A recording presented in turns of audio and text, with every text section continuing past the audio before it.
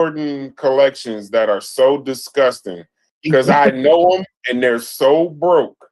These are the brokest human beings I know, but they got every Jordan and are there on day one of every They got the Jordan. lemon pepper steppers. They got every one and will be like, and know when they don't know where a job at, but they definitely know when the next one drop in 2 years. That shit funny in the hoe. All right, Mujasi, go. Let's get it.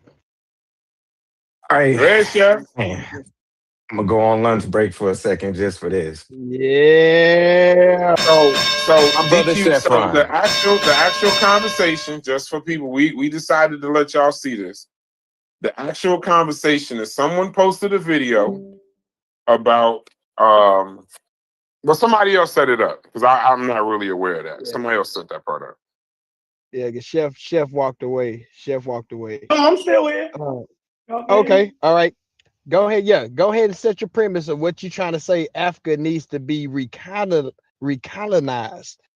in the present day. Go ahead. Go ahead and say it. I said it could benefit from recolonization. And when I said that, excuse me for saying it. Somebody had posted a video of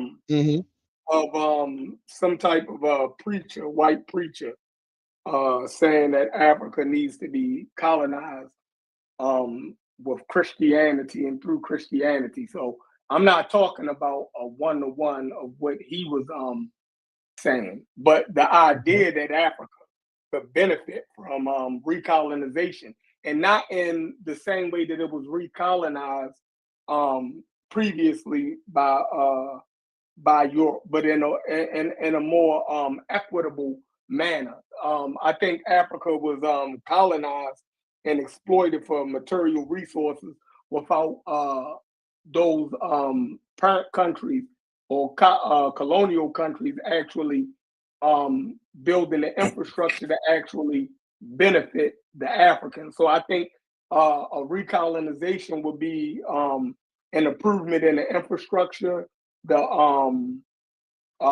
mineral extraction, all of those things that Africa is lacking or need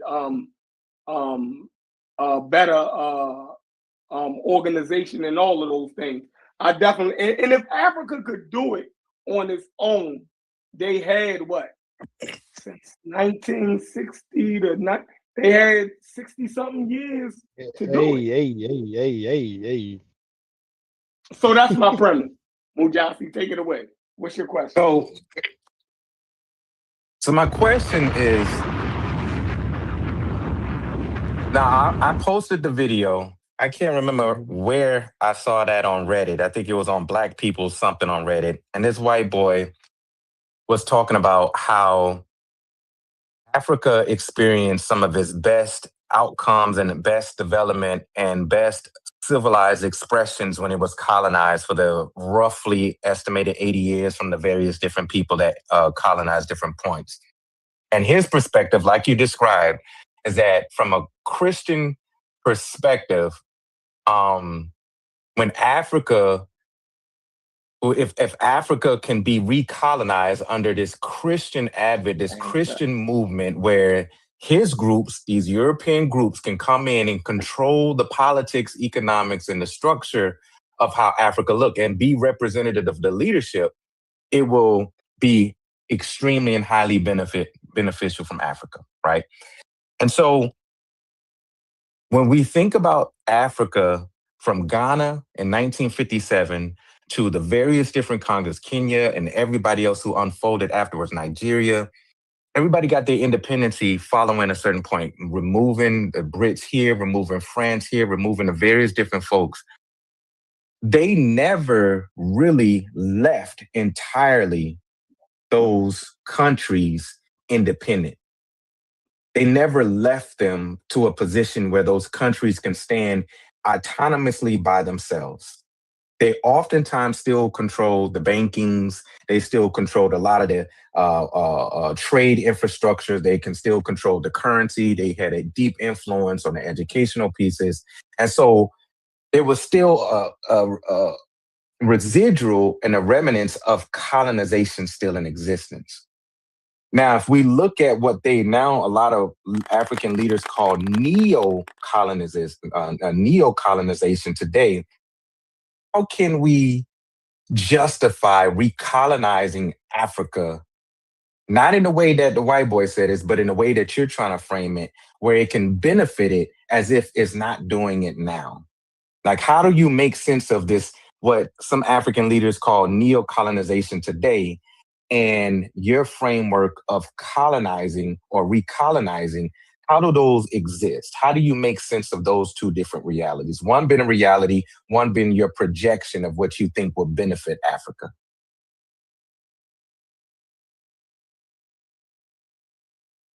Okay, so so what's the definition of neo-colonialism? If somebody can define that for me. So my definition in a general sense, and I could be wrong, that neo-colonization is when there's I not got you on the definition if you want me to say it. The straight up okay. definition. I put it up for Come you. behind me after that. Come at me. I'm gonna give Yes, my sir. kind of Pause. That was crazy. guesstimation, and yeah, you get what I'm saying. Yeah, yeah. So anyway, neo-colonization is when a European group shifts and do not occupy the full governing structure of the space that they once occupied. Let's say we're going to talk about Ghana. So the Brits don't control the full embassy and the full governmental leadership of it, but they work with or influence the politics of the leadership that comes out of the indigenous people of Ghana.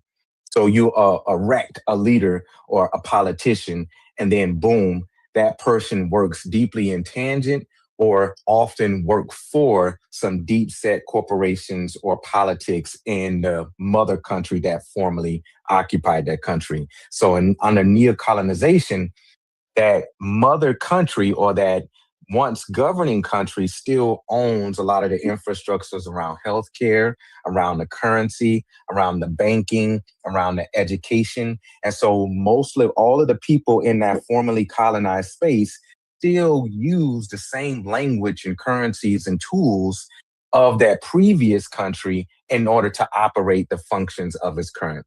And so it looks like, the leadership is coming from organically the people that owns the space. It looks like the people who are being elected are coming from and being elected democratically by the people of that place.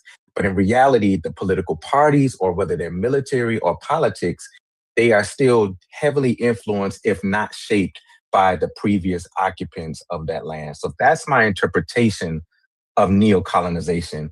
Go ahead, brother DQ, and let me know what the AI says about it.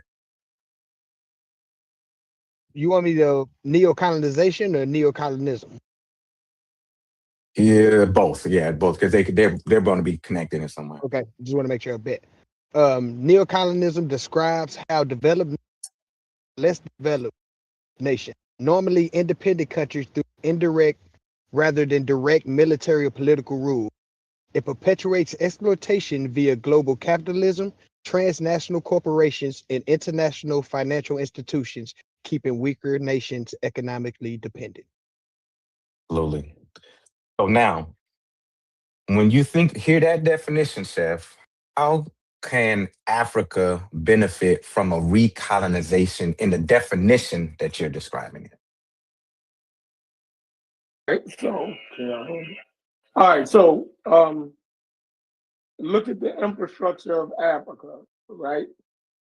The infrastructure that you see in Africa, was that created by the African before colonization or during colonization? The infrastructure that we currently see in most countries in Africa, not all, but most, well, a good portion. I must talk about Western, Central, and parts of Southern Africa, was created after colonization. So during So independence during development. neo-colonization. Neo-colonization, yes, sir. All right, so the cities that's in Africa, the developed cities and the infrastructure that's in Africa, you're saying that that was created after 1960? I don't Yeah, believe that. roughly. Yeah. Okay. Keep No, going. no, yeah. So when you look at the capitals of Africa and where Europeans reigned from, and the connections and the roads and all of that stuff, they created that during colonization. Mujasi, that stuff did not exist before colonization.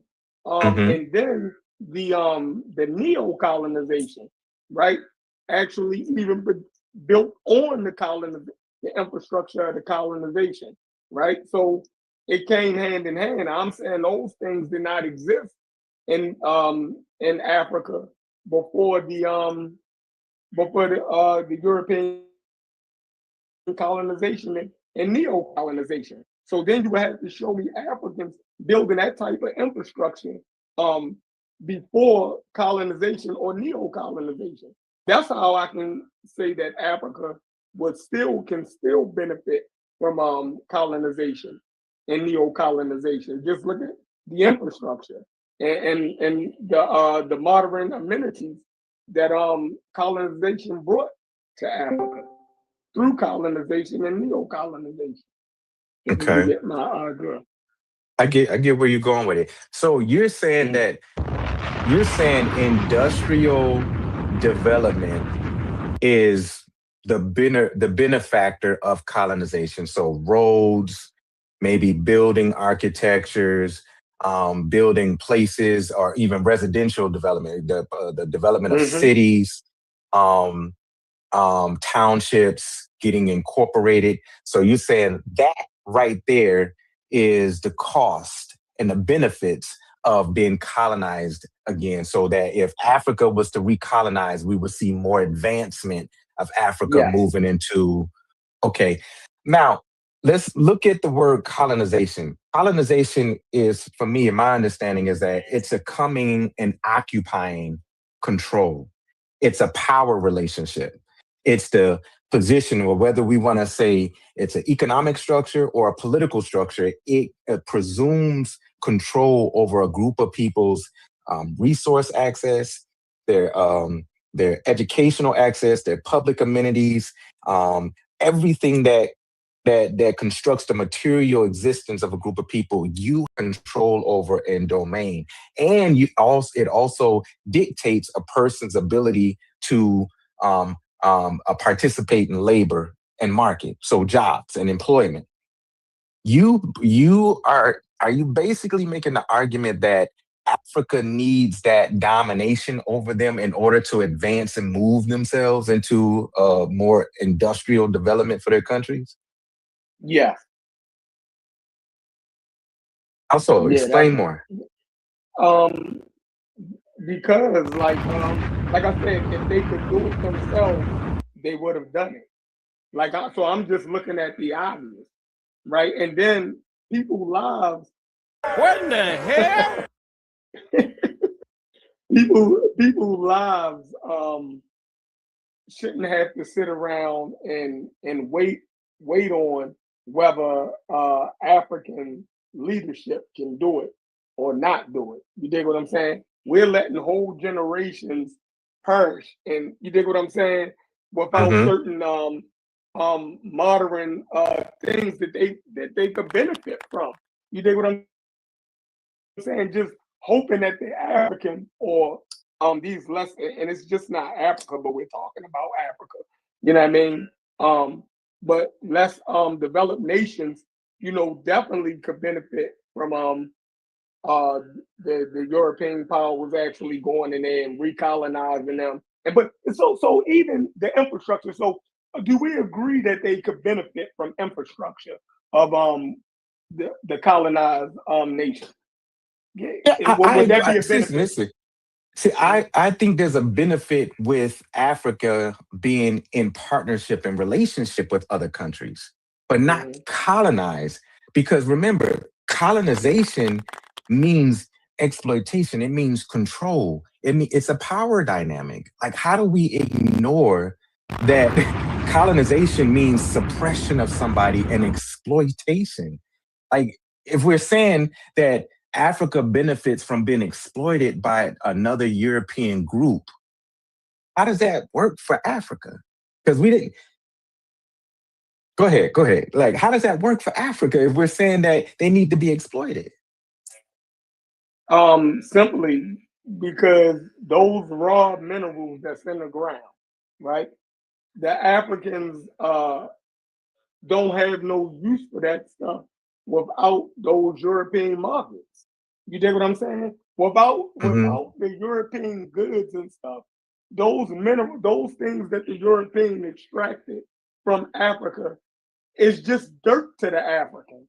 You dig what I'm saying? He has no market for it. He has no industry or technology that uses those things. That is all Western. You dig what I'm saying? So it would be crazy to say that the Western powers supposed to just out the goodness of their heart, first off, they devil, right? So out the goodness of their heart, they just supposed to partner with Africans and then give them all of their advanced technology and everything for nothing. I, that's not even realistic. You dig what I'm saying? And then let's let aside the infrastructure because I think that's a given. We all know that Africa could benefit from the infrastructure of the West, right? Hospitals, roads, technology, electricity, all of those things, having a better stable electrical grid, all of those things we know Africa could benefit from. Shit that y'all enjoy right here and don't even think about, you know what I mean, the difficulties that they have in Africa. You know what I mean? We got that shit, you know what I mean? And we don't even think about it. But for some reason, it's like we think that Africans supposed to suffer without these things just for the sake of saying that I'm not colonized. Like, we're colonized and we enjoy all of the, you dig what I'm saying? We ain't complaining about the amenities of colonization, right? We only complain about not being not having the power that we want. But we're not complaining about the infrastructure that we benefit from. Can we agree on that or disagree on that? Well, there's an element of that that I agree with you on, and there's an Mhm. element I disagree because yes, there's a complacency that Africans in America have been able to accept with the benefits of the industrial and corporate development of America. There's no ifs and ands about that. I'm not going to sit up here and say that we kicking and complaining because we're not. But at the same time, that minimizes the long historical struggle that the Africans in America across the Americas have been putting forth for 3 to 4 centuries. And that part of America's colonization and recolonization has been influenced and shaped by the African presence here. And so that power distribution that you're talking about, that's this essential question. That's what Dr. Tommy Curry would say. That's the essential question. That's the fundamental root, is that we're talking about colonization in that sense as a power dynamic that we have to wrestle with. And if we sit up here and make an argument that Africa needs to be recolonized, needs to go back under a power control for Europe in order to benefit from more industrial and corporate and these advances in society and technology. I don't that it almost seems like we're saying we need to suspend a need to have our own autonomy and control, or at least be able to have a key important piece in decision making power over our own governance. It's like there's a piece in this where we're saying Africa can't govern themselves and at the same time advance their and develop their society. That we have to do it under European control. Is that what we're saying? Yes, I think Okay. so. All right. And the reason why, I know it sounds hard, but I just can't. I think people need certain things. I think every people needs certain other people for different things. You dig what I'm saying? And right Yeah. now, in the modern context, I'm saying that the West has a lock on this modern civilization. Like it's theirs. All of those things. So it would be quick. That's like if I had the technology of skyscrapers, then you got to come to me for that technology. Or if I have the technology of automobiles, right? A less developed nation has to come to me for that technology, right? So I don't know what to tell Africa. You dig what I'm saying? Without pushing them further back than what they already is. You know what I mean? Like So, it's for namesake. So I want to get away from infrastructure and technology and colonization, mhm. right? Because I think I don't want to get to the point where we're getting to the point where we're saying that Africans lack the ability to do something. I Thank don't you. want to Okay, because I fall was just about to into that. ask you Yeah, on that. I know. And I was like, here we go. We're about to get into, some Charles Murray ability. Africans ain't Like, shit. Africans yeah, can't do nothing for themselves unless the white man is there. Go yeah. ahead. So let's just go with organization, right? Organization. Africans can definitely benefit from Western organization, right? By them having so much diversity in ethnic groups, to organize all of that under one state, Africa has seemed to have major problems in that arena. You dig what I'm saying? Like so Europeans, and it's not like Europeans don't have the same issues, right? With having to pull ethnic groups together. They did also, but they found a way to do it. Mainly under Christianity, right? They was able to link all of these groups together under large organization bodies within their state, like religious and different things, right? That was one of the main things that solidified people that didn't have one national origin story, right? Because when we think about it, we think of say Germany. Like sometimes we think of like Germany as being just always one country of Germany, and all of those people always thought like that. That's not the Hmm. truth. You That's dig what not I'm true. saying? No. That's not true, right? So it was different things like large organizational bodies, like the church and stuff, and being under one religion that kind of created national solidarity. You dig what I'm saying? You have to have some unifying principles. And I'm saying that Europeans then found ways to have unifying principles across ethnic different ethnic groups, right, to create a nation state, right, that's made up of different nationalities. And I think Africans haven't figured that part out yet, and I think they can benefit from Europeans in that manner also. So, You mind if I offer a perspective instead of a question, real quick? yes, sir, go ahead. That was my Okay. perspective. Okay. What I find complicated, and I may see it different, is that there's this assumption from your space that you're saying that Africans never move to try to organize a united Africa or to reconcile the political differences and geographic differences that they have with the various different countries, to create some type of uniformed Africa. And since Africa attempted to break the shackles off of from Europe off them, there's been numerous efforts to try to organize a united Africa. And there's been numerous interceptions by European countries and American intelligence groups to intervene in that. And we can't undermine or minimize that. I mean, we have to look at Congo, 1960, 1961 with Patrice Lumumba. We was just talking about him a few weeks ago.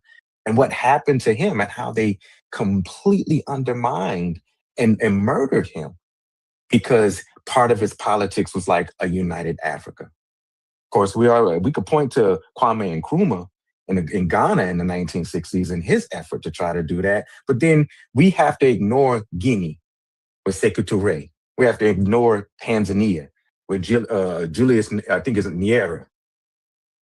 Like there's so many brothers, so many organized political Bazao, Mozambique, Burkina Faso, Thomas Sankara, Burkina Faso. Like there's numerous efforts to unite Africa to deal with the conversation of how do we create an African corporation that would allow us to address the developments that we're talking about.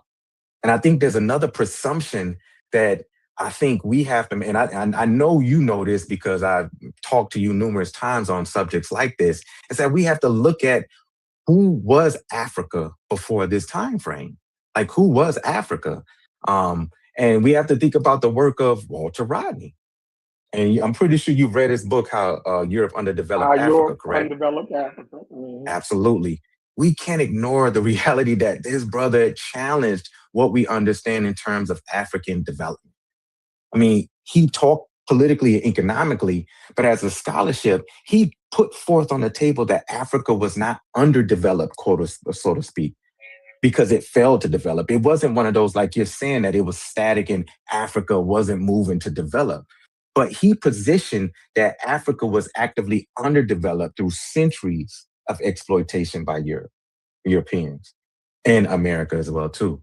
And so he distinguished between the two because he said underdevelopment didn't simply mean just folks were just poor and like broke.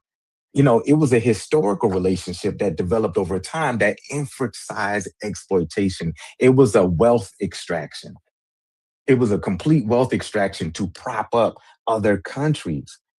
And so many different African nations wasn't just sitting back and choosing not to underdevelop because different kingdoms and chiefs and stuff like that just couldn't figure it out and they wanted their own peace. There was outside external affairs that came in and prevented and created restrictions on Guinea-Bissau, what we now call Guinea-Bissau or Ghana or Mozambique, Nigeria, from moving in the direction of finding their own industrial, infrastructural development, political and development. And so that's, I'm having a hard time wrestling with thinking that Africa needs to go back under a rule of Europeans just to be able to advance themselves with that, instead of thinking about how every other country has done it. I would say first world countries have done it over the last 100 years, where they've found ways to either exploit or collaborate, partner, or trade with other countries and not lose their sovereignty in order to develop themselves. Like, how does that make sense for you, or what I just said? It goes to either extreme racism, right, or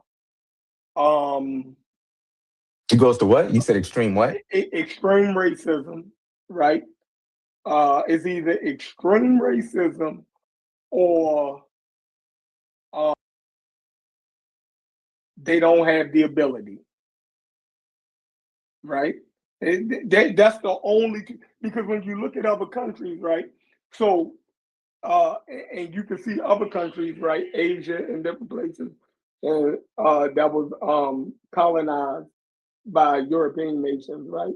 And was able to come out of it and build decent infrastructures and you know what I mean? So we see this all over Asia, right?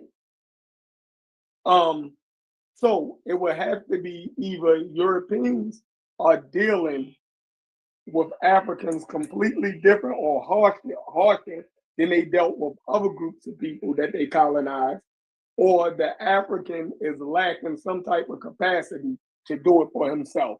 Now, which one would it be? Is it the extreme racism, right? Because if you have other groups, other colonized people that then came up out of it and fed pretty good in the modern world, and was able to develop decent infrastructure and political systems and all of that, right? If they're able to do it, right, then either the colony country is dealing with Africa more harsher than they dealt with these other places, right? And it's extreme racism that's going on with Africa on their part, or it's a capability issue of the people. So which one would it? Y'all saying Africa, but these are individual countries, right? And all of them have different outcomes. So, like, Politics. Yep. yeah, this country may be underdeveloped or lack infrastructure, right? But this other country may not. You know what I'm saying? So I don't.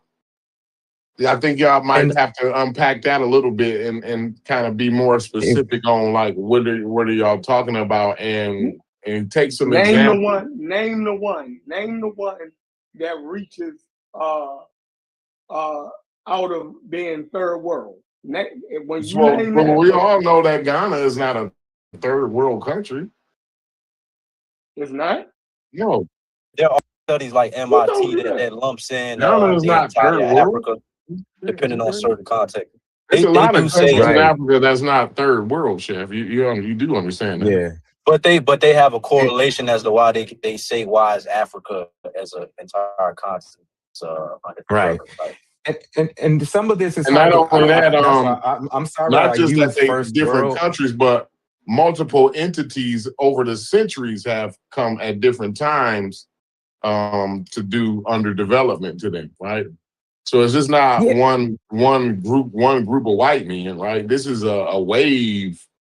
You know, you coming in waves. You're dealing with the Dutch, the Portuguese, the Spanish, right?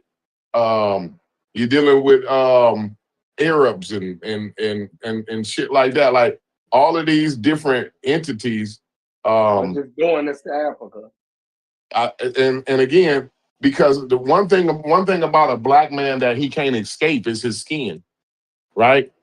I've seen Arabs get a haircut and look like a white man, right? So what I'm saying is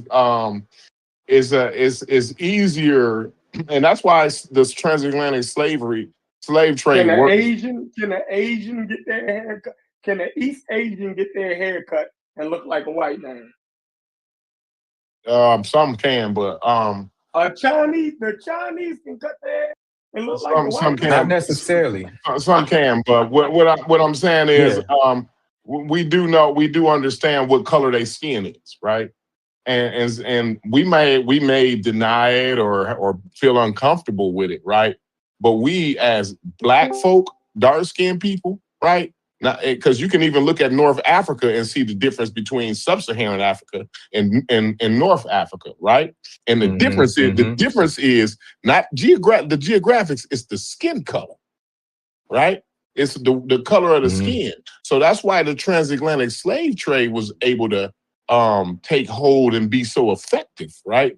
Because we don't have to alienate you for your ideas. We can alienate your ass off sight.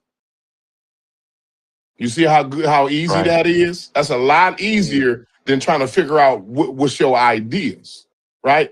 I can alienate your black ass from how I see you, right? And That's that's a the valid point. uniqueness. That's the uniqueness of sub-Saharan Africa that the rest of the world don't have, right? Of That's course, you right. can see that a Chinese man is not a white man, right? But you can definitely understand that Chinese man ain't no nigga, right? And ain't none of you other motherfuckers no niggas. Them Arabs, right? The motherfuckers talk about what the Irish had problems with white. Them motherfuckers is white, right? The Italians, they keep telling me about the Italians. Them motherfuckers can be white, right? Everybody, Mexicans, right? A lot of Look, times, all you got to do is, if you are a South American, you fuck two white men. Now your lineage is white folk, right? Black folk don't have that. Black folk gonna be black till black ain't black no more, right? Till it ain't no black no more, right? You gonna be black. So right, that's the difference. right.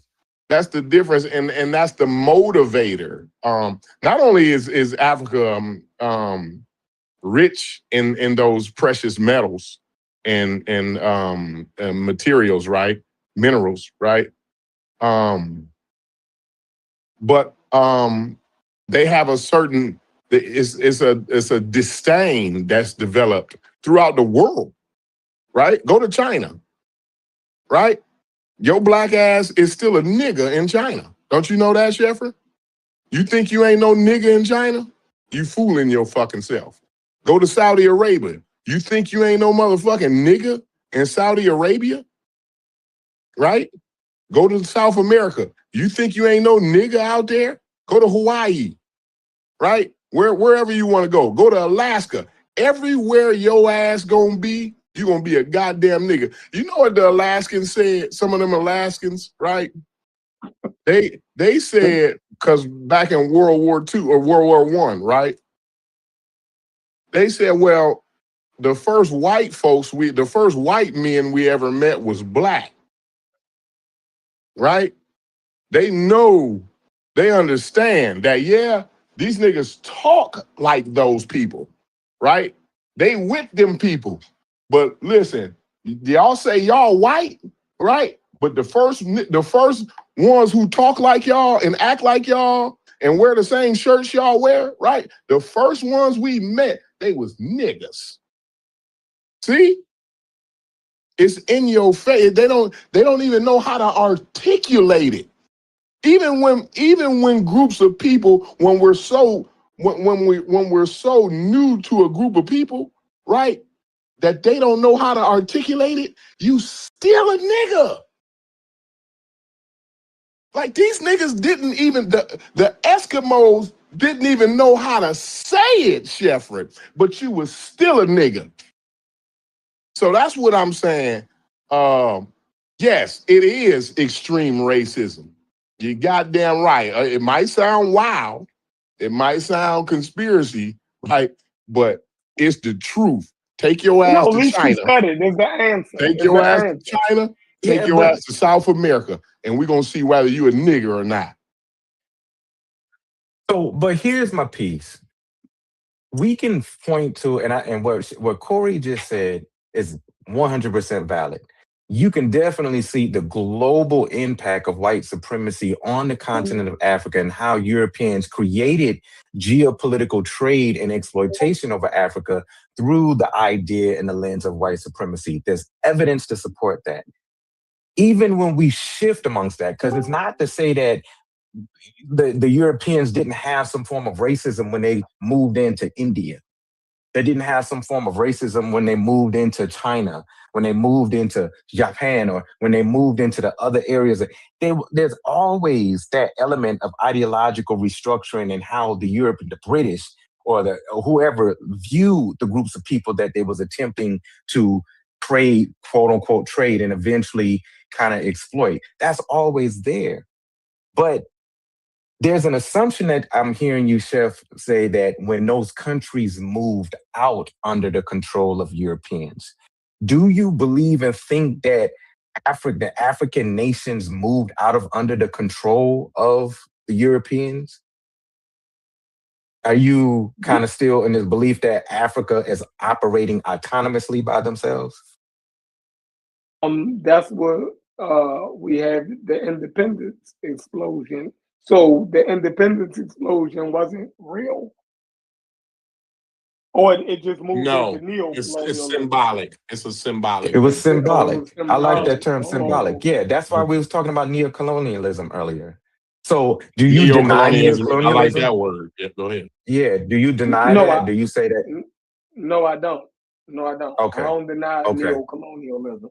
Right. Okay. So, okay, so the African is not really decolonized. He's just under neo-colonialism now. Right. Which is a different form of control and occupation, because it looks like, when you look at the Secretary of Treasury, and we look at the Vice President, and you look at the leadership, it looks African. But their interests, their contract, oftentimes their loyalty, and this is not me, this is scholarship going back. It can show you without any doubt and question that there's been a commitment to different interest group that still exist in Europe. Whether some of these groups came by way of being funded politically, or they happen to put machine guns in their hands to make sure that they go in and stage a coup. There's always been some way that Belgium, France, Britain, Germany has attempted to maintain their interests on that country, which is a little different, slightly different than how they've handled politics, geopolitical relationships with other countries. A little different, not entirely the same, but a little different. But here's the key thing that I'm going to go back to Rodney. What happened in the Berlin conference, and you know this, Chef. So I'm speaking to another professor, that delayed World War I by 30, 40, 50 years. What happened in 1870, what was it, 72, 76? That delayed the first global contention and global battle by 30, 40 to 50 years, 20, 30, whatever years. Because if that conference wasn't successful, it would have caused Europe to undermine itself by imploding with war, both on the continent of Africa and Europe. And so the dynamic around this is that Africa, in terms of its not only rich resources in the dirt, but the rich resources in the human capital, propped up Europe to be some of the powerhouses that it is to this day.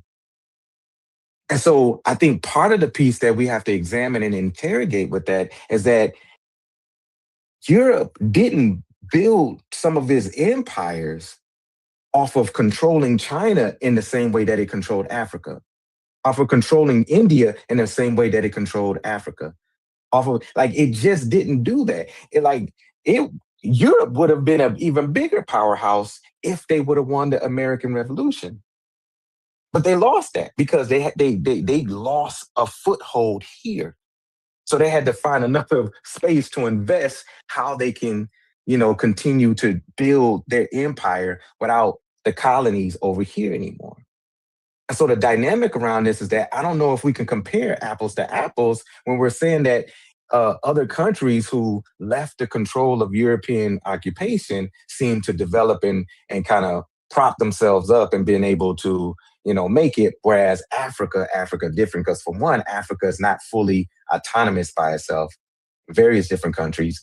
And two, it suffered a different level of exploitation that wasn't entirely comparable to other places that you saw the British, the French, the Dutch, and the Spaniards show up and do what they did. And so my question for you is that I got to go back. Do you think if there wasn't no European excursion into these African countries, do you think Africa would have developed in similar ways that we see the Europeans develop? Do you think Africa would have found, because one of the things already know this is true, they did see value in some of the minerals that was in the mines. We know that, right? We can agree on that, right? Like they understood the value of gold, right? Oh, hell yeah. Okay, okay. Do you think Africa would have developed in any way that we see fit, similar or different? Do you think Africa would have developed and advanced themselves in terms of infrastructures, empire creation, health building, politics? Do you think they would have advanced without European influence? Yeah, they definitely would have. Like Okay. I'm not denying that part of the situation, but there were Mhm. there were problems, right? Right. With these places that we call countries in Africa right now, right? There's geography problems. There's population issues. There's all kind of large too many ethnic groups and all of that stuff created um, problems for the African right now. If he could do it, I'm saying, like right now in modern society, if he could do it by himself, it would have been easier to do it in the 1400s than trying to catch up and do it now by yourself. I don't think that's Mhm. even possible nowadays. Right. So we Right. keep talking about history. You would have to go back into history and point out at this point the Africans would have been able to be on a footing with everybody else. But at this Mhm. point, I don't see that. I don't see how Right. you can catch up and make those gains in the modern era without the West. Like, nah. I Let's don't be see that. clear. Without what Mhm. type of relationship with the rest? Are you saying colonization, recolonize, or without what? It would have to be a form of colonization. Yeah, I think for politically, um, they definitely need the political aspect. You know what I mean? So you think any Because this European group needs to organization move and in? They need to move in and control the politics of some of these African. That's what you. yeah, yeah, definitely, definitely. Okay. At least at least as a governing over the it's hard to sit here and act like they don't need that help. You dig what I'm saying? Like I can't think of the scenario where I can say that they, even when we look at Triori, Hmm. and them the things that they going through right now, like is Perfect example. we can look at Somalia, right? We can look at um the Sudan, right? And this stuff has been going on for damn near 20 years now. And some, you think what I'm saying? Like, and it's no end in sight. Without the UN and these Western nations stepping in, we're just looking at war-torn areas, further dilapidating infrastructure, the little infrastructure that they have. You dig what I'm saying? Where they're creating large amounts of refugees on the continent of Africa. You dig what I'm saying? Just because it's the organization, I just don't see how they could do it without Western power stepping in. Like they didn't had all the time in the world, and the only thing they didn't. I'm not gonna say that. So it's on you because I'm about to say something. No, say it. Well, because we recorded, say it. The only thing they found out how to do was to shoot each other. You know what I'm saying? I mean, But and that's what we see. so And then we but gonna blame that on the that. white man. But so they say, here we go. Here we go. Who supplied the guns to them? Oh my God. They If asked they're for the shooting each guns. other, huh? They asked for the guns. If it wasn't for the guns, they know how to make a goddamn. So they all they gotta do is ask for the guns, but they can't Just ask for ask for the gun. they can't ask for the technology to get the nuclear power that they need. Oh, hold on, because that's a good question, Corey. But hold on. You saying if Africans, the only thing they're gonna do is that they just right now just shooting each other. They've had a lot of time. Who is supplying the ammunition and the military support for the civil unrest? Who benefits from Somalia fighting each other? Who benefits from Nigeria, northern Nigeria, attacking Wait, central so they Nigeria? don't just a quick question. They don't manufacture their own guns and weapons No, and artillery? No, no. no, Most people no. don't. Oh Well, no. Most people in the world don't. wait a Most people second. in the whole world don't. Well, wait a second. That's not a problem? That's what I'm asking Chef. Because he's saying if only thing the Well, Africans are doing is just sitting I'm around asking, like shooting it. in a modern era, like shouldn't No you? country does. What do you mean no? No, nobody. They all buy it from us in Russia and China. Everybody in the world buys That's arms my and point. Yeah, munitions. but if you want That's my autonomy, point. but my point is if But you you'd have want to say about autonomy. that about the world, though. You'd have to Yeah, say I that about the am. world. I Okay. am. I All right. am. I'm saying if you want Yeah. to escape the grasp of neocolonialism and global capitalist markets, I think it would be in your best interest to start producing your own artillery. Absolutely. Or, But if we see that there's renegade groups in different parts of Africa operating with military guns, the question that you have to ask is not why are they shooting each other? You have to ask, how in the hell did they get the weapons to shoot each other? And Not who only that, benefits from this political because they're not because unrest? they're you not. understand. You And I'm understand saying why we in the Strait of Hormuz, I'm right? saying because they're not pushing. Yes, because they're being provided with the artillery to kill each other from foreign powers. Absolutely. No. We're in the Strait of Hormuz, But though, I'm also saying because a country decided to go out and start developing their own shit. And guess what? What happened when America saw that a country was finna start going out and developing their own shit? What did we do? And Corey, how well has that turned out for the U.S.? Not so well, right? Well, everybody ain't in the geographic location. as I Iran. understand. I understand They're that. a special geographic location that gives them and have a certain amenity that gives them the ability to make it sour for I America. understand But that, if but it was anywhere in the world else, Iran, Russia, and China all and they don't make their own understand. munitions either. They all understand the importance of arming themselves and not letting a Absolutely, potential but enemy arm you. Iran doesn't manufacture weapons either, though. You do know that. I Okay, understand. so Malcolm, Oh, Corey, can I put a pin in that? Because I'm gonna ask okay. Chef one last Oh, question, and we then veered I'll it off. turn it over to My y'all. bad. Yeah, no, you're good. You're good. Because this that was good. Because what y'all did, it drives home a point to my brother Chef, is that everything that you're outlining, Chef, it makes sense when you look at it one dimensionally. But if you look at it from the three-dimensional political reality that exists, everything that's happening in different parts of Africa isn't happening because the Africans choose not to develop, or they're choosing not to invest in themselves, or they're choosing that it's just to be lazy and they don't have no insight on this. We know this. And they're not just running around shooting each other because of these tribal beliefs.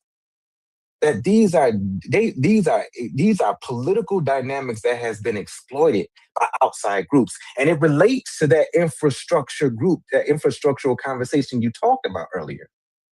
Because one of the key things you said is that, hold on. One of the key things that you said, hold on. One of the key things you said, all Chef, these niggas killing each other. hold on. Thunder, Hey, hold on, Thunder. not We right having now. a different Thunder, conversation. Hold on. different conversation, Thunder. Fall back for a second, son. Chef, you said specifically that under colonization, that roads and railroad tracks and everything was developed under colonized, and ever since then, Africa needs that colonization to continue to advance that. Am I correct with that? Did I misinterpret that? No, you're right. No, you got it. You got it right. Okay. So my one question, and I got this from Rodney as well too. Who was that infrastructure created for, and what did it serve? It was created to extract the resources. Exactly. Right, but it still benefited the African. In what way? It brought modern roads and hospitals and harbors and all of those things that the African railroad systems, all of the things they got modern and used for his own benefit. Chef, if I never told you that I love you, brother, I love you, brother. You have the ability to make arguments that the most seasoned politicians. You get a question that the most seasoned politician can get themselves out of, and you will just say it with the straightest face, bro. No, he's a But barber. here's the Hey, piece. Thunder, I'm staying so far. I'm the deflecticon. I'm staying so far away from this conversation. I don't want none of this on me. Go ahead, Mujasi and Chef, and then we're going to open it up to the panel. We're going to open it up. Be and my patient, last Thunder. I question, want to hear what you got to say. Because we have to interrogate that piece, Chef, because you're saying that it benefited the African, and the reality of it. Did it benefit the large spectrum? If we look at specifically Ghana, did the developments of the railroad lines and the road connections and how it connected the ports to the inside interior of the different plantations, did it really benefit the Ghanaian or the Nigerian, or did it benefit a certain selector or class of them? How was the entire Nigerian country benefited from this new infrastructural development? They wasn't. But they should have had the ability to turn that infrastructure into the benefit. So once the colonization left, right? And even during colonization, because colonization didn't just end just abruptly, like they argued for years, right? Over the resources being put back. So it wasn't like they just that the Europeans said, all right, we ain't gonna do shit for you. No, they fought, they argued, and they gave, and you know what I mean, to the point where Africans said, no, we can do this on our own. You dig what I'm saying? So it wasn't like they wasn't getting nothing. You dig what I'm saying? They were still getting things and doing. Once they got them, no Mujasi. Once they supposedly kicked the white man out, they were supposed to turn that stuff around to benefit themselves. You dig what I'm saying? And so what onus is going to go on the African at some point? We understand that the colonized country, colonizing country exploited them, right? But after a while, right, then you turn that thing around. If they left the railroad system, you're not going to upkeep it. You're not going to turn it into to move the goods towards what your people need and stuff like that. You're not going to maintenance it. You're not going to make it better. You're just going to let it decay and then claim that the white man ain't doing something for you when you told his ass to leave. I don't understand if you don't want to be treated like a child when you're given the reins and then you still want to cry like a child. I don't understand the blame game after a while. It just gets out of hand. Okay. And so do you see any movements in Africa where there was no blame game, where you see countries that was attempting to develop, attempting to garner resources and funnel their economics to expand the infrastructure that they had under colonization? Do you see any efforts where that came about? No, I know. Yes, and we can point to some. And I think that Pan-Africanists make more excuses than the Africans. I think a lot of these arguments are Pan-Africanists not liking the way Africa looks, and I think Pan-Africanists make a lot of these arguments. That's just how I see it. I think there's an element. Yeah, I think the African has a good grasp on because they blame their own politicians a lot. Right. They not sitting around blaming Europeans the way we sitting here blaming Europeans. Them Africans in Africa, they blame their own black politicians. They call them out, and we call Europeans out. So I see two different things happening. You dig what I'm saying? So, absolutely. And I can say, on the side, speaking from a Pan-Africanist, I can say both existed. There's some Pan-Africanism, there's some Pan-African leaders that completely focus too much on European influence on African politics. But there's a large portion of Malifi Asante, Mama Amza, what's her name? That's your problem. You be believing anything somebody tells you or put in a Amza. book. I'm a Muzama, that's her name. I'm sorry. I'm a Muzama. Even scholars here, Victoria Bailey, many different Pan-Africanism criticize African leaders and African infrastructures for having these deep set relationships with European groups.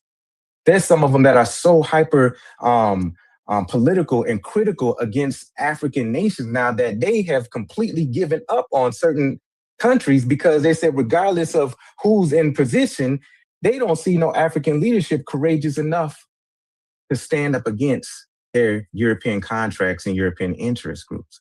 And so I see both happening on both ends.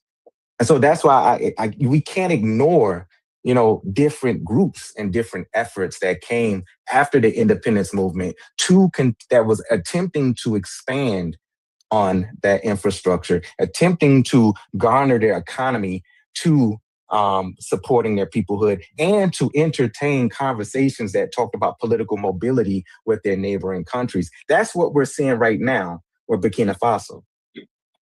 That's why he's getting so much attention. It's because these things are, attempting to happen with him in that particular place. So I'm gonna land here. I'm done with the interrogation, but I think there's a piece in this, Chef, that I just had to examine. Like, how is you justifying a complete colonization and recontrol over Africa, whereas a top-down, bottom power dynamic as the only way to advance and help Africa move into the 21st century? And I'll land there. I'm done. All right. Yeah. Hold on. If you ever go to South Africa at any point in y'all life, matter of fact, you ain't got to go there. Put in YouTube, put in South Africa, right? We know that the Dutch and all the boys went over there 1600s. If you look at South Africa right now, it's probably one of the most ideal places on the continent. And it ain't because of the locals. It's because of those white folks went over there and they decided to build something. You look at those islands. You look at the those islands off of Africa. You look at the Maldives. You look at all these little places that these people done set up. You look at St. Thomas. I mean, you look at a lot of these places. These white folks going over there and they building paradise. They building what we ain't ever built ever. So I mean, big picture. Mujasa, you asked a question. Hold on, man. Y'all stop, bro. Mujasa asked a question about you know, I know he was kind of making his way to Burkina Faso, but anytime you can name one thing, you probably ain't got a lot to name from. So that to me, that really hurt your argument when you went there with it. No, you don't want to just name one or two places, bro, when you got probably 100 countries in Africa, or however many countries it is. You definitely don't want to do that, in my opinion.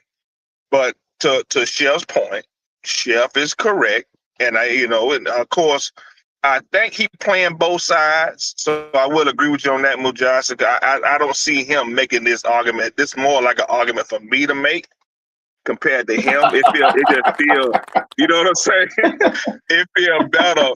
My nigga Chef Zanu, man. My nigga Chef Zanu. Hold on, man. Stop at it. Go ahead, Thunder. Go ahead, Thunder. Video chef side. Video chef side too. Y'all so stop. you good. Y'all stop. It feel better. I mean, I'm joking. I'm joking here, but it's funny. It's funny the things that get supported. No, I'm not even referring to you, Thunder. It's somebody. Okay, go ahead. It's funny the things that get supported, right? It's very telling, right? When I've noticed when certain things get said and certain positions get made, right? It's really like entertaining to Fetty. Like Fetty really enjoys it, like, right? When you say shit like, yeah, when he heard Thunder say, yeah, you know, in South Africa and white boys, bro. Like, we about to do that's the my virtue point. signaling, That's man. my point. You be fucking up the fun, bro. You finna make up. You about my to get point. up in arms, bro. I'm about not. to get up in arms. You interrupted me. I was just making a point, and you interrupted me, right? Well, you interrupted me. And that's true, but I'm not interrupting. Virtue signaling like a motherfucker. I'm definitely for virtue signaling. All right. Absolutely. Black kettle ass. I'm absolutely virtue signaling. Fetty. But my point is, my point, real quick, 2 seconds, 2 seconds, real quick. You can have it, Thunder, right? I just wanted to point out that when Thunder said, yeah, you know, them white boys decided to build something, right? And, you know, everybody started commenting. Fetty immediately came off of mute because that's the type of shit he enjoys. I just came back in here. I just got back in here. You enjoy, and you heard that, and you enjoyed I just said that. Chef Zanu. See, I just said Chef Zanu. That's all I said. Hey, Corey. And those, I'm noticing a pattern. I'm saying, I'm not accusing you of nothing. I'm not accusing you. Shut your ass up, bro. I'm not accusing you of anything. Don't I'm fall just off, saying, baby. Shut up. I'm noticing a pattern. I appreciate the time. All right, let me finish up, I see man. a pattern with you too, nigga. I see a pattern with you too. Get a box Let of me tissue, finish nigga. up. So there's more of an argument, in my opinion, for me to make. So I want to kind of get a feel for what Chef is. I don't feel this from Chef. I think Chef bullshit. But in case you're not, welcome to the club. That's one. But number two, man, the victim blaming, you hear Mujasa. Mujasa is a huge victim. Mujasa's been a victim ever since I first heard him on here. He's been a huge victim. And it's sad, bro. It's sad to hear. It's sad to hear black people that are just such victims, and it sucks. But I kind of brave my way through it, man. So when white people have been villainized for far too long, and of course, most of it is due, right? Most of it is just. Most of it is fair, but a lot of they don't get the credit for creating, in my opinion, help creating the greatest country on earth, and also establishing and expanding greatness in Africa and other countries, right? So the level of victimhood that Black people have fallen for is hurting us. It's hurting the folks in Africa, and they actually. You look at South Africa right now. You look at Johannesburg. I was there. You look at Cape Town. I was there. They are having tribal uprisings trying to get other Black folks out of there, but they want to keep the white folks. They want to keep the Germans. They want to keep the British. They want to keep those people there. All the Europeans. They want them there. Why? Because they are providing jobs and money. They're trying to kick out the Malawians and all them niggas. I can send you videos. If y'all ain't seen it, it's true. Is about as true as what I'm telling you right now, right? So that all that stuff is for a reason, man. Because they know. White folks, yeah, you call them the devil, that's fine. But the white folks are providing a lifestyle, or helping provide a lifestyle that is beneficial. So when you look at the roads and bridges and the malls, you go to South Africa, man. You go to Cape Town. I can show you probably the biggest mall you ever seen in your life. You know, and now the Black people probably helped build it, yes. But I guarantee a white person engineered it, architected it, and had something to do with it. And that's along with everything else, man. All the high rises, all of the living arrangements, bro. The roads, the bridges. Ain't no niggas did nothing in It's South sad. Africa. It's Ain't a nigga do nothing in South Africa. That nigga said it was. That nigga said it was the white saying, I just engineer. want you to know. Hold on, Thunder. I'm just want you to know how you sound right now. I don't know if you mean but what let me you're wrap saying. up, and then you You gotta wrap up. I ain't here to cut you off. I'm just trying to tell you how you sound right now. Shit. You sound like no nigga has done nothing in the history of South Africa right now. No, this is what I'm doing, right? I'm making a case for the anti-white hate to stop, right? That's the case I'm making. So because we're talking about being anti-colonialism, we're anti-white. Hold on, Malcolm. Let me wrap up. Let him finish. Let him finish. What I'm doing is making the case for all white people and everything white people doing that's helping society as a whole, helping the community as a whole to be overlooked. This is In other words, non-secular. This is not secular. This is off topic. He's saying that he wants to recolonize Africa, right? So I'm guessing he's not talking about a bunch of Black people. He's talking about white people being injected back into it. Is definitely non secular. I mean, not non secular. Is right on subject. He's talking about injecting white people back into the continent to helping the continent move forward instead of niggas just getting together and tearing that bitch down like what they're doing right now. So white over there people in South equals Africa. colonization to you. White. Oh, so good. So who are the Chef, who the colonizers you talking about? You just gave him ammo, Truist. You just gave him ammo. There you go. Don't be stupid, Truist. I'm gonna let him finish. Oh my God. Please get 2 seconds to at least absorb what you said. Hey, Chef, who these colonizers you were talking about? It's damn sure some dictating Negroes in Africa. I ain't gonna Shit. Oh, Can we bring it down? Can we just bring it down for just a half a second? 1 second. But just I'm asking Truist. We just need chill out. Chill out. Just relax. Hold on. We're not gonna get you in Truist way. But I just want to say, right? We decided we wasn't gonna make this a live conversation. I promise whoever is watching this in the future and in perpetuity, we were not going to make this a private. We're gonna make this a private conversation. Ooh, Lord. Bro, the levels of we've reached a level in this Discord with some of the shit that's being said. Bro, hold on. And I'm gonna be quick. Hey, bro, last about 2 months ago, y'all killed Fetty for posting Zanu. What's his name? Frank Zanu in this chat. And y'all told him he was the second coming of the Antichrist, all this type of shit.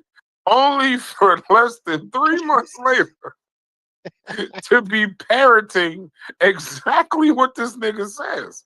Yeah, I love this. This Discord. Chef, my disciple. That's my this disciple. Discord got to be the fucking Discord in history. Because bro. it's shit. Hey, So I just Mujasi, you got your work cut out for you. I hope you can keep down your lunch with some of the shit that has been said on your lunch break. I'm back out the way. Y'all enjoy, but this is so entertaining. All right, so who are the colonizers you were talking about, Chef? Before I go on mute, Thunder, So, I got a question so for let you. me be straight. Corey. Chef is your protege, then you agree with the shit he's saying, then, right? Bro, you get so, bro? This nigga. Hold on. No, y'all. I just gotta clarify one thing for my brother Thunder. Hold on, because Thunder, you had mentioned, were you here earlier when I talked about Congo, Ghana, Guinea, Tanzania? Was you here when I mentioned those and elevated those? Well, you mentioned in relation. What you talking about? Tell me. So you had said that when I brought up Burkina Faso and talked about Traore, and you said I only brought up one example.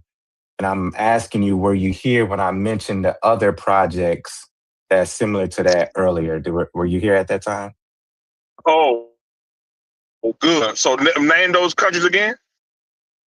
When I talked about the Congo, when I talked about Patrice Lumumba in Congo, when I talked about Kwame Nkrumah. Hold on. Let me finish what I'm saying. Because I named a few projects. And it's to your point, if you said I only came up with one project, which makes my argument fallible because I only came up with one project. So I'm asking you, were you here earlier when I mentioned the other projects that came after the independence movement? Were you here earlier? Listen to what I'm trying to ask you, bro. Okay, you wasn't. All right, let it go. It's done. I'm asking you, are you saying that those are the countries that you're trying to pattern after Burkina Faso? You think that the Congo is comparable to Burkina Faso?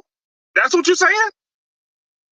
My brother, I'm saying when you come into a conversation, make sure you ask some questions and get some understanding of what was here before you got here. I just asked you a question right now. Are you saying that? Are you comparing Burkina Faso? Go ahead, Malcolm. You got them now. And the leadership. Yeah, there you go. Yeah, are you comparing Burkina Faso and the leadership that is undergoing right now, and the steps that it's taking? Are you comparing that to the damn Congo? Y'all see how ignorant sound when somebody comes in? Okay, good. There you go. That's why I thought. Now you can go back on mute. Okay, like Sparky. I told you, protect your body budget, Mujasi. Protect your body budget. You only got so much in 24 hours. Absolutely. Yeah, I'm good with Sparky. I know how he operates. So as long as I protect his white folks, he'll be all right. So I was a little hard on his white folks. Oh, there you go. They go to big. But why y'all keep forgetting to put good in front of white folks when y'all talking to those niggas? No, good clean. Right. Yo, good clean. Good pure. Good clean. When you talking about his white folks. Can we allow Chef? I don't know if you and Chef are done, but can we allow Truist and Thunder to get the middle of the ring? The contrarian troll is so 2008. It's not trolling, bro. It's so 2008. Thunder ain't trolling. That's why I be trying to tell Fetty. That's why I be trying to tell Fetty, like, it's either you on some contrarian troll 2008 shit, or you really feel like it, right?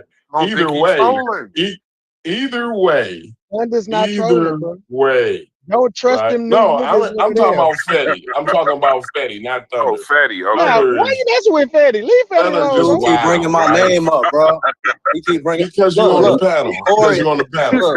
Yeah, I know. This is a public forum, right? If I put my black ass face on this goddamn panel, everybody up here got a right. I don't know why he gets so like offended and butthurt. Like I don't know why he gets offended. What I'm offended by is when I'm talking, you start talking. That's what I'm offended by. But you Right? about me, I can like say what? any fucking You name talking I about want to me say. though? You talking about Yeah, me? and you Like what? goddamn Give right I it a am. second, Thunder. And Just when let you him shut the finish. fuck up, Yeah, I'm okay. just saying I'm why continue you talking about you. speaking when you like shut your goof ass up, nigga. Get back to work. Get ready. And when you shut the fuck up, I'm gonna You should have continue put that talking black about suit you. Nah, on. shut your bitch So ass up, nigga. either Fuck you you quit talking about. crying, Fuck you, either nigga. you quit Fuck you. You crying the nigga and put crying. yourself You back the nigga on crying mute. though. That's Let the Because I it crazy part. You didn't. loose. done brought my Let it name up. loose. Listen, You done brought my I was name up 3 talking. times. I It's was not talking. unusual. You done brought, I was nigga, talking. nigga, I know you talking. I know you talking. Fuck you, Yes. nigga. I'm gonna keep talking. Fuck you talking about. Goof ass All right, please, one of y'all humble out, please. No, I'm nigga cool. goofy, I'm bro. gonna let him Every finish, but joke I just want to be able to say what the fuck I got to say. You bitch ass up, nigga. You always See, I fucking didn't crying. call him a bitch ass nigga. He crying and all this shit. I'm Here just we trying to go. say what the You're doing fuck I gotta that again, say. bro. That's all. Keep my name out your mouth, bro. Why I you can bringing my say name any up? fucking name in this We motherfucker. just did the Will Smith. Whose name can I not Flatter. say? Hey, who are you to tell me not to say your fucking name? And you on this goddamn panel? Yeah, you're right. I gotta Like, let what fans the be fuck fans. is You're right. wrong with you? Something's got to I be gotta let a wrong with fan you. be a fan. If You're you right. I put gotta let your a fan ass be a up fan. on this motherfucking panel and then say, don't say my Flattery. goddamn name. It's Something's flattery. I'm just definitely saying got when to you be bring up wrong another with your man, when you motherfucking bring ass. up another man, three different occasions, there's something wrong. Keep on bringing your motherfucking ass up. I'm just waiting on you to shut I'm the just fuck saying. up so I can I'm gonna bring keep you up talking. What again. you gonna do? I'm gonna keep talking. Chat, What you you gotta gonna let do? them sort it out, chat. I'm gonna keep We talking. won't What be you able gonna to I'm do? get waiting on past you them to until shut you the sort it fuck out. up Give it a minute or so I so. can bring you up again. Right? Don't worry about it, Five Live. We got this. Nigga expect me to just be quiet and nigga, fuck you, nigga. Okay, shut the Hey, fuck Fetty, up, can you bro. hey, hold on, Fetty. Can you let him Just at least shut say it up. and respond after so we No, can get to I'm the gonna rest keep. of I it? wouldn't I'm even have going been to. on that. No, Listen, I was no. cordial. I was cordial. I never He said about to any say you cuss believe words to you. everything. You No, believe I don't think he was everything. about to And you say you in a everything. I negative wasn't way, talking though. about your fucking And beliefs. it's a pattern. It's a pattern I that don't I give a see. fuck about your beliefs, bro. It's a pattern. It's a pattern. Shut your bitch ass up, nigga. I see a pattern with you too. After I'm done, shut the fuck up, and then when I'm done, then I'm cry. not shutting the Okay? fuck up, nigga. Fuck you. When I'm done, then start crying. All right? Stupid ass nigga. Man, I'm tired of your crybaby ass. Let me All you pinch do your is cry. pussy first before you All you start do crying. is cry, nigga. You the main, bro. You're the main crybaby in here You every cry day. preemptively. That's what I try to tell y'all. You preemptively crying right now, and I ain't even pinched your pussy yet. I haven't even pinched your pussy, That and you definitely preemptively crying. you just topped what you You know said what to I'm Thunder. You literally just topped. I didn't think you paused top what you said to But he's Thunder really a doing while it though, ago. right? Is he not preemptively? Don't bring me He's not top shit. preemptively He being look, he got to do pussy the political thing. He looking for anything. He looking for any cosign right now. I'm looking for you to shut the fuck up so I can finish I'm saying what the fuck I'm looking for you to stop The fucking actual crying, question nigga. is, how the hell can Chef do a fade while listening to this?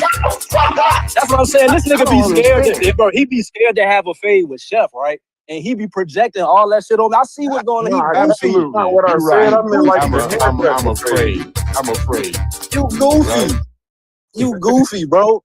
Like, I'm and goofy look, and afraid. if you about to argue, Now, I'll let you get yours off on me. I'll niggas let about you to get it argue. off. No. I'm gonna address Now, what you said I'm goofy and afraid. about to Address accept the that. point at a bare minimum so we can go You're on. about to- We at mute now. Come on, y'all. But he was about to go on this. He was about to go on this long diatribe. You know what? Go ahead. Believe it. I can't even say what I gotta say.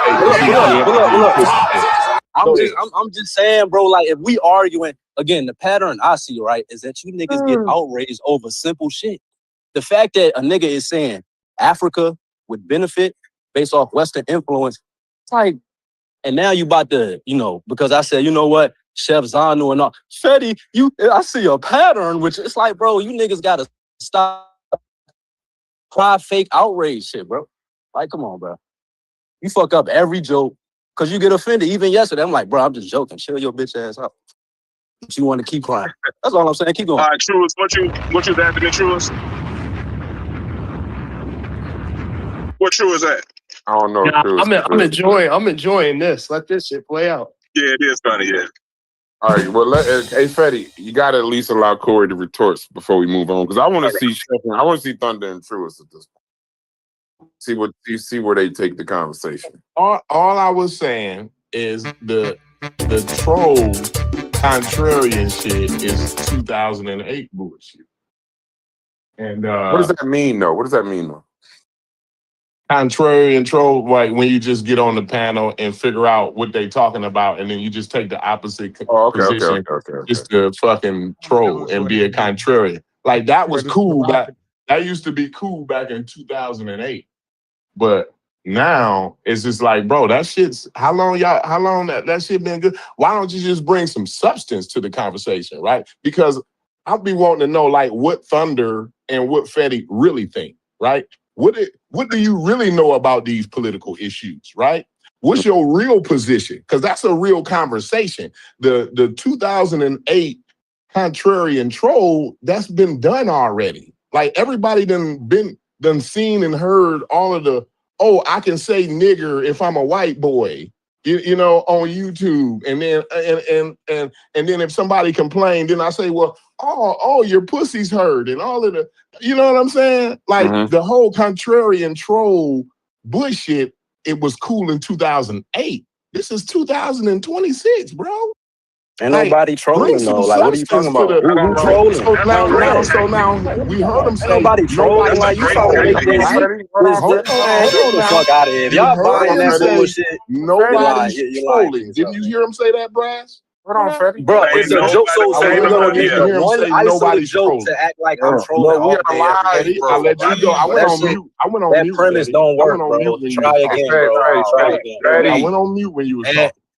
Freddie, we live. I went on mute when you was talking. Oh, I didn't even know we was live. My bad. I we live, brother. We live. Go ahead. Not only that, even if we wasn't live, I went on mute while you was talking.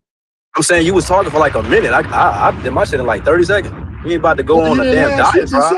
You just said it was plain and simple. I mean, well, I got something to say. So you mad at me? Now you mad because I got something to say. I'm not mad. And you didn't. Gonna wrap it up. Go ahead. See what I'm saying? Like the shit's wild to me. Just keep going, anyway, bro. Like, come on, bro. Well, shut the fuck up, bro. I'm trying to. Hey, this nigga. Did he get tickled? Hey, this nigga burned up. How would a nigga bring your name up first? What is wrong with this guy? What's wrong with him? Shoot his ass. Something wrong with me. Like, something wrong with me. Like, I've been there, bro. Freddie will get you ready to kill him and everybody in his family. As soon as you get to that point, I'm not even. He will laugh right in your face like job accomplished.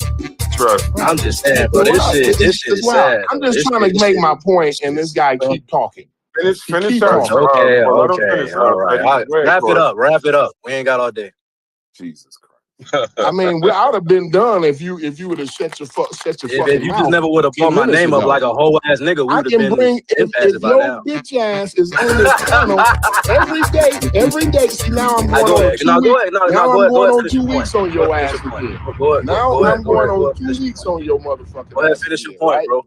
Every day you get your motherfucking ass on here, I'm gonna have something to say about you. Okay, cool. Specifically, every day, I'm gonna post in the morning about you, and then when ain't we go live, I'm gonna stand up, I'm gonna sit here and talk about your motherfucking ass. Don't nobody read that bullshit every day. Niggas don't give a fuck about what you posting in the morning. The fuck? Okay. I just hope your outrage. If you didn't care, you would have been on mute is as strong as it is in real life. If you didn't care, Fetty, some revolutionary in real life. If you didn't care, Fetty, you got a workers union to run, nigga. Shut up.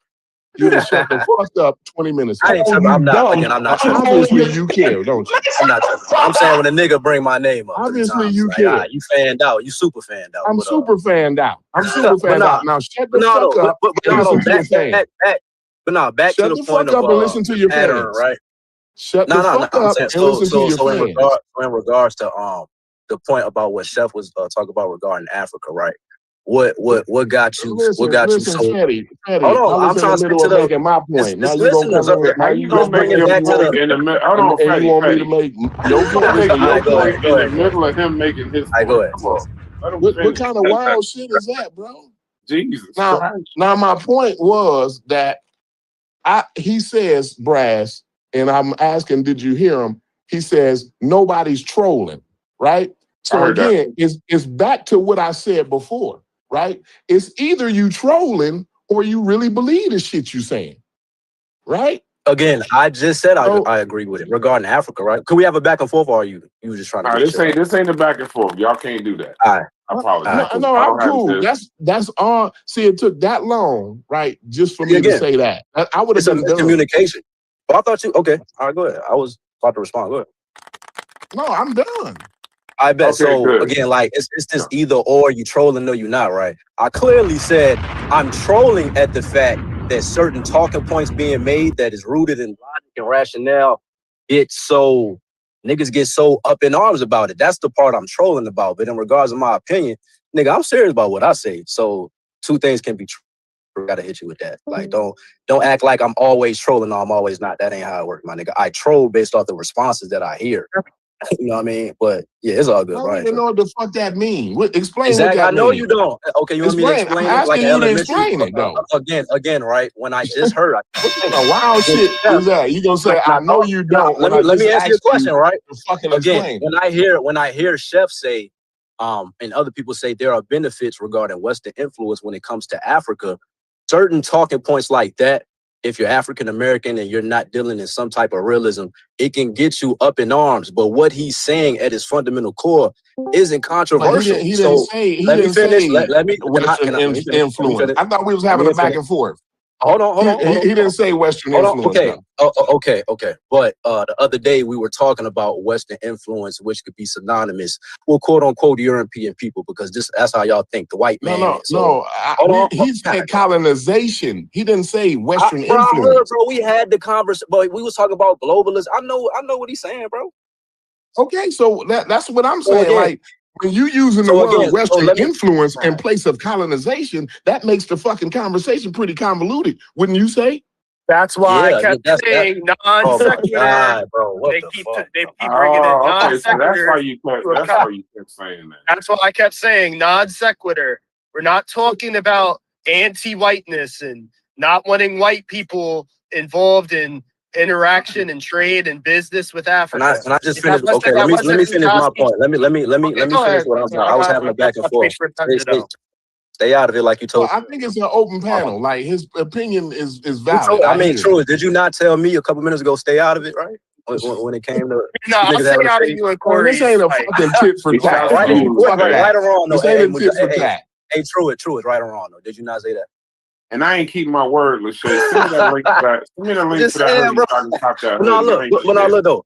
So again, it's words. It's word. That's what I'm saying. That's what I'm noticing in these convos. Like, even I don't even want to bring up the white boy name, but when there's certain talking points that deal with, go ahead. Yeah, okay. When it deals with a certain talking point, dealing with any type of responsibility, dealing with culture, or any realism, dealing with, Africans can do, they need some stuff to improve on regarding them having dictators, and it's not all white people that's colonizing them, it's actually their own leaders that's making the situation worse and shit like that.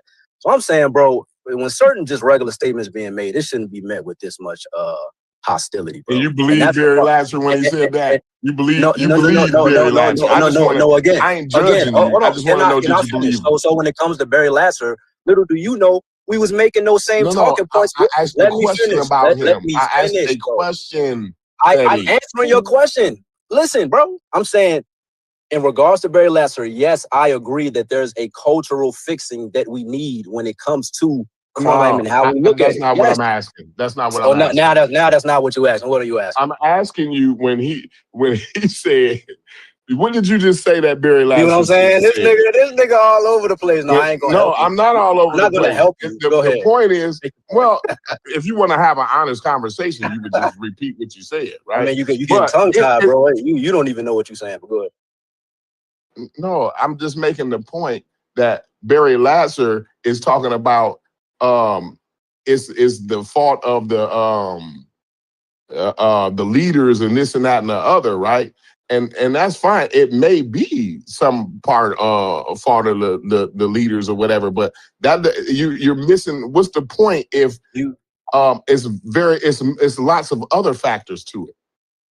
you're missing, again, Barry Latzer acknowledged the fact that there are other factors to it. That's what I'm saying. Niggas don't even get what he's saying. I don't even want to talk about that white boy. I'm just saying, I don't need white people to make the talking points I make. We can have in-house conversations as black people to talk about things we can correct. And every time we but do, all your niggas attack. sources is Damn, why the some fuck white can't motherfucker. yo, come on, my nigga. Well, I'm just trying to address the Hold point on, bro. Hold because on. Let me land you my talk, plane, and then though. when I say, well, what did you say on that point? I was literally about Then to you be land my mad. plane, bro.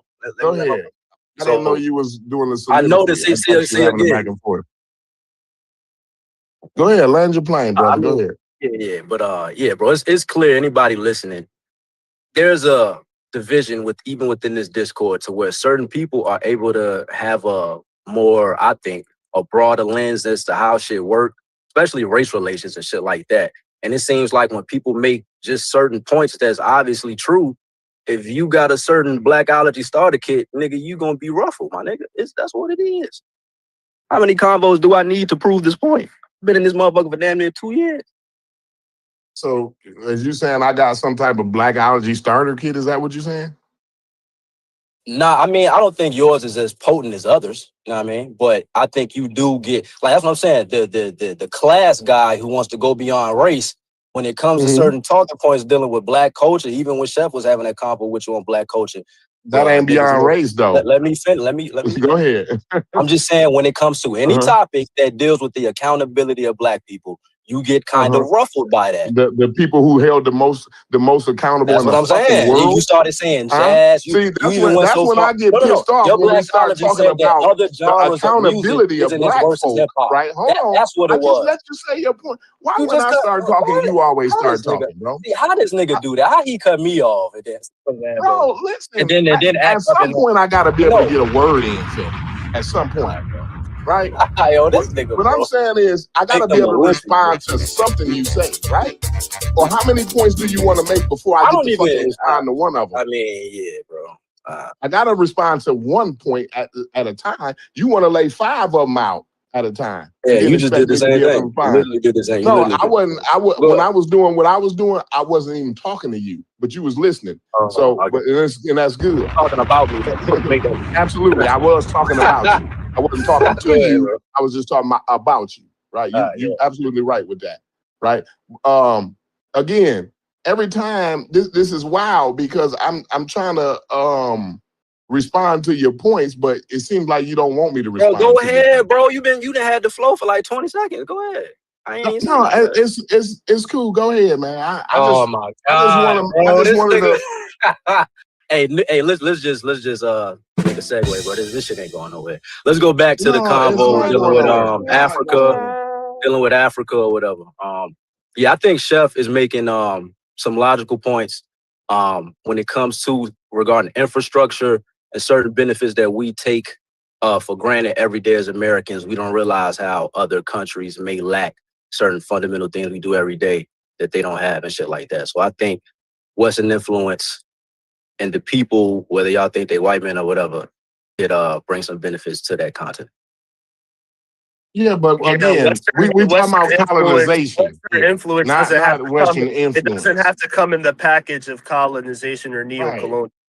That's the separation, right? I thought earlier because Mujasi even suggested, right, that he's not against the idea of these African nations conducting business, trade, and otherwise with European or Western nations, as long as it's beneficial to the African nation and it's not predatory, right? Yes, but at the point where it becomes predatory and not even a net benefit to the majority of West African people, this is when it becomes neo-colonialism.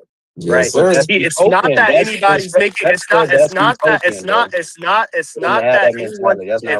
that anyone was making an anti-white argument. That's why I kept saying non sequitur. It's an anti-colonial or anti-neo-colonial argument. It's the idea that these interactions can still take place. And these exchange of ideas and trades can still take place, but it be done in a more equitable way, as opposed to it being predatory. That's the conversation. That's where the split is, right there, right? The split is that mentality, thinking that a group should come there and think of the best interests of their people, of those people there versus their intent of extracting whatever. that's utopian in my opinion, to think that they just gonna have this. Well, let's make sure these people. If I make a That deal ain't- that's in the oh, best damn, interest bro. for me, that don't necessarily mean I gotta fuck you over, Fetty. Just to make a deal for myself that's in the best interest to when me and you negotiate, Fetty, me and you in the negotiation, right? I don't have to fuck you over to come out of the negotiation happy. What's the beneficial, spectrum of fucking profitable. somebody over? So what? So let's establish the spectrum of what y'all think fucking over people is exactly. Because I wanna deal with some realism here. Like how far are we gonna go with I saying think someone we fuck all know what somebody over? fucking over each other is. I'm trying to I create think we again. live I'm long trying enough to to know again. I'm trying to what fucking each establish. other over is. I'm trying to establish because again, when I I notice don't know. What do you four establish as different fair? four different. Hold on. Hold on. This is what I noticed. Go ahead. What do you establish as I'm fair? saying four people. Again, what I notice is that four people can agree to the same thing, but their idea of what power is or the dynamic of fucking someone over, it's a spectrum of it. You don't agree with that, like how, especially in these conversations, your idea of Absolutely, your it's idea of a oppression. spectrum. Yeah, so it's like I'm trying to But we establish know with it when we people see it. here. It is a spectrum, but it's Okay. some of it we can just look at it, right? I got you. So I'm trying to create like a spectrum of what do you expect these corporations or these other groups of people to come? How far do you what equity or what form of equality do you see to say, okay, these I people really are wouldn't know because I would have to be in the position to know what's okay? the All right, fair conditions on the ground, and I'm not in the position to know like what's the conditions on the ground.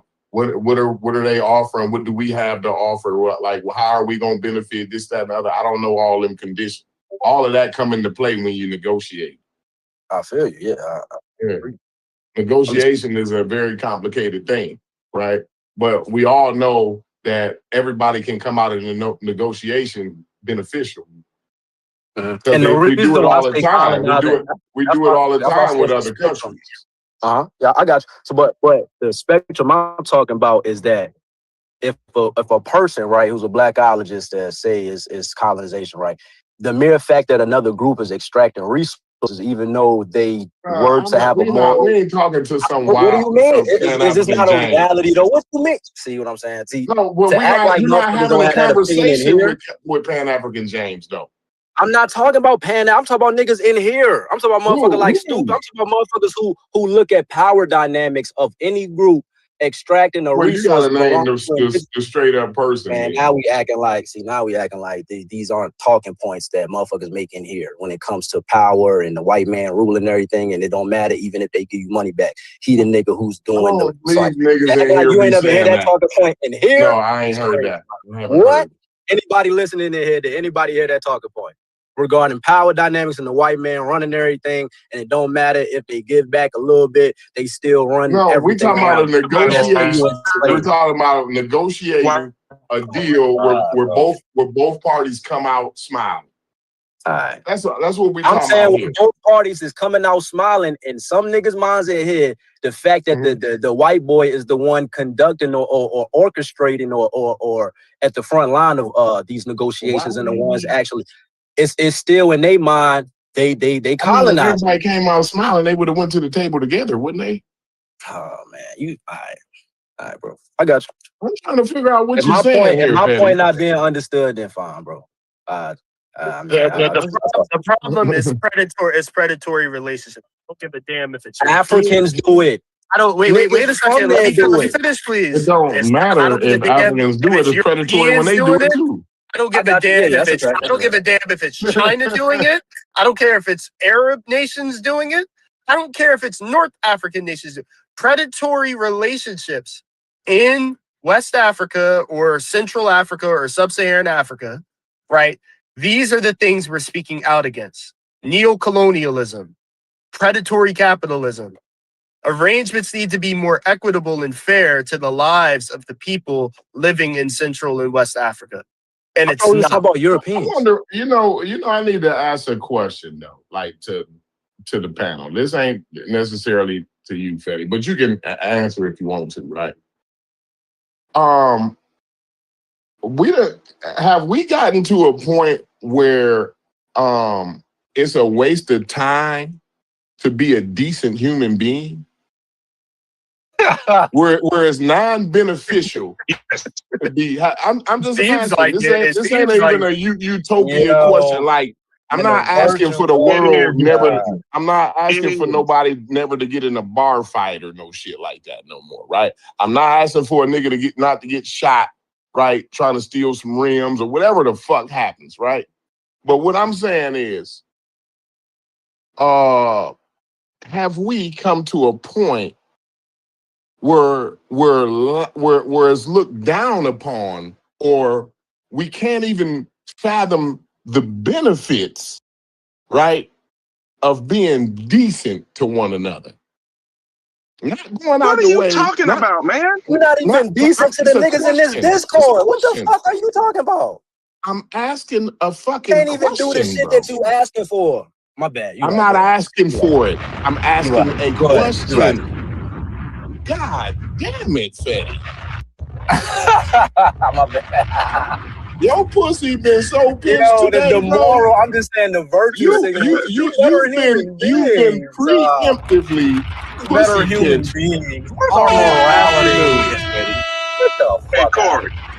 All afternoon you've Hold been on. Stop. preemptively pussy Corey. Where's pinched. our morality, ladies and Stop, gents? Fetty. Stop, Fetty. Corey, let me ask you I asked an a honest question. question, and all I get is a This, right? pussy pinched motherfucker coming off mute. I'm literally Let me laughing. ask I'm not even offended. I'm laughing. Go ahead. Corey. That's your question. So I when we asked the looking at question though. Answer mine China, first. Answer mine first. no, I answer Well, your you can't. I'm questions, not but gonna I answer don't. yours. I ain't I think answering. that Don't ask me no, one we're then. not. Okay, look, we are not Ask past. We are somebody else. not I'm gonna go on past mute. the Ask point somebody where else. we need to be. I'm answering your question. We're not past the point where we need to be decent human beings. No, I don't believe we're past that. But to to get the shit does not make you or whoever else a bad person or a good person or a person. So Hey, Thunder, now go the out and come question. back. You sound Thunder, go out and terrible. come back. I'm not talking Sound about terrible. good and bad. I'm not talking about good or bad. Yeah, We go out can't and hear come you, back. Thunder. Go out and come back. And he's saying something about good and bad. I just want everybody to know I don't give a damn, a good goddamn, about good or A fucking bad. bad. That's a Right? bar. What I'm trying to ask is it, Thunder, are go we out. No, past hold the on, Corey. point? Thunder, go out and come back. Your connection's bad. Just go out and just come right back in. No, I ain't got time. I'm about to boot the nigga. Yeah, no. But what I'm saying is, There you are go. we past the point of being decent human? I don't give a damn if you good or not. We know what the fuck decent is, right? Are we past the point where it's a waste of time, where it's not even valuable no more, right? It's are we to the point where it's counterproductive to be decent to one another? Is we past Yeah. that point? Okay, good. Can y'all hear me now? Yes, sir. All right. So I was asking a question. I would answer your question, Corey, but I was going to ask a question. Maybe DQ. I think y'all are into sneakers, right? Jordans and all that sort of stuff, right? So when we looking at Jordans, I think there were several times in which people look at how much a pair of Jordans actually cost to make, right? And they're usually around, I don't know, $5, $10 or whatever it is to make over there in Korea or the Philippines, wherever they make them at. It's $5, $10. But the markup for the little black little boy that want to be like Mike, the markup is not just 5, 10, 15, 20%, not even 100 or 200%. The markup is roughly 50 times or something like that, right? You're talking about a $10 shoe that we're charging $200 to that little black boy in the hood that want to be like Mike. Now, is that predatory? When we look at the iPhone, Absolutely. the iPhone Absolutely. costs at this point. The iPhone at this point costs well, I have a Samsung phone. It's about $2,000, right? So an iPhone is roughly, I'm guessing, $800 to $1,000, somewhere in there. But if you look at the price of an iPhone, it might be $50, $60 to make an iPhone. Mm-hmm. When you look at the $1 trillion company that is Apple right now, is that a predatory company? Absolutely. When you look Absolutely. at Microsoft, all these predatory, you see what I'm saying? So it's like, is the sky blue? Okay, good. So it's the sky blue, right? If you want to do that, you can do that. Hey, you've been the smart ass, but you can do that. But the point is, I think I made my point. When you talking about I don't think you made your point. Go ahead. I think I know I did. Matter of fact, when you're talking about what you deem predatory, what is predatory? Now we went through price gouging yesterday, right? And I learned what that actually was. It wasn't just marking up just any time. It was marking up during a crisis or some sort of catastrophe, right? We're talking about price gouging, at, not predatory. That's a different thing. Right. Go ahead. Okay, good. So price gouging, and you're right. That's not predatory. Yeah, price gouging is a practice of predatory capitalists. Mm-hmm. Say it again. Price gouging is a practice of predatory capitalists. Okay, fine. But when we look at Nike, when we look at Apple, when we look at Samsung, we don't call those guys, well, I guess y'all niggas in here do now, but we didn't used to call them predatory. We called them great Fortune 50 companies that make a product low for a cheap price and sell it for a high price. That's what it's always been. Now it's all of a sudden they're predatory. Now all of a sudden Nike a bad company. Samsung and Apple. All these are evil companies. Now, all of a sudden. I think people been talking about predatory. No, I never heard them. Well, you never. Well, I guess it maybe. Well, that's an argument from ignorance fallacy. The door when the crimson and cream Jordans come out, I see lines out the door. When the Apple argument from incredulity. The Apple Fold come out, I see lines out the door. I don't see nobody protesting in front of an Apple store. I don't see nobody protesting in front of the Foot Locker. So no, I don't agree. I don't think what you're saying is correct. Not even close. People love those companies. People are informed on economic. Are those people informed on economic ideologies and economic political, theology? Like, are they informed on these subject matter? I wasn't all the time in my life, and that was the time I wouldn't have labeled these things predatory. Yeah, and yeah, I don't think everybody's informed that. But again, I don't know. What was your point again, Thunder? What was the point you were trying to make? Predatory. When you're saying predatory, when you're saying these companies, why did you bring that up? He doesn't see enough people calling it predatory. All he sees is a bunch of people standing in line buying these products. No, this is why I brought it up, because you're saying that do I have to fuck you to when we're making a deal? Do I gotta fuck you over to make that deal? What I'm telling you, I don't know how the fuck you can't put it together. I'm being very straightforward.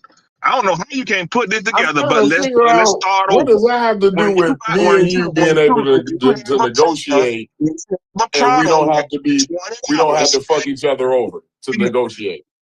What does that have to do with that?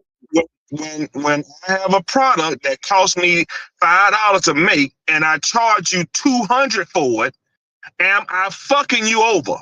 It depends on our negotiation. Like we're in a negotiation here. If you pay $2,000 for that Samsung, that's predatory. They got you, bro. Yeah, that was wild. And they didn't have to do that. You're acting like that's they why did. that's why is low right there because they because you get it off that No. Samsung. And No, on top of that, they're not giving you the best product on a yearly basis. it's not. But the point How is, many of y'all in here got the newest model iPhone? everybody, all them niggas, Who got a Man, how is that? I'm trying to All the figure niggas. out like I just asked a question. how is that? Because you got an iPhone, we talk about moral. it don't matter. I'm trying to figure out something here. How is that? What's going on, right? When you need a piece of technology to function in society, right? And you have that piece of technology that you need to function in society, right? But the people who control that technology or piece of equipment that you need to function in society, right? We can still point out, although we need it to function in society, right? We can still point out the fuckery that's going on at the same time.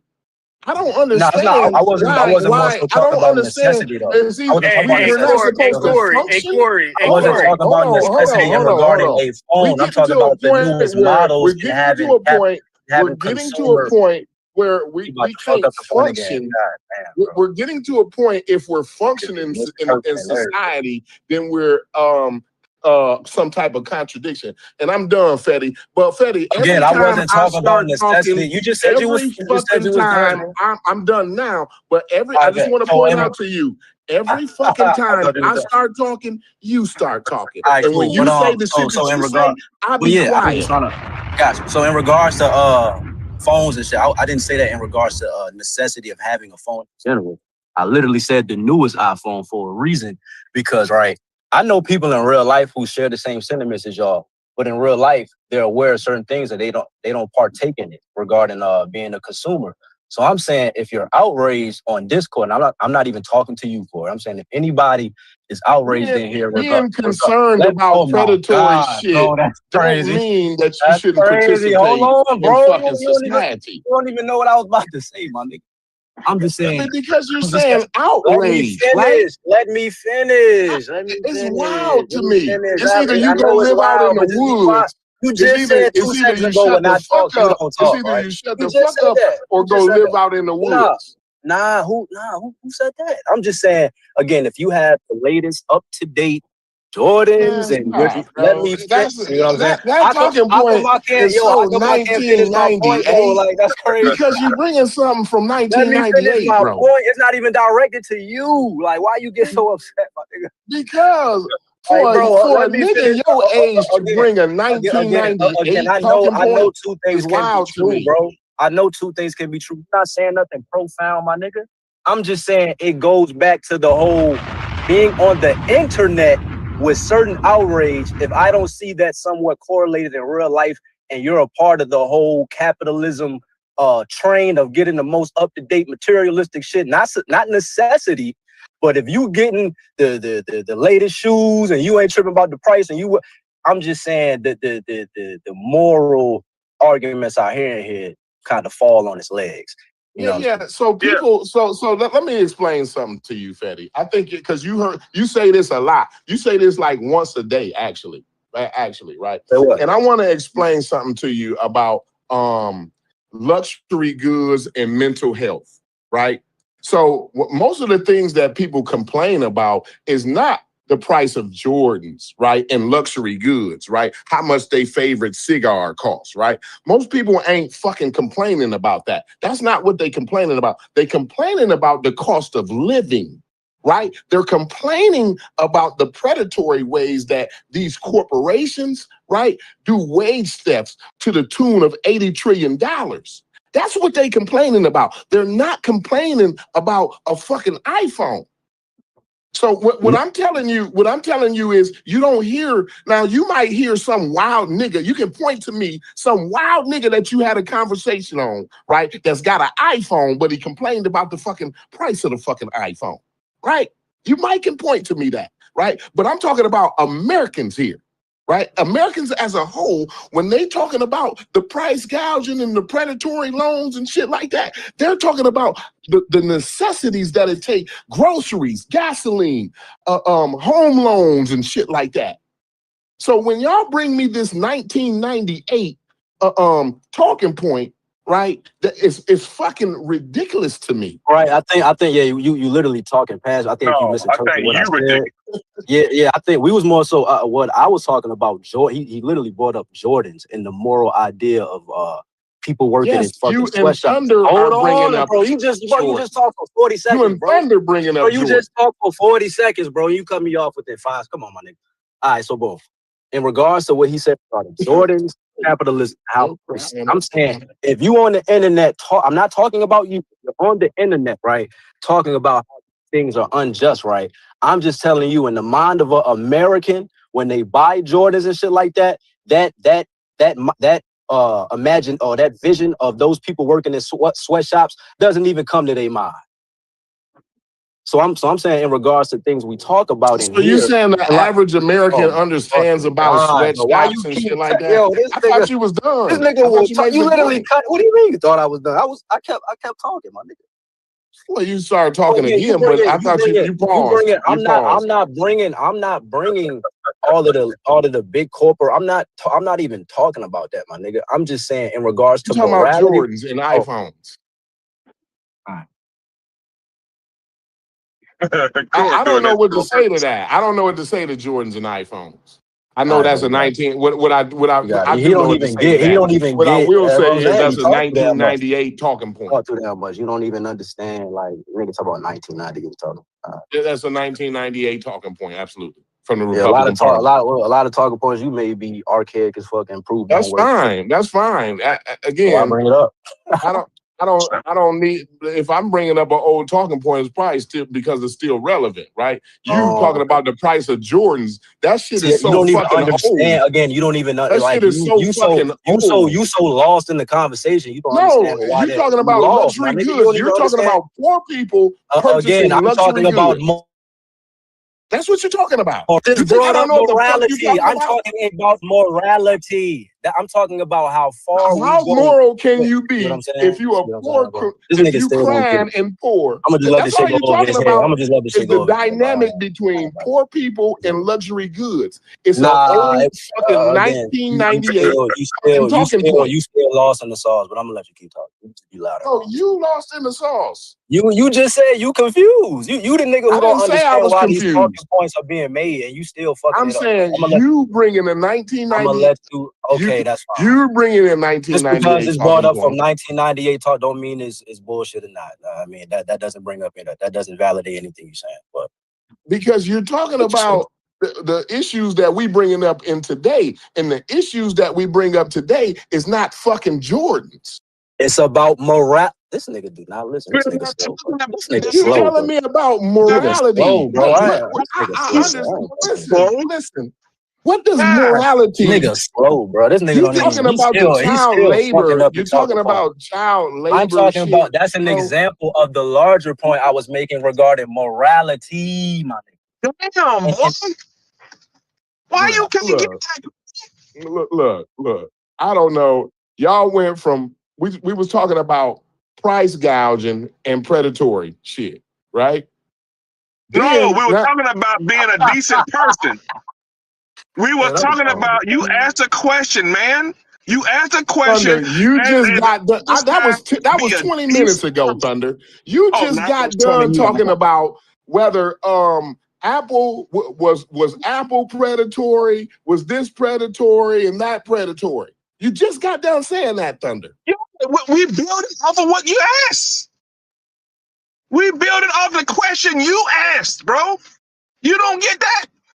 No, you said, I answered your question. Now I want to go to another subject. That's what you specifically said. You said I was gonna ask you a question. You said, no, I ain't gonna answer your question unless you answer my question. Then I said, okay, let me answer your question so I can ask you this question. Right. That's all I was doing. You went out and we started talking about something else. When you went out, we weren't talking about that no more. I asked you about you was talking about being a decent human being. Right? And why'd you bring up the price shit? What was you talking about? Oh, there you go. And so I bought up the price saying, is it a decent? You're saying that you don't have to fuck somebody to make a deal with them, right? I'm finna go slow. I said that before I asked my question. You know that, right? Get what we saying. Good. Go ahead. Now you're talking about being a decent person, and you're saying, and you are basing that off of people coming into Africa, fucking them over, their minerals and shit like that, making them take bad deals. What I did was bring up the Jordans and how much the actual Jordans cost, and then knowing that Nike is capitalizing off of the wants and needs of that little black boy in the hood wanting to be like Mike. But you asked me, was it predatory? I said, yeah. Already. No, we got the predatory, right? We got that part. We know it's predatory. Now we're saying, how do you square that? Well, I guess selective outrage. That's what you call it saying. He's saying that why would it be selective outrage if I'm acknowledging that the shit's predatory? No, man. We got that. We passed that. Now the selective outrage is okay.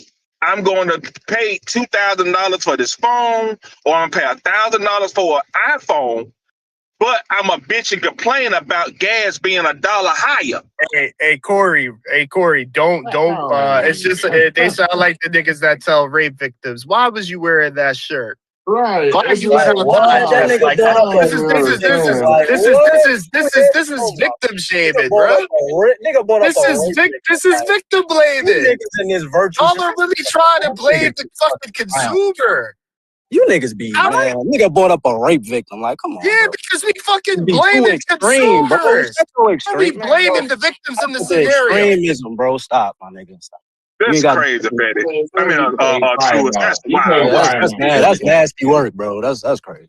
That is nasty work. Everything, Betty. Come on. That is nasty. That is nasty, Truist. Come on, bro. What y'all doing is nasty. Y'all over here blaming the victims. That ain't blame. We're not blaming no what victim. I really don't really give a damn about the African countries, to tell you the fucking truth. Like, I don't really wouldn't give a fuck what kind of deal they took. Right? It ain't gonna benefit me in no kind of way. Right? Okay. So like the whole you virtue signaling. I'm just talking about as being decent people. Like what? Like, why am I virtue signaling? I wouldn't give a fuck what kind of deal them niggas took. Okay, good. Right? Those Jordans you buy affect you though. Or that laser screen that they charge $50,000 for. They charge a $500,000. They charge a $500,000. They charge a $500,000. What makes a society feel? What makes a society in China? What makes a society feel like they got to spend hundreds of dollars on a sneaker? What makes a society feel like that? Yeah, what makes a society feel like they got to spend hundreds of dollars on a sneaker? Marketing. Oh, thank you. And who controls marketing? Who controls marketing? Corporations. What you want me to say? Corporations. Corporations. Okay. So you don't see how it's a full circle exchange? How it's the corporation that is psychologically pushing a culture into believing and feeling they need to spend. Oh, here go the victim right here. So we the victim, right? Y'all are blaming the victor. You're blaming the consumer. Oh, that's y'all are blaming the consumer. Oh, okay. That's my point. Y'all are blaming Listen, you don't let them take you down a rabbit hole. We literally admitted yesterday it's accountability. That's a rabbit. That's why I didn't go down that. I wouldn't have it. I'm saying there's zero accountability. Why are we taking 10 steps back in the convo? But you guys are ignoring. You guys are not ignoring anything, bro. We acquiesced yesterday. There's accountability on both. Come on, bro, and you going back to these talking points, my nigga. Like, that's crazy. It's not a talking point. Like, y'all niggas, bro. That's why I say you niggas be disingenuous. I don't think you like accountability. We literally found middle ground yesterday, and you going back and you reverting back to talk about. I don't believe you like. I don't believe you look at accountability. You just said that we're blaming the pro. Yesterday we admitted and we agreed. Who the fuck is we? I ain't agree to that shit. And this nigga, man. So yesterday we won't talk about terms and conditions like that. Who is we? Who is we? I'm talking to you. I'm talking to you, Truist. We were talking about terms and conditions and how it's responsibility. We didn't all agree to that. I didn't agree to it. Man, this nigga, all right, bro, you got it. I didn't agree to it. You said Fetty. You literally said Fetty. Fetty, I'm gonna repeat your words. You said Fetty. I 1,000% agree. When it comes to terms and conditions, there needs to be some consumer accountability. And I said, yeah, I agree, bro.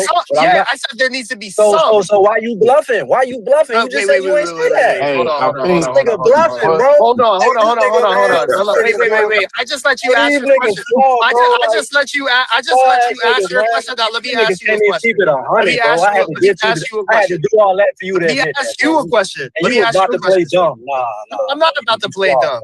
I'm not about to play dumb. Relax. We don't have to be contentious right now. Hey, but our point, I had to do all that. I had to do all that for you to admit Corey, hold on, Corey. No, let me tell him what the point is real quick. 2 seconds. The point was, Fetty, that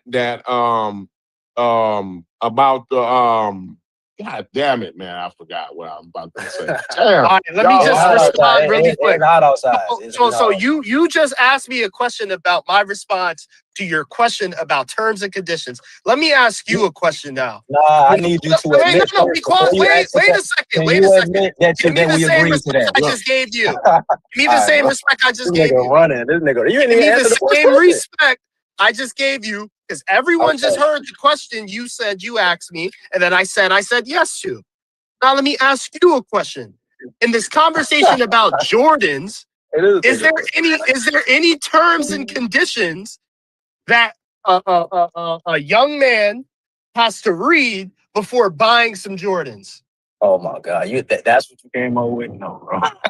I thought it was your question. I thought it was gonna be something more. In the context of this conversation about Jordans, is there any terms and conditions that a young man should look out for? Why are you making no? But that doesn't negate. Let me answer your question.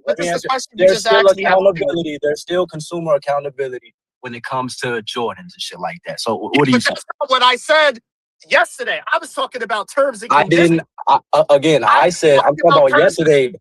Again, I was talking about overall. Terms and conditions now. I was talking about overall. I'm not seeing it. Terms and condition wasn't my main talking point of me bringing it up.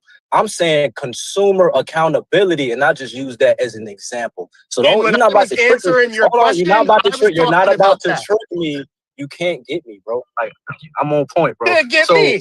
You just made it clear what you yesterday. Hold on. You said yesterday you didn't agree to the fact that we were talking about consumer accountability. I didn't even bring up nothing with yours. I said yesterday we found middle ground in regards to these broad concepts we've been talking about regarding capitalism and who's at fault. So I was making a generalized broad point. So I said, didn't we kind of found some middle ground yesterday regarding, we're not more so trying to shit on the consumer, but there is some accountability there. So when it comes to this convo today, the only time I said what you said I said is when I was responding to the question you just made clear to everybody. I was talking about, yes, there has to be some responsibility when it comes to consumers reading terms and conditions, when it comes to the click to cancel subscription we were talking about in context yesterday, because we were discussing the click to cancel legislation that Mamdani implemented. Right. So what we're talking about in that conversation is your responsibility to understand policy when it comes to canceling subscriptions. It was a broader point, though, right? Again, like I was saying, terms and conditions. But that's what I was specifically referring to. I was just talking about consumer responsibility in general, although I do think in general, even in the case of buying Jordans, there needs to be some consumer responsibility. But what I'm not saying, you made a point. Go ahead. What I'm not hearing enough of is, besides the manufacturer responsibility that needs to be held on the corporation, is that there's another side corporations have to be responsible for, which is marketing. Because marketing is what psychologically manipulates a population in the first place to believe that they have to spend crazy amount of money as consumers on frivolous things. That's the part of the conversation that was not had yesterday. Again, let me finish. I'm not tripping. You've been talking for a minute. Let me get this one point in. I'm saying in regards to, again, what Thunder was talking about just now, and how we were talking about when it comes to these philosophies and ideologies that we talk about. We just saying the everyday American who partakes in that, their idea of, complaining about the sweatshops and all of that is just not really there, because we are consumers. And the claim you made is that you brought up a rape victim, and like, you the nigga who made the extreme claim, my nigga. Like, and I'm like, whoa, like, you made that statement and forgot the convo we had yesterday. So you the nigga who came out the window, Yeah, I'm coming like, out with an extreme claim for a reason, because I feel like there's victim blaming going on. And although there is some responsibility on the consumer, I'm not saying there's none. I'm saying the part of responsibility on corporations that y'all are leaving out, because you guys are being clear when it comes to the manufacturing process. We all get that. We're all clear on that. But what's been left out of the conversation, even yesterday, is the role that corporations play in psychologically manipulating a population into believing what they need, which is not really a necessity. They put out propaganda and marketing to make a population lean into the idea that, yeah, I need to go buy these 500 pair of Jordans. I need to have the latest iPhone. I need to have Christian Dior. I need to have these things that ultimately is just feeding into their profits, right? So on the manufacturer tip, we're all clear about that. But what we haven't been talking about enough is the psychological manipulation that goes into the marketing aspect that corporations play a role into. We can bring that up. And that's fine. But just because we're bringing up the moral compass of consumers don't mean that we're synonymous with blaming rape victims. That's all I'm saying, bro. Like, just give us time in the convo and we can get to that. But just because we making one point don't mean we negating the other, bro. But I got you. I see what you're saying.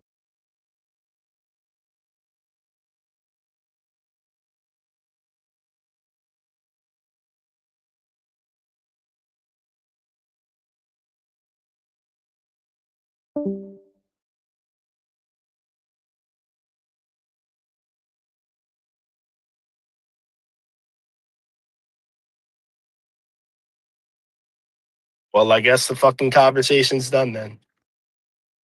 Unless you got more to say, Thunder. Yes, not. I think it's been clear, man, about oh,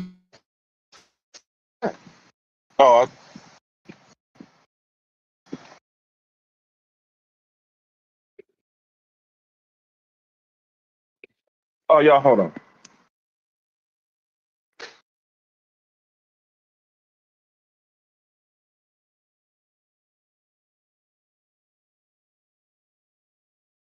I wanted to listen a little bit more before I commented, but I do want to ask though on this question of, and what's good with the panel, on this question of quote unquote responsibility of the consumer.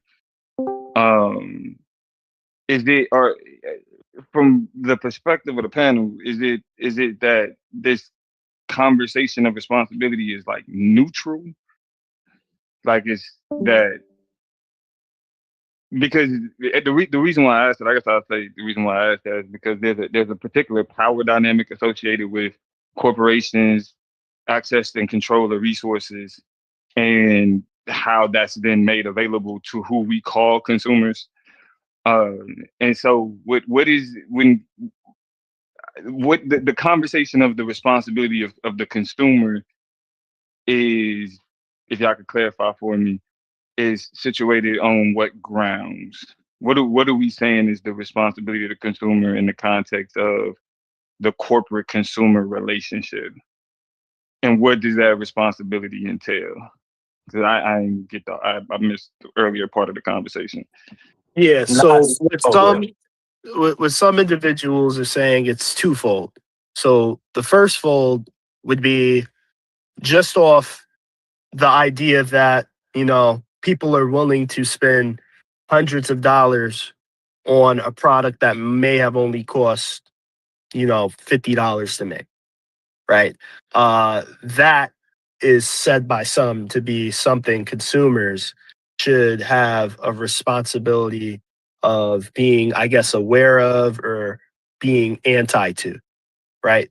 And then the second fold would be the idea that on top of these manufacturers overpricing their goods, they're also making them by means that are immoral via sweatshops and child labor, etc. So Right. the idea from certain people on the panel are twofold. One, you're paying for an overpriced product. And I guess the assumption is that most people that buy Jordans know this, which I think is ridiculous. And then second, it's the idea that you're buying a product that you are aware of is involving child labor and immoral business practices to even produce it.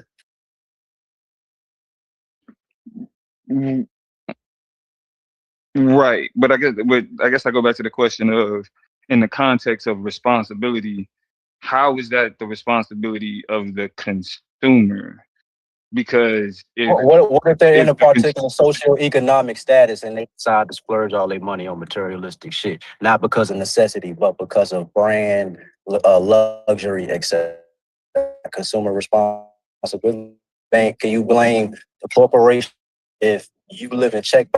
And I'm not saying that they be living beyond the livable wage already, but isn't it consumer responsibility if they're in a certain circumstance and yet they still decide to overly indulge into the latest fashion or whatever based off materialism and not necessity? Well, I mean, so two things. I think the first thing is the question of the morality of sweatshops and overcharging. It that inherently is a question of corporations taking advantage of control of manufacturing and resources, and them putting themselves in a position to benefit from that. I mean, consumers, we can say, well, people shouldn't buy or whatever else, but before we even get to that conversation, it is the greed of corporations that push them in the position to use sweatshops and to overcharge for things. So it's like the responsibility or calling out the moral shortcomings could never be placed on the consumer, because the conditions for the sweatshops and the overcharging is a condition that is uniquely created by the corporations. Second, I think that But it's not a bigger monopoly. issue, It's no monopoly though. It ain't no monopoly, so you don't have I don't to see how that's buy. relevant. I don't see how No, that's no, no. relevant. The I'm not. reason Again, it's a let me monopoly make a doesn't point. change the moral question. No, I got you. I'm just saying we're talking as if the things that consumers buy is out of necessity versus just wanting to stun on everybody else, right? So Now, the there comments that is I a was just consumer. making was specifically talking about the use of sweatshops and the But over. look, this is where the moral part comes in, though. This is where the moral part comes in, because I'm saying, right, we could act like, if we hear a person say, them working in the sweatshops, that's wrong. Those same people, though, when they buying those Jordans, that vision of those Asians working in the sweatshop, that's not even occurring in their head. That's all I was saying. But does that outweigh the action of actually creating sweatshops? I mean, two things can be true. It's like you can give it 70-30, 80-20, whatever, but we still have to acknowledge something that consumers can own, which I brought up yesterday, reading terms and conditions to certain apps. But when we talk about power, though, like specifically the power to either not use sweatshops or for sweatshops to not exist lies in the hand of the corporations, right? Because you could, for example, those same factories can exist in the United States. Even though it'll be more expensive for them to do it, it'll actually contribute to the United States in a way that more people can be employed. You got more money going into the hands of back into the economy. Plenty of benefits for bringing manufacturing here. And so it's like even if there is an argument to say, well, people shouldn't buy things from sweatshops, that does not abdicate the responsibility that is on manufacturers if we're having a conversation about morality. I wouldn't say that they on the same level to any degree. I mean, you didn't say they was on the same level. You said it could be 70-30. Even though I think that's still, it's 90-95 to 5. Like whether or not somebody choose to buy something from a sweatshop in a car Yeah, if you talk in about a power dynamics, and things like that, which I brought up earlier, I'm like, we really essentially talking about certain people who are in positions of power to yield and do certain things to they liking or whatever. So I'm not even disagreeing with that. But if I was to have the mindset that it's 100% their fault, that kind of negates things that we can do. Because like whether we like it or not, a lot of these products is high in demand. Can't be mad at a company. But we're ignoring, but that's why I keep bringing it in. We're ignoring the fact that the corporation plays a role in the marketing aspect as well as the manufacturer. So when you're talking about the demand, you got to realize where the demand is coming from. Yes, it's coming from the culture, but the culture isn't taking a liking to these things out of nowhere or for no reason. There's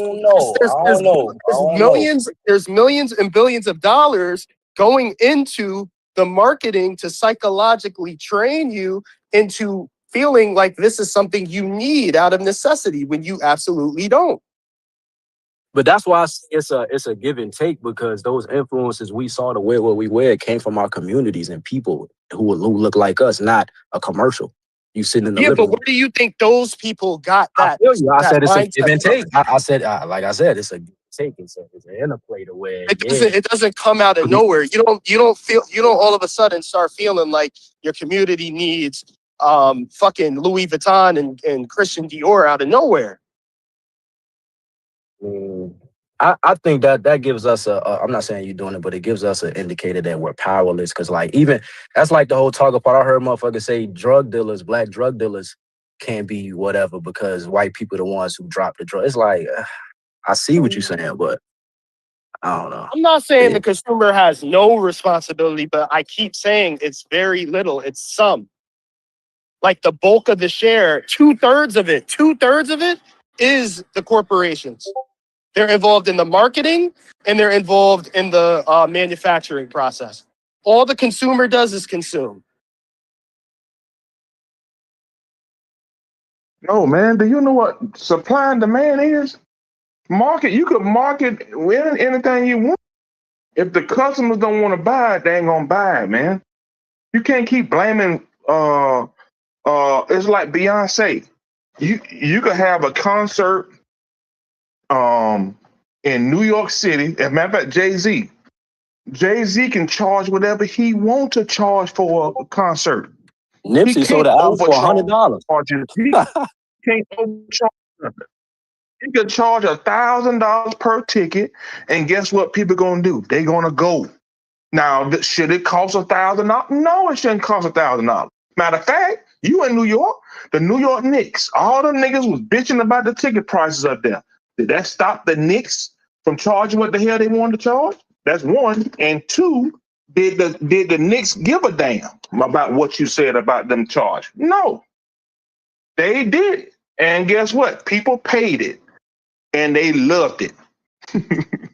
So no, man, that's my point. So you bring it back to Africa. If the people in Africa wanna give away all their shit or whatever, I mean, that's on them, bro. That don't make France and all them places bad people because Africa is on the short end of the stick. So you saying neo-colonialism? No, bro, I don't agree with that. That just, to me, that's anti-capitalist bullshit. What you saying? So you think neo-colonialism isn't a real thing? No, I do. I'm saying when you're talking about, and I think it's an excuse, in other words, or something along those lines, right? It's something to vilify companies, instead of saying, if Jay-Z charge $1,000 for a ticket, guess what? I ain't going. But guess you see what I'm saying? So what if the tickets didn't sell? Then what? Jay-Z had to cut off them prices, or he's going to set up not having people at this thing. The consumer has the choice. They have the choice to go or the choice to stay at home. Yeah, I mean, a corporation's decisions aren't always we have to lower prices or stop selling things if they're not selling to the amount they would have liked to. Sometimes they say we need to market harder, right? Sometimes they'll say we need to advertise and market harder. Don't change the prices at all. The marketing campaign we ran just was a bad one. So even when you present those two options you just gave, that's not always the case in business. Matter of fact, Chef right there. I remember I was alive when haircuts cost $5, right? And I think he was too, and I think all y'all was. Haircuts used to cost me $5, and that was too much for me, bro. I couldn't afford it because I had to cut grass. So what I did was buy me a pair of clippers when I was in 7th grade and cut all my hair off, like Corliss Williams, right? And then my hair been bald ever since.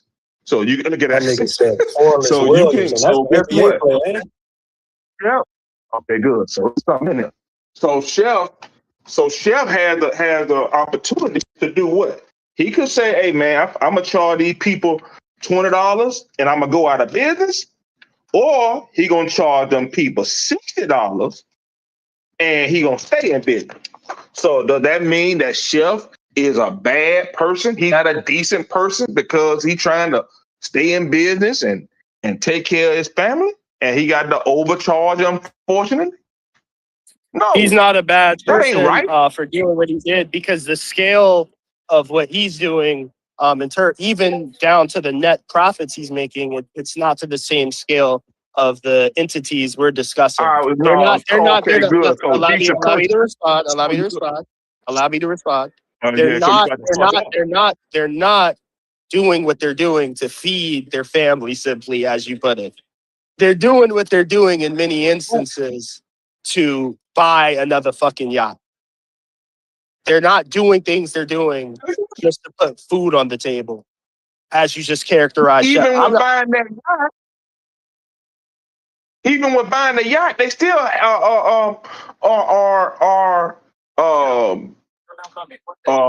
ensuring that some of the people have jobs. Even with buying those yachts. Wow. Even with buying those yacht makers got a job.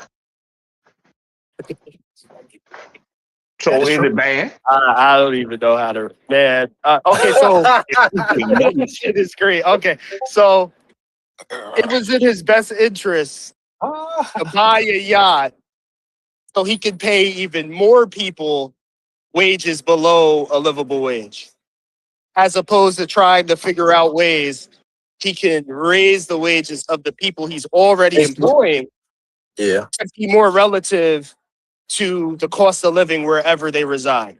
That somehow was a better option. Not about So what if he's best. paying his It's employer about the bare minimum of the threshold, Truth? What if he's paying the bare minimum? What if he's meeting the criteria you asked, like which is say 60 bands a year, right? But yet that nigga's a billionaire and he's multiplying or he's tripling whatever his income. Are you satisfied with that scale, even if the needs is met regarding livable wage? But what if it's just the bare minimum? Yeah, so I think we have to first start at, like I said, everyone being afforded a livable wage, right? That has to be the base starting point, and then from there we can discuss people making these ridiculous profits after that, right? I don't think we should have situations where corporations are making, tens of billions of profits, or individuals and corporations are making tens of billions of profits, and they have all these employees that are well below the cost of living wherever they reside. Now, from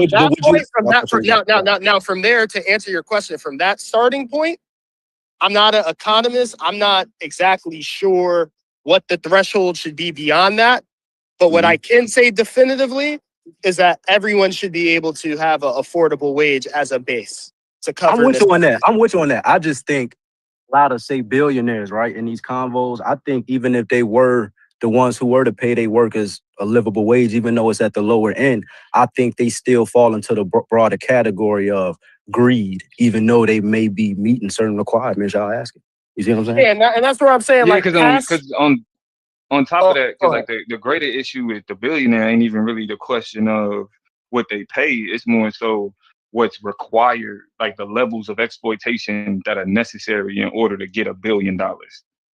Like in order to reach that peak, it's people that got to be stepped on. It's shit that's got to be taken from people that's in need. It's all types of like, scandalous shit that got to be done in order to get to that level. Now we may call it business, but like literally stepping on the necks of people is considered business. Like fucking over people is considered doing business.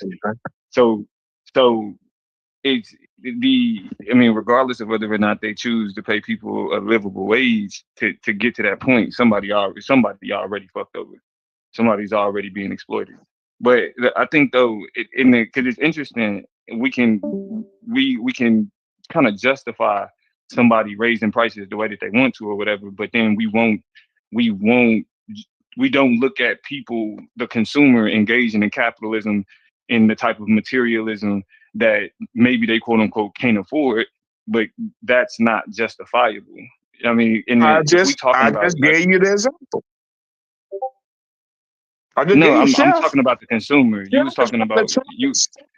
Hold on. Okay, You were talking about the business owner. I'm talking about the consumer. So if a consumer spends like a $200, $300 on a pair of Jordans, like that's something that's worthy of criticism. But charging $300, $400 for a pair of Jordans isn't worthy of criticism. But it's like that's the same system. Yeah, I mean, like it's the same logic on just on the other side of it, because it's like if we can look at corporations and manufacturers and say, well, if they want to charge that much, then they should be able to charge that much. So if somebody wants to pay that, they should. It shouldn't be a you deserve to be criticized because you're willing to pay this obscene amount of money, or obscene for shoes, or obscene for clothes or whatever materialistic shit, when literally the consumer culture is materialism. So that means that capitalism and consumer culture has created a particular intrinsic value that's associated with that type of ownership.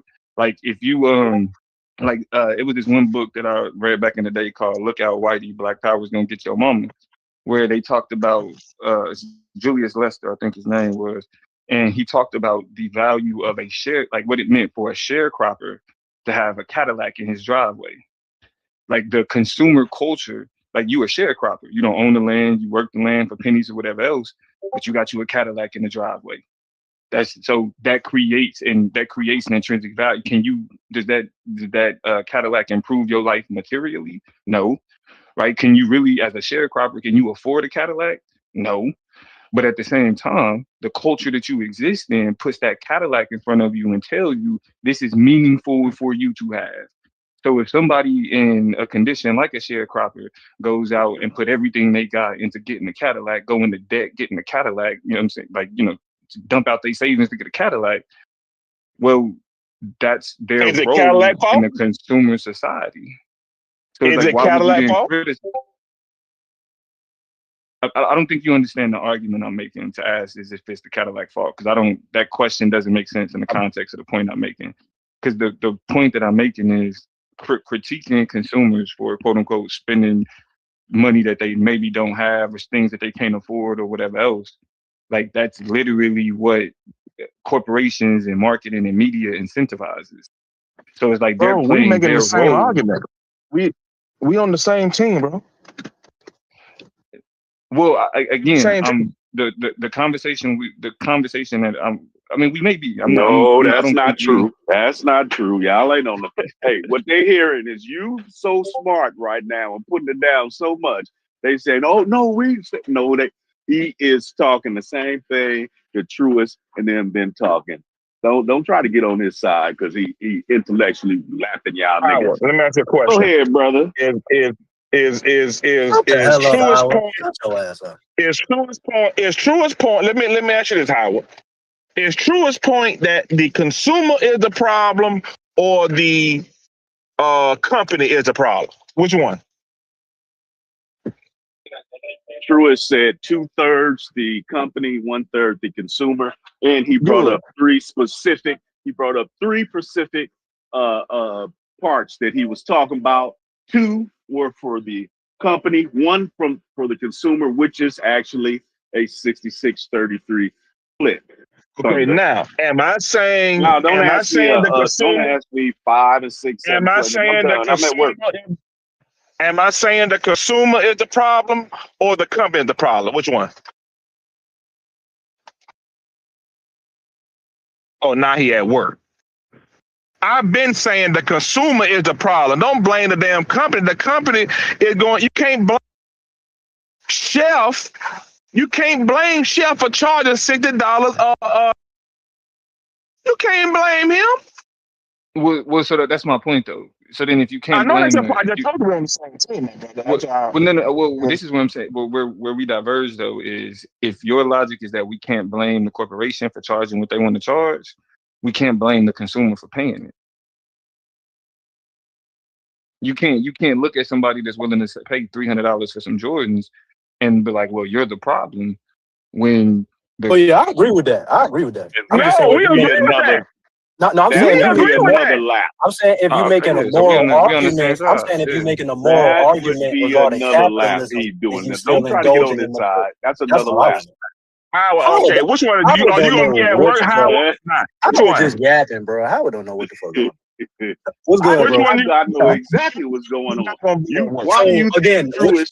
Why do you think Truist said you guys are blaming the victim? But he used another word. You guys are blaming the No. victim. Why are you Why did not he say using that? common sense? Why are you yeah, not Why this is did using crazy, Truist bro. say that? determining that if Truist is on one side and we arguing against Truist, then obviously, nigga, we got to be on the other side. And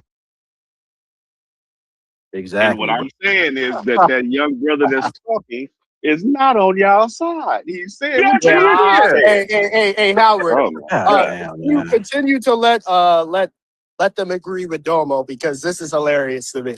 See what I'm saying? So true again, Yeah, this is truest. crazy. Did This we is not crazy. find common ground? Let them continue to. See I what I'm think saying? Domo. See what I'm niggas I do think whatever. Yeah, Niggas be doing whatever to win an argument. That I shit think corny. Domo is the yeah, more it's That shit crazy. be so corny, eloquent. bro. That's crazy. I think he's Niggas more be doing well the spoken most. than me. Niggas gotta lie, make up these. Come on, bro. Like No, it ain't a That's lie. crazy. it is a lie, bro. We Domo literally admitted both of us Domo- found common ground, and you and Howard just he's creating a situation where motherfuckers don't know what they talking about and we misconfused. Like, bro, we found clarity just now. But Howard is correct. He's making the point I just made, right? He was making the point that, in terms of the consumer, right? If we're saying it's okay for the manufacturer to go ahead and charge with the prices they charge, they're creating a culture of materialism that the consumer is just adhering to. That it's a given Yeah. already. Niggas acquiesce to that already. Like We agree. Like, what? So then you guys were agreeing with me. Man, this nigga, bro. Oh my God, dog. So then I you guys cannot were with you niggas. You niggas, man. Boy. Ridiculous. I know I'm not You crazy. niggas, boy. All right. You niggas be saying anything, bro. You're not crazy, but you're being crazy right now.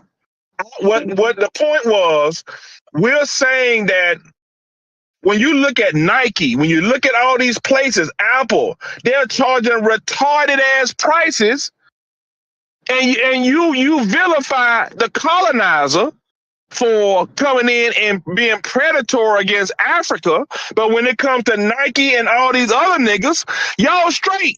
They're not charging double. They're not charging triple. They are charging 40 to 50 times. Do you understand what I'm telling you? They ain't charging no 2 or 3 times, bro. They charging 50 times. So if it's a $20 sneaker and they charging $200 for the sneaker, how many X is that? Let's do a quick math lesson. You see what I'm saying?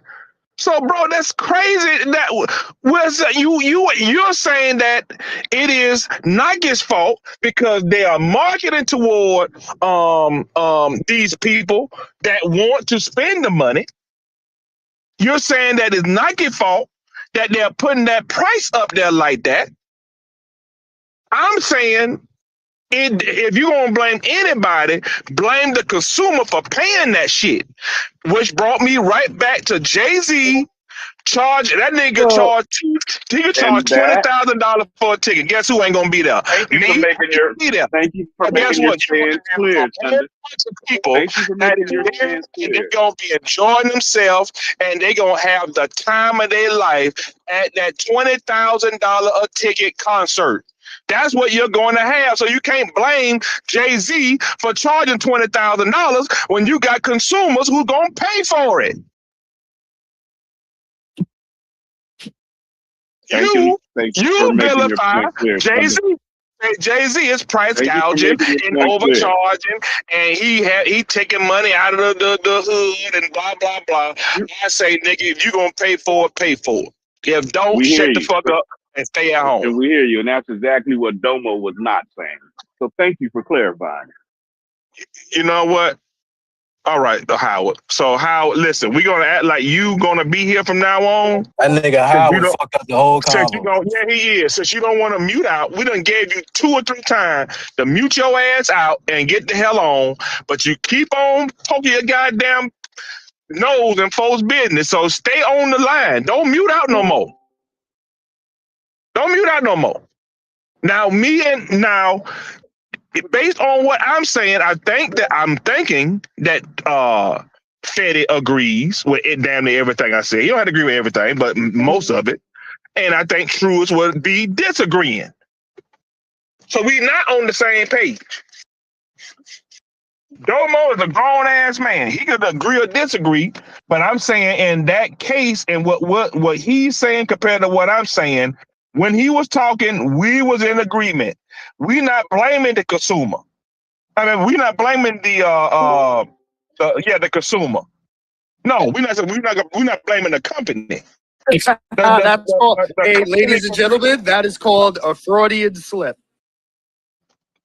no, it's not Freudian slip. What in the world is you talking about, man? You've been just rambling on for about the last good 10 minutes.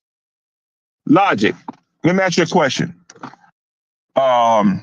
Is Nike wrong for charging $200 for a product that costs $20? Yes or no? So hold on. I thought about it, right? And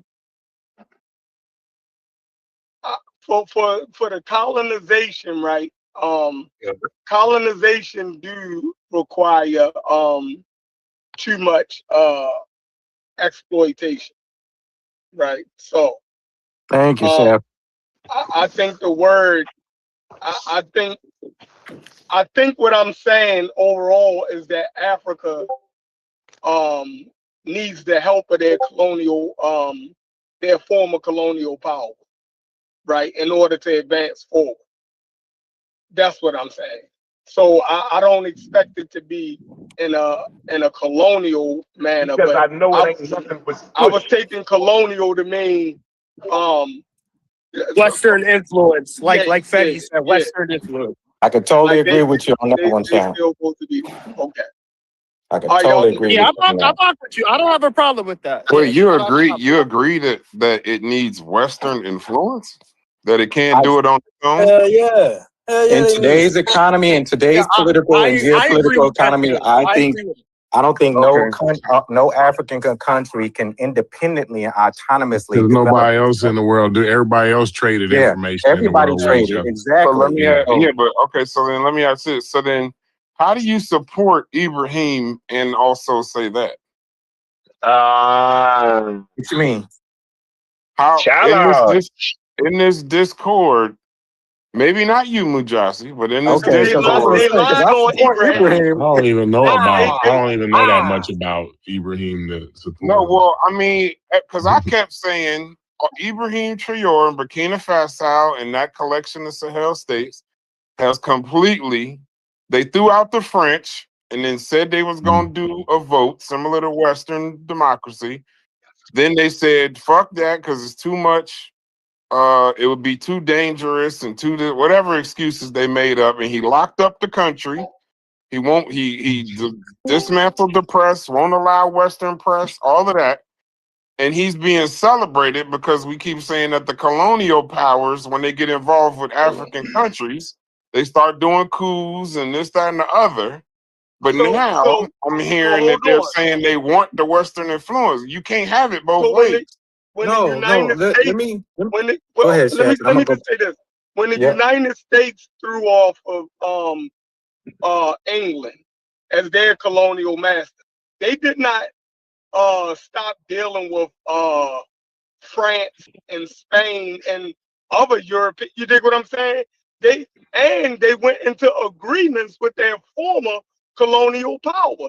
It doesn't mean that you completely separate from all of Europe just because you're getting rid of your colonial the colonial hegemony over you. You're not separating from all of Europe and all of trade and commerce and all of that. So I think they painting him wrong. Absolutely. And I think there's another. They may be painting them wrong, but they're celebrating. They don't want Western influence. Don't worry about them. Don't listen to them. You breaking up. You know better than that, Brad. Yeah, no, I do. I get. Maybe ahead. I'm not talking to people that's in this room, but when I hear Ibrahim being celebrated, and my only question is, how are they supposed to compete on a world stage with no Western influence whatsoever, no Western communication, no nothing, and all I hear is when the United States and Western influences get involved, it goes bad. No, well, we're talking about colonization. When they come in and it's presumed like complete like takeover in political influence and control. So last year when me and you was having that conversation, and I had to own at that time, I didn't have full geopolitical understanding of what Burkina Faso was dealing with in terms of what the narrative that we was experiencing, receiving. But one of the key things that I was critical on that I said they have to be careful with is that as soon as he really made the declaration that he was going to oust France and get France up out of Burkina Faso, he went and started having conversations with Russia. And I said, he has to be, I said, from what I know, and Russia wanted to make sure they had access to those mines over there. He has to be delicate with that relationship, but there needs to be a relationship because if he makes the wrong moves and mistake, Russia will end up having a neo-colonized influence and control over Burkina Faso. Now, I don't think him and his administration is going to fall for that. But I said he needs to have that relationship, the same relationship that he's developing with China and Korea.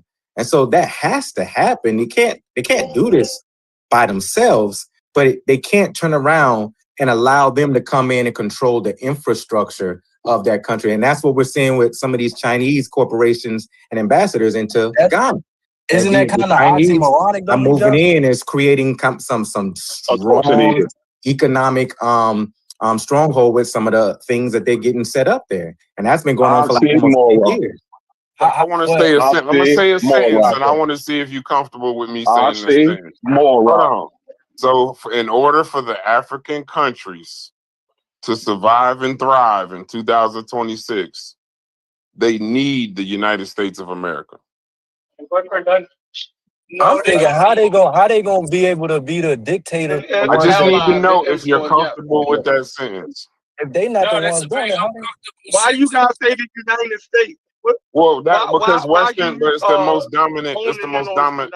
No, I'm not okay. Western influence, but when we talk about West, I think they just need to make other alliances in the world, partnerships in the world, whether it be United States or whoever. But we know you're not doing. We know that the way the United States operates, as far as the dominant culture and Western influence, the United States is gonna be involved. So I'm gonna say it again. The Home Depot protection plan. I don't know who's getting the Absolutely. protection plan. Yeah, they should make deals. But again, like I said, when I talked about negotiation, right? In a negotiation, everybody should be able to compromise in a way where we not fucking each other over. So you know what I'm saying? So like, I think they should make dealings. The hawking on the United States part. It's the dominant culture. But even if they deal with the United Western States, influence, that's the United States also. Yeah, But because if you in want to do if the business, United States you're gonna be involved, that's wanting to do dominant. business with a somebody who doing business, right? You know what I mean? I think yeah, I don't see a contradiction there. I just see that, I mean, because everybody in the world participates with everybody in the world, right? I mean, you gotta fuck with this person because they got that. You gotta fuck with this person because they got access to this. Absolutely. You know what I mean? So they need their so they need the capitalism to move forward. No, is hello. capitalism. They need to do trade and commerce. Yeah, That would be nobody's capitalism, going correct? through the world. Let's just explain this, right? Is that Nobody's capitalism moving through for the world without doing Hey, beat business, the brakes trade, off and her. commerce. Is whatever Y'all you got to about get to that. say Let's start capitalism. there as Go a ahead. baseline. Go ahead, But that's Brad. where the power, Nobody can that's do where the power anything. Listen, dynamic, that's where y'all the can power talk dynamic around comes it. in though. Y'all could talk through. I'm asking Go a ahead, question. Does Africa need capitalism in order to survive and thrive in 2026? Yes. Yeah, they do need. They I'm need gonna put some that in my form mental of notebook. capitalism. I I'm gonna go mean, ahead and I write don't that know, down. Y'all go ahead. I'm gonna go back again, on like, mute. will is capitalism gonna end all their problems or something? Is that what we saying? Y'all could change it. I just No, you asked your I went question as far. about No, that's not. capitalism, and I The answered road it. to better I'm not saying That's the infrastructure. I fair never part. said. That's the Hold fair on. part. I'm You gonna answer asked your your question. I'm question gonna about answer your question. capitalism, and I I'm gonna answered it. I didn't I'm gonna change it. answer. I I'm going answered to it. Go ahead. answer your question. I'm not saying no. That's what I'm gonna answer your question first and then Okay, proceed. fine. No. Then we good. But I'm not. But my point in this is not to say whether it's going to solve their problems completely. And this might not be directed at you, Corey. The conversations on capitalism in here is just interesting to know that Africa needs it in order to progress and move forward. Bro, I think Whoever was everybody. against capitalism, Nobody said they were against. I never heard not one person. Said this Not ain't got one nothing to person in do this with Discord, you, Brad. Corey. I never heard one person in this This ain't got Discord nothing say to that. do with you, Corey. I done said it to say 3 times. I'll say it a 4th time. This ain't got nothing to do with you, Corey. why is you making that point, though, bro? I think so, because there's a couple people in here. Wait a second. Because there's a couple people in here. You made the United States. Why y'all point doing? Why when I start talking, I ain't said nothing in an then you hour. make the capitalism I haven't point said that doesn't anything in 2 hours, and y'all can't let me talk. Y'all been in here just cutting up. You're creating you're trying to pin something to create an argument like somebody got to be on. I'm trying to go back on mute. You of the just United keep talking. States. No, you for the first one you tried to pit people against the United States. Then the second one is to pit people against capitalism. Do you know the title of hey chef, do you know the title of this show? How the hell can you tell me I'm pitting anybody against anybody when the title? Wait a second. When the title of the show is you saying Africa needs recolonization. You just now, 4 hours later, realize they don't need recolonization. But the show started with you pitting, and I ain't say a word. Why is you so hurt? You're the one who motherfucking titled it that. Now we're talking about it's what you said. The title is what you said to us. Asked me. That was something that y'all asked me. The title is what you said to no. The title we asked you, does Africa need recolonization? Right. You said yes. And I explained it.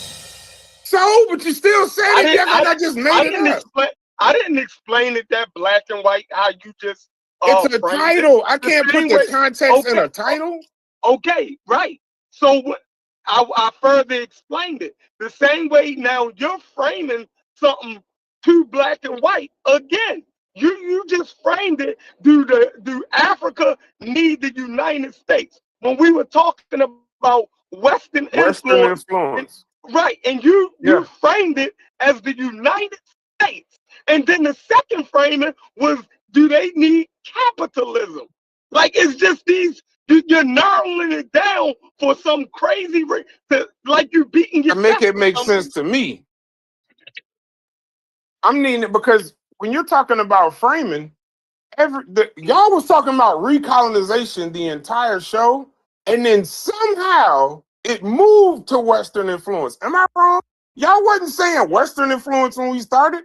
It was recolonization. And y'all know everything. Wait a second. Y'all know everything that comes with, well, to be quite honest, we was discussing white people. I just didn't put that in the title. At least I don't think I To be did. fair though, I heard Chef say globalization yesterday. He was like, I meant globalization. That's why I was like, y'all know what he meant. But yeah, the title supposed to be controversial like that. And then you supposed to get correct. So I didn't say white people, just as because I don't do the black and white thing. I don't think it needs to be framed as everything would be by white. But what I'm saying is, based on the conversations, and it might not be you, Chef, and it might not be you, Corey, but the way capitalism. Logic is I guess you're gonna force me to say. I guess you're gonna force because now you want me to argue. Spectrum, like I was saying earlier, it's a spectrum. Logic is not logic. Hold on. Logic in no way, shape, or form, or Cuban in no way, shape, or form. Now I'll tell you who I was. Now I'm gonna go ahead and say who I was talking to.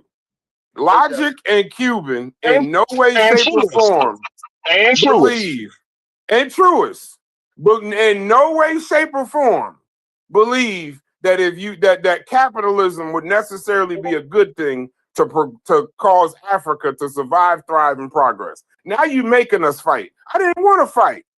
Y'all not here. No, I didn't. Why would you say that like that? Why would you say okay, so y'all saying Africa needs capitalism?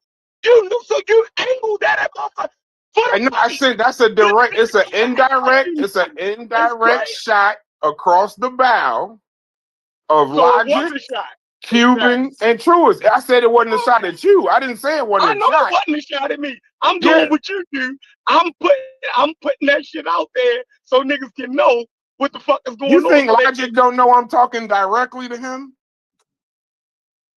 You think Logic somewhere like, I wonder who Bryce is talking about. Logic the way these niggas in here, the way these niggas ain't said nothing on show. Yeah, he probably don't care about the conversation. That's some conversations this ain't even interested in him probably because he probably don't even take it serious. The fact that you moved off recolonization means it was a successful show. I'm just trying to figure out how we moved from colonization to Western influence.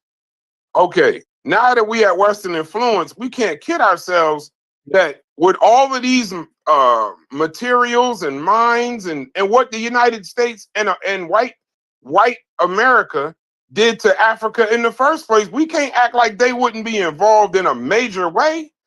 They would be getting involved with these African countries to steal their resources. That I don't see how they survive, thrive, and progress under that. Any infrastructure they brought to the steal Africa's resources. I'm sure of it. If the United States got involved in developing infrastructure in in Africa, trust and believe more than half of that goal would be to steal resources and take advantage. I don't see Western influence just throwing a hand out and saying, let's make sure Africa is okay. That's a bad state.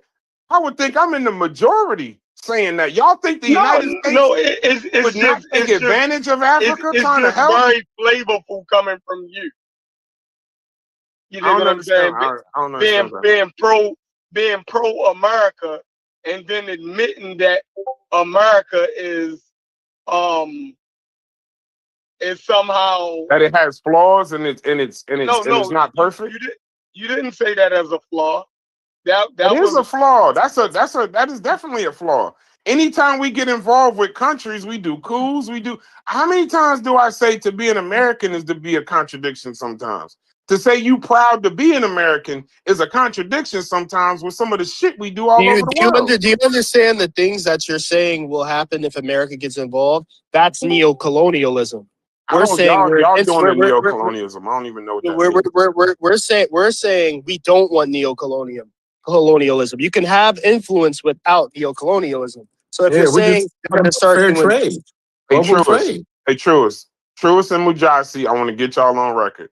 If the United States began to help Africa, just saying, hey, we want to make sure Africa is straight. We want to help them with infrastructure, build some whatever it is that they want to do over there. Do you think, within good conscience, that we would not be in that to steal resources? I'm gonna start with you, Mujasi. As is right now. Mujasi, Absolutely. I would start with you, Mujasi. Hold on, True. America, like they're doing in Kenya, will move in to exploit.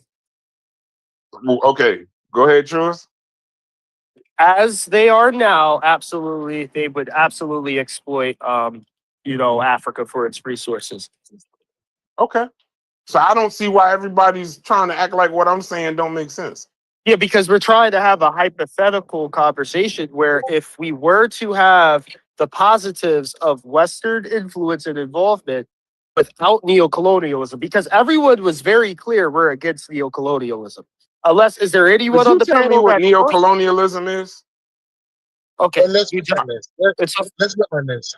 The United States have lost the African race to China. China don't want America. Africa don't want America in there. China has We're not won. talking about what they want. We're saying if it happened, hypothetically. No. Okay, Stu Peas, I throw the question to you. If the United States got involved in Africa to help it with its infrastructure and move it forward, cause it to, I can't even say that with a straight face, but to survive and thrive and progress the continent of Africa, do you think that they would be there to exploit, or do you think that they would be there to help, per se? That word help, especially the first time they use it, it open and close quotation. Well, I mean, I don't know why what I'm saying is so crazy. What you're saying is not crazy, Brass. What is coming off the backdrop of Chef saying, I have to shift a little bit because how we were defining the original conversation was around colonization. But we're not defining it and saying something was wrong with different African countries building economic trade systems with other countries. So America, as for one, will not be able to move in and do anything. They haven't. In Tanzania, Liberia, Kenya, they're not good with anywhere. And that's beyond Africa. Whether we're talking about the Caribbean, South America, they can't go in anywhere and create a balanced, healthy trade deal without it being exploitive, predatory in some way. Whether they're influencing the politics, trying to dethrone somebody, assassinate, fund military coups, proxy wars. That's what America does. And they don't do it as much over in Europe when they be having trade systems there. But when it comes to Africa, South America, parts of Asia, they do that. And so I'm saying, as an example that we're saying with Burkina Faso, there's nothing wrong with Traore having conversation with Russia. I thought that was a good move. I was just taking advantage of him right now. Huh? No. And Russia is, if they not, they're gonna try. They're gonna try. I believe that. I believe that. And I'm gonna tell you this. Now, here's the so. second part. Here's the second thing about Burkina Faso. If the United States gets involved with Burkina Faso, I wish Haskell was here. If United States gets involved with Burkina Faso or any of the other Sahel states in any meaningful way, those leaders are going to be dead shortly thereafter. That's what this man has got assassination attempts on his life almost every week. I'm saying we'll get it done. We know the U.S., but we think France and U.S. has been working together to try to take the man out. No, but I'm saying, that's without a partnership and not locking down the country. I'm saying if he opens up his country, if he opens up like Chappelle do when he got the Rick James wig with the hand, wait, there's another. And he invites the United States of America into Burkina Faso, he will be dead within 30 days. Yeah, but this is it, Brass. Let me add this. We don't work with leaders unless we put them there. Yeah, let me add this. Let me add this, Brass. Let me add. Ain't nobody stopping him. Go ahead, Stu. Oh, his connection fucked him up. Yeah, the conversation we were having. Hold on, right quick. Stu Peas, go ahead. Yeah, the Americans have been like an unfaithful girlfriend. Why would I go back to an unfaithful girlfriend who has proved time and time again that her own intention is to come into my house, steal my goods, and then burn me? So China hasn't done it yet. Russia hasn't done it yet. So I don't blame Burkina Faso to go to that new girl who has not burned up him clothes, bleach it out, destroy him, plasma TV, fuck him up, and then smile and say, I'm the victim. So you can't wrong them because it has happened over and over again with the United States, right? So that's why they're going to China and that's why they're going to Russia. It's the new girl. Let she get a chance to fuck me up. But you who fucked me up already, not fucking me up again. I'd be retarded, right? Because that's the definition of retarded. Expecting different results from the same situation. And that's what America's doing. Hey, Stu Peas, I'm gonna read this from Posterius in the chat. Historically, Western nations leveraged trade deals with African nations through coups, sanctions, and puppet political leaders. These are remedial facts, and y'all saying that they needed to somehow move forward. Yeah, who's saying that? Chef saying that.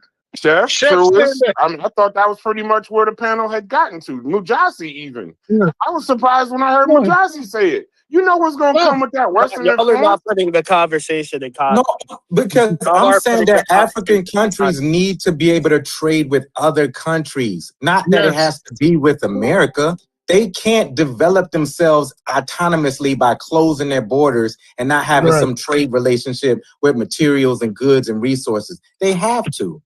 No country has developed and moved into any industrial or even like corporate age, information age, without it being connected tangibly to somebody else.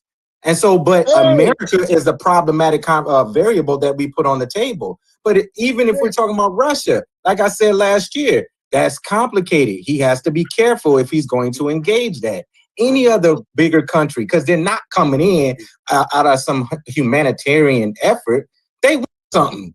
Every country, China, Korea, they want something. So it depends on the negotiation of the trade, the deal, how for example, Burkina Faso can benefit from it, and how they can pull some their GPA to gross product what is that GPA to come back to them to be able to make sure that it benefits their economy. That's what we're talking about here. That's what we're talking about here. We're not talking about that they kind of just do it all by themselves and figure this. No, they have to be able to work with other countries to build their infrastructure up. Every country, every global power has done that, whether it was through trade or through military. But I've seen Russia, when it was the USSR, work with other countries. And it wasn't as the American, where the businessmen went in and basically become predatory. Right? It wasn't that. It was a better trading partner, a better deal. But the USSR was being predatory on its own fucking people now. So like at the same time, they may not have done what you're saying. How were they being predatory on their own people? The system might not have been good, but they weren't being predatory on their own people. Are we sitting? What assumption they make that? Why make that assumption? An assumption? Yeah. Are you serious? That's an assumption. Give me 1 second. Give me 1 second. Right? I don't know, Mujasi. I don't know. America has been predatory. It's gonna take me a minute to agree to that one. Because I know that America has been predatory on poor people.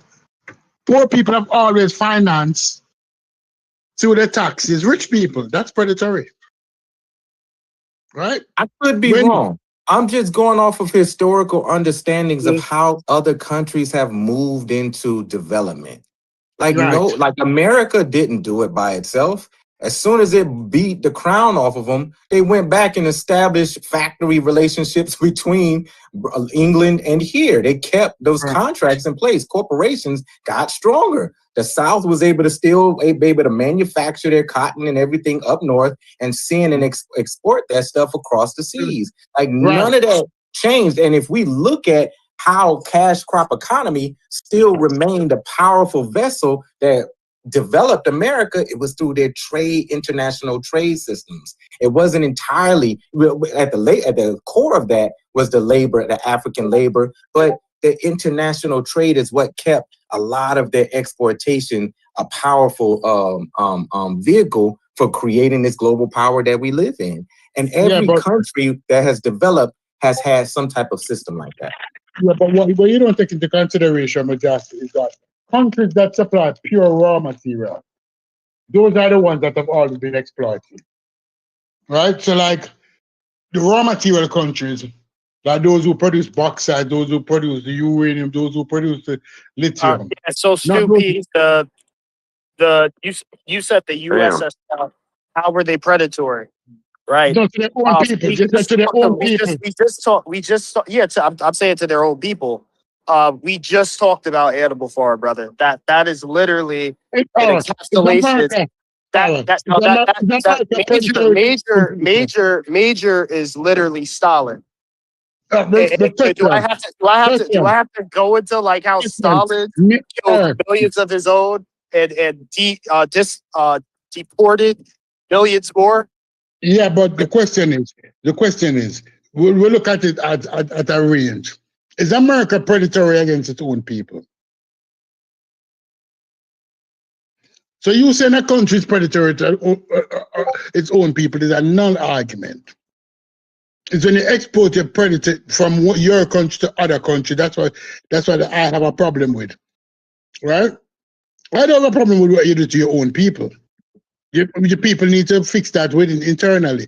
But when you export your very nature to other countries, that's what I have a problem with. So you jumping up and saying, "Oh, I just figured it out. Russia is bad because it was bad to its own people." But the English was bad to their own people when they had them living on the land as what you call those people, almost slave-like, didn't own anything, right? Countries have always suppressed their own people in one way or the other. So you saying that now is not this big, bright Einstein eureka moment for the conversation. To the tunes of millions dying. We were talking about the exportation of unfair practices, not the internal unfair practices. We were talking about the exportation of unfair practices. Yeah, no, but I was making sure we're not characterizing USSR as if they're the bastion of morality. And here's the thing: I'm someone that is, I lean toward more socialism. I lean toward socialism. But even socialists criticize Stalinism because Stalin is responsible for millions of deaths within his own lifetime. That wasn't the conversation. The conversation was the exportation of oppression. It wasn't internal oppression. Because every country have internal. The way a nation treats its own people is very telling of what their intentions are when they're going to go to interact with others. Sidebar. So Burkina Faso already had France, right? Yeah. Right, and they kicked France out. Mm-hmm. Did they kick France out because of their influence or because France was colonizing them? Probably both. More than likely both. Mm-hmm. To a degree, they go hand in hand sometimes. Yeah, because I think this goes back all the way to Thomas Sankara and his fight against the France. Yeah. And so I think this is a long history of pushing back. And some of this stuff is not won through military fight. Some of it is this diplomacy that was happening inside, the halls and stuff like that, and trying to create more independency of Burkina Faso against the France. But eventually it became kind of like coups and military takeovers and funding. So France, because it still has an economic stronghold over Burkina Faso, that's what some of this current struggle that we're seeing is looking like as well too. So what, by the way, Spain just beat France to go to its third straight World Cup final. Or they stopped France from going to their third. So I'm still in the running on some serious. If Spain win, I might retire. If France. So what are y'all calling Western influence versus colonialization? Was France? I don't know who. Anybody familiar with what France was doing to Burkina Faso? Were they colonizing them or was it influence? Because my question would be to you, Mujasi and True, is how would they know, and Stu, how are they going to be able to tell the difference between a Western influence and colonizing them? No, colonization and influence is two different things. I understand that, but what was France doing? And guess what? Colonization not happening as always see. No, you have monetary colonialism. You have different kind of how colonization. You don't actually have a lack of independence. Your base was granted independence, but yet still your factors of production, especially in countries like Burkina Faso, who has natural resources, are still under the ownership of those persons or the control of those persons, because I can sell you your house, right? You own that shit. But yet still, I tell you that in order for your house to work, you require me to supply you with electricity, internet, light, water, all the infrastructure necessary for your house to function properly. And you need to pay me for that shit. And sometimes it can be an imbalance, and I can charge you HOA. So at the end of the day, do you actually own your house? When you have that big HOA to pay, and if you don't pay that HOA after a couple of months, I can come in and say, listen, is either I take your house, or I take these resources, or I cut off your light, or I cut off your water. But somewhere, somehow, you still have control over me. And that's what the modern colonization is that you appear to own the country, but to access all of the things that you require. Neo-colonialism. Right. But the control, the factors, what make it necessary for you to live. Just like Cuba. Cuba need oil. And Trump just cut off and embargoed access to oil for Cuba. So although Cuba is a sovereign nation, how sovereign can you be when you no longer have electricity?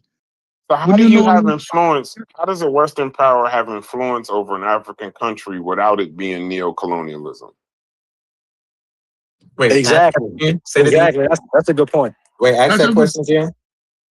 How does a Western power have influence over an African country without it being neo-colonialism? It would have to be some sort of mutually beneficial relationship, right? There would have to be exchange of ideas, trade, economic resources, etc.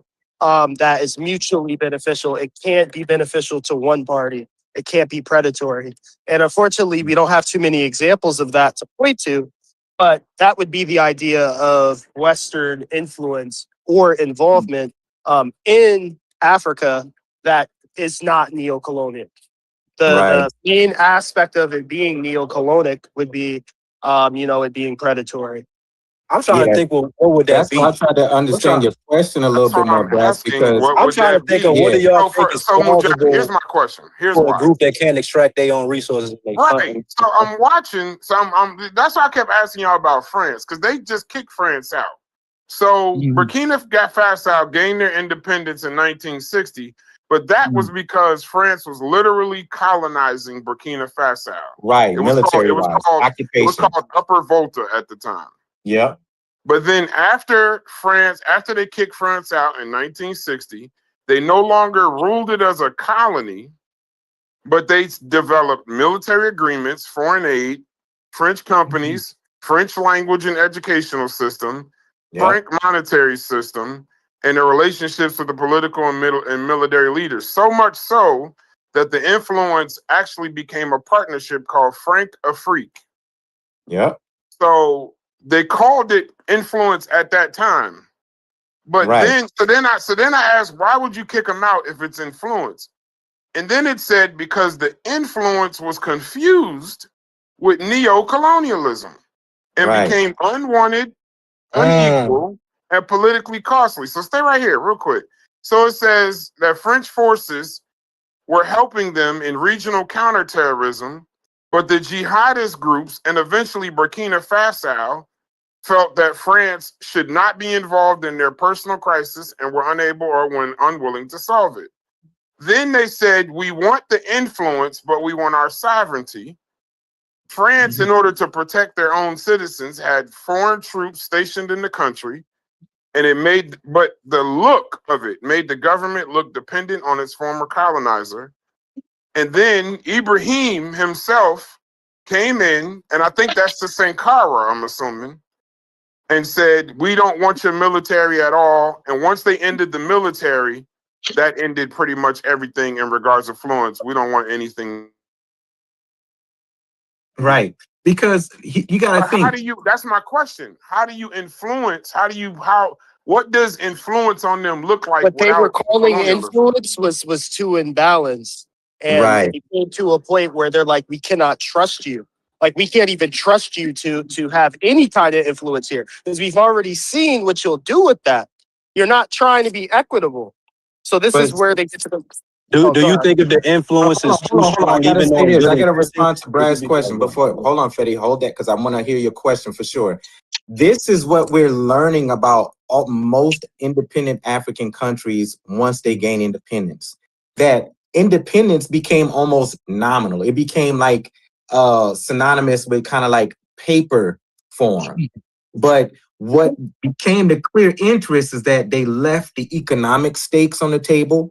They left the foreign aid and support on the table. They left the educational infrastructure on the table. And they said that in order for you to continue to survive, we should keep plugged in. And the African leadership that came in at the time all was convinced that this relationship, what we will be able to stand on this for a certain amount of a terminal time until we can gain independence to break off from this. But the corporations out of these big countries did not want to break off because this was part of their livelihood. Like they needed these resources. They needed the coal, the cacao, all of the different resources that they needed that. So they wasn't going to let that go. And so what Thomas and Carr, when he came in the 1980s, he started to advocate for more independency, not only for his country, but for Africa. He wanted to open up the borders even then to have more local mobility and economic conversations with surrounding border countries. And he wanted to fight against the debt resistance because what France did is said, okay, we're going to leave, but you owe us this much. And if we're going to stay in here, you got to pay this debt. And so they was already economically in debt to France. Same thing that happened to Haiti, to the extent that they could not break free from some of the dynamics that they were The chat has a question for you, Mujasi, and I'm assuming maybe Chef or anybody that's on the other side of what I'm saying. The chat says, can y'all give one example of Western civilization not occupying and controlling the host nation through influence? I guess they didn't hear when I said we don't have too many examples of that. Right. Yeah, that's too many. That means there is one. So they're asking for one. They're not asking for a whole bunch. They're saying give an example of Western influence not leading to controlling and hosting that nation. Kenya might be one. Liberia might be another one. I mean, the thing is that do they influence their politics? They do. But in terms of like occupational control, no. You know, we can't say that America has control entirely over Kenya and their ambassadors, their president. They don't have that much control, but they have a deep economic influence that influences their politics. Are we limited to African nations or just? Yeah, maybe we need to not limit to there. Let's keep it. Let's on our own keep it to African nations because that's what we're talking about. But okay, so I'm saying the question is just Western civilization. Liberia. Now Traore don't mess with them for that exact reason, right? Yes, sir. Absolutely. Like Traore, Ibrahim and the Sahel states, they don't mess with any country in Africa that has connections to Western influence because they believe that they're bought and paid for. Yeah, I mean, they have every reason that way due to their experience. Like, it's their experience trying that way that makes them feel that way. Yep. Now, here's the thing. I want to make sure I say this because, my brother came in and he only heard like 1/4 of the 1/4 of the conversation and felt like we was attacking white people and he got all defensive. Who, Thunder?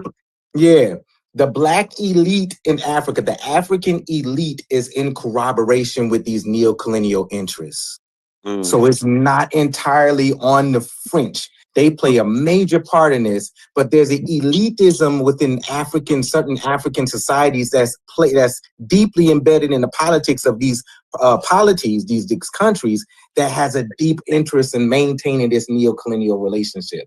So there's accountability on both sides. And this is what Chef was talking about. From a Pan-African point of view, there's small Pan-Africanists who will say, well, it's all about the French and the Belgians and this and that. But no, true Pan-Africans will hold the African elite amongst them accountable as well for the bullshit that they're keeping orchestrated in their country. And this is one of the reasons why Traore and what's the other two name? I never remember the name, but this is why they're so problematic and hated amongst other countries, because they're holding them accountable to their commitment to the people that they're serving in the country that they're serving in face of the French that they're trying to beat out. And so the African elites, which has been a century-long complication when it comes to Europeans' relationship to different parts of Africa, has always been problematic to the polities and the development of the nations. And they became a big factor when independency came about from the 1950s moving forward, and how they shifted some of those African leaderships out and established the African elites that they wanted to place in to keep their relationship strong and tidy, and that keeping that economic influence. And that's what we're dealing with today with Africa. Yeah, and I do think, like you said, they need to be careful that China and Russia don't have ulterior motives for the support I'm they're sure giving. they got ulterior motives. You know what I It mean? just ain't came out yet. Right. They need to be very careful with that as well. So I'm not saying that China and Russia don't have ulterior motive.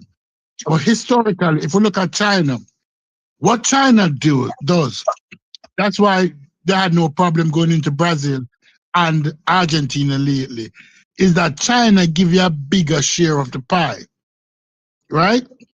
Unlike the American thing, when they was in Iran in 1958, when Iran kicked them out and they destabilized Iran, is that they was giving Iran 15% of what they were harvesting. When they were in Jamaica in the bauxite in the 70s, when Manley kicked them out, Alcoa and these big companies, is that they were mining all of this bauxite and he was getting pennies on the dollars.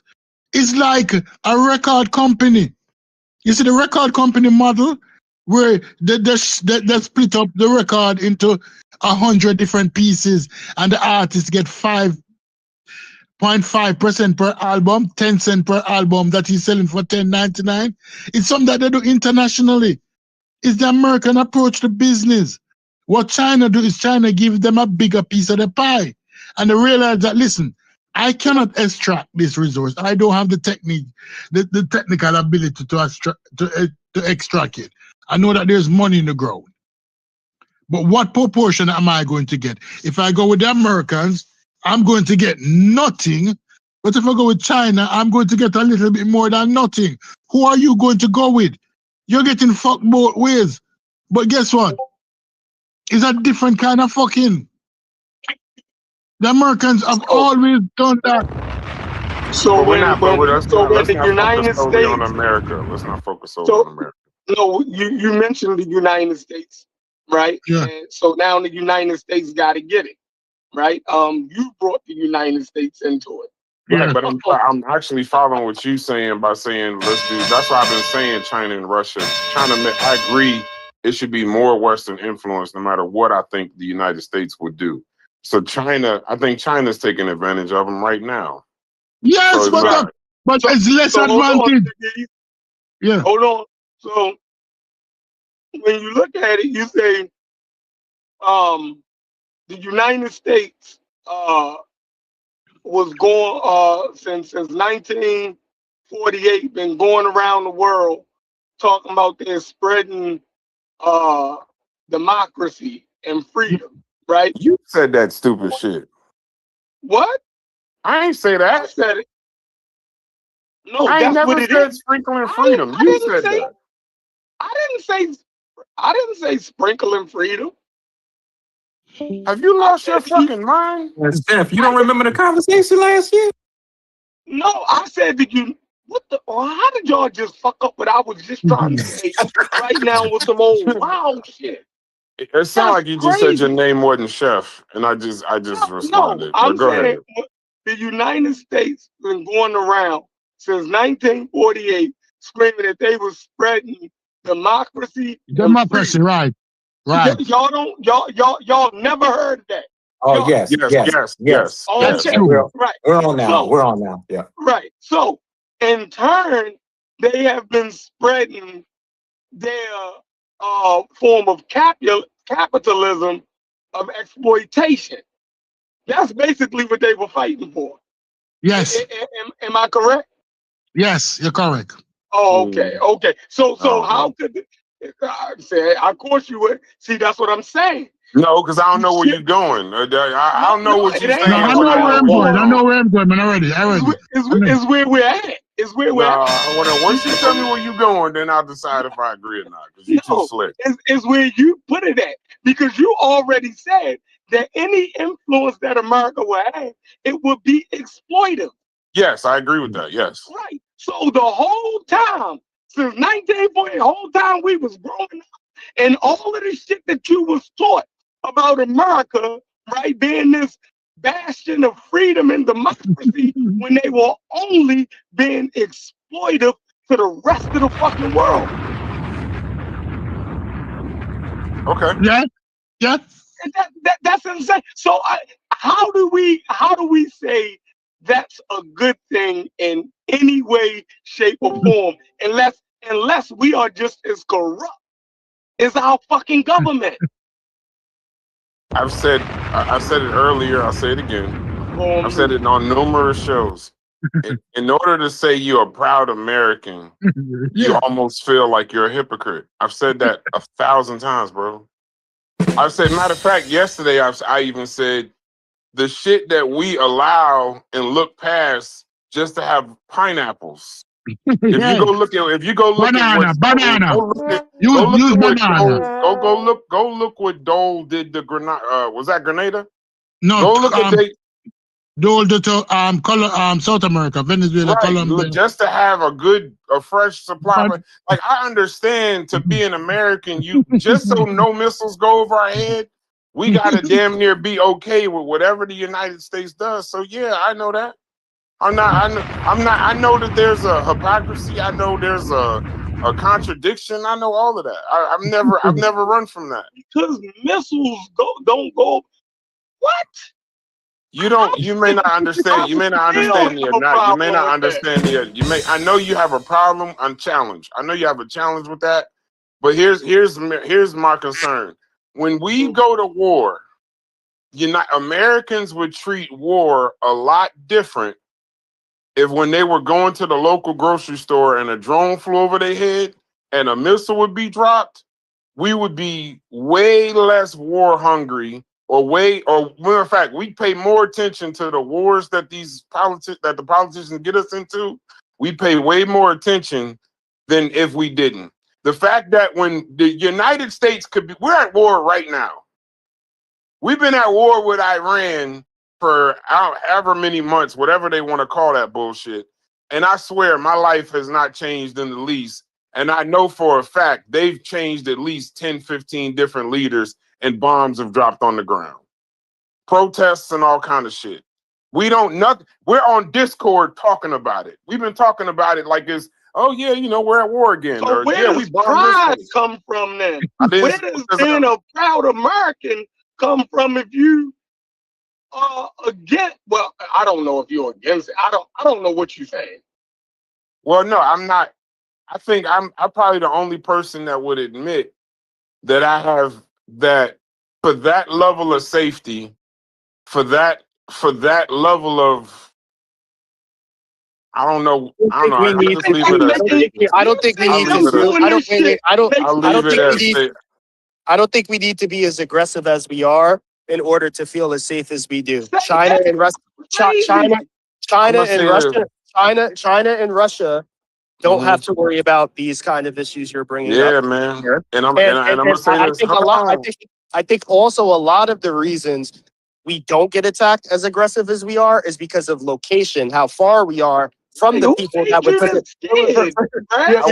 I would say this. I think if we were closer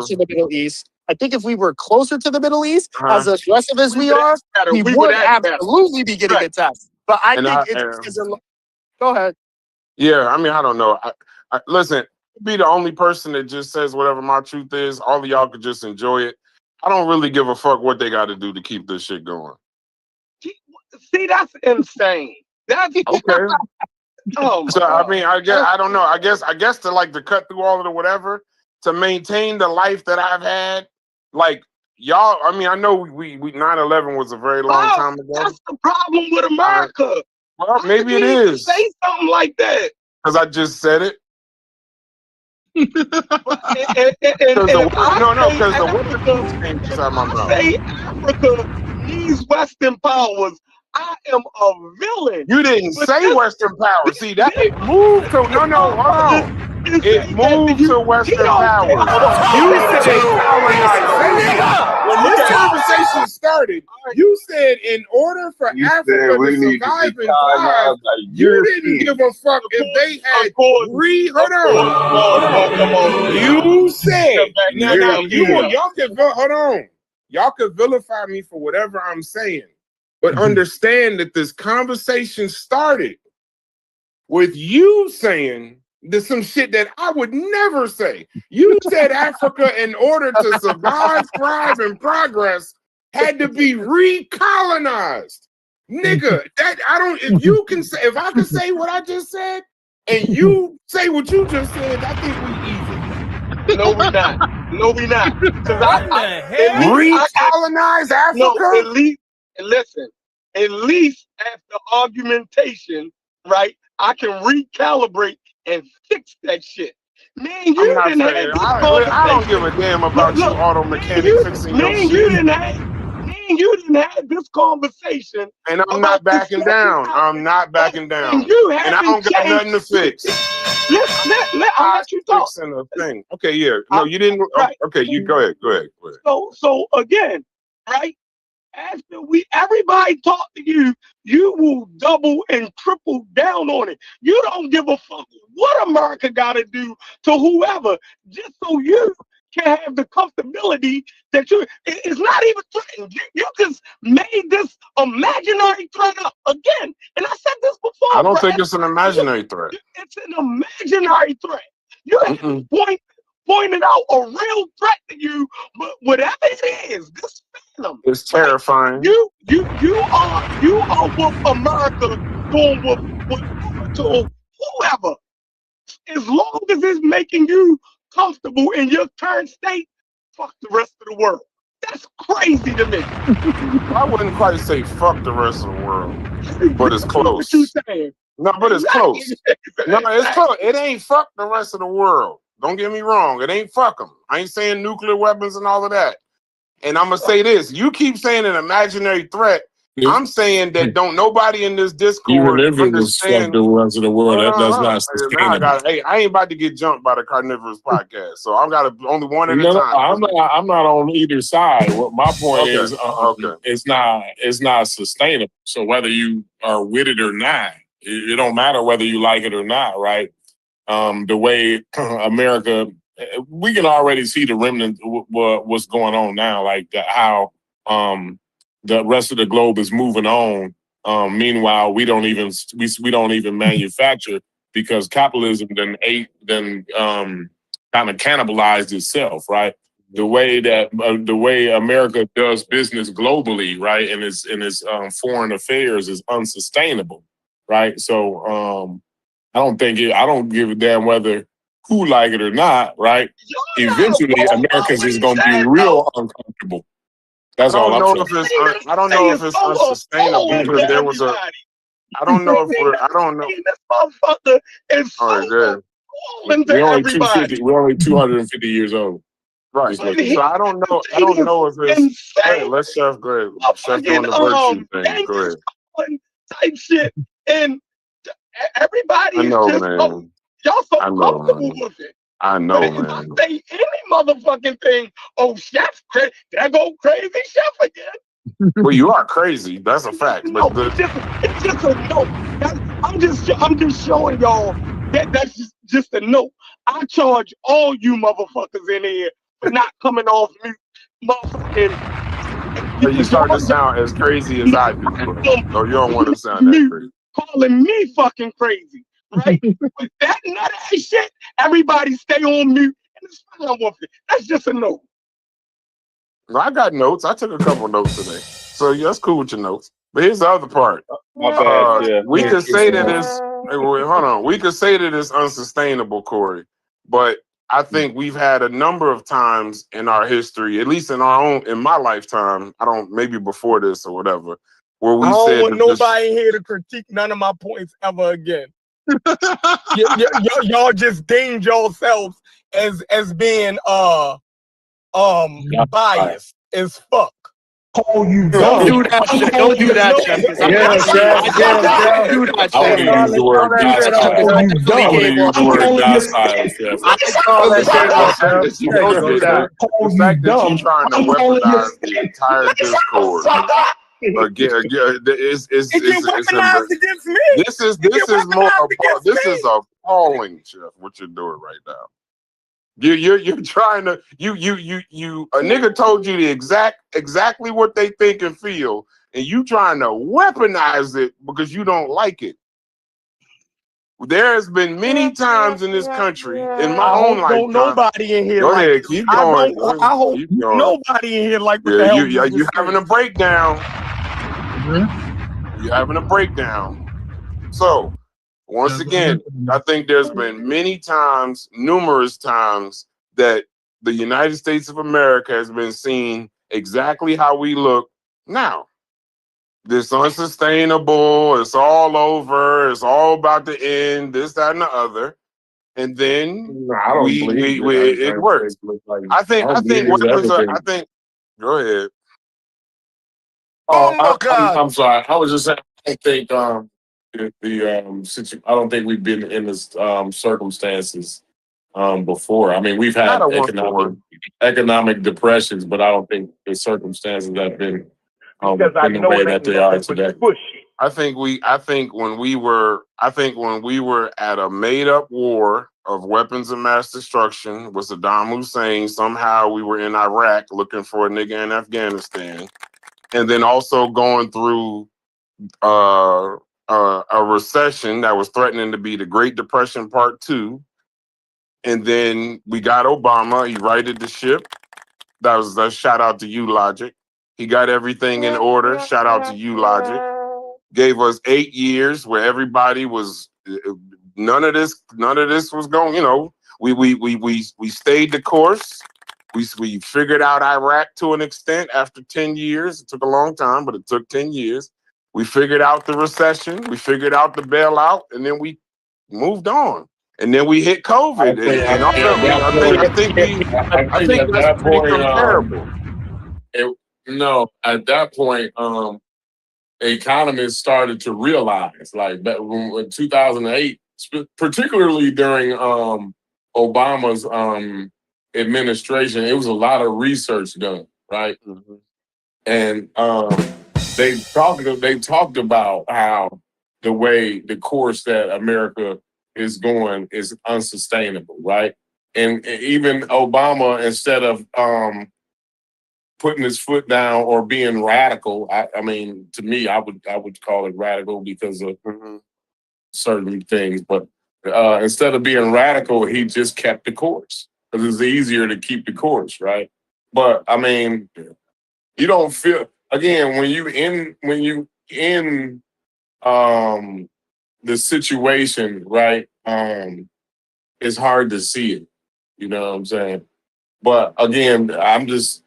No one has to agree with my opinion, but the way that we can already see like the dependency on fossil fuels instead of being leading and innovating on different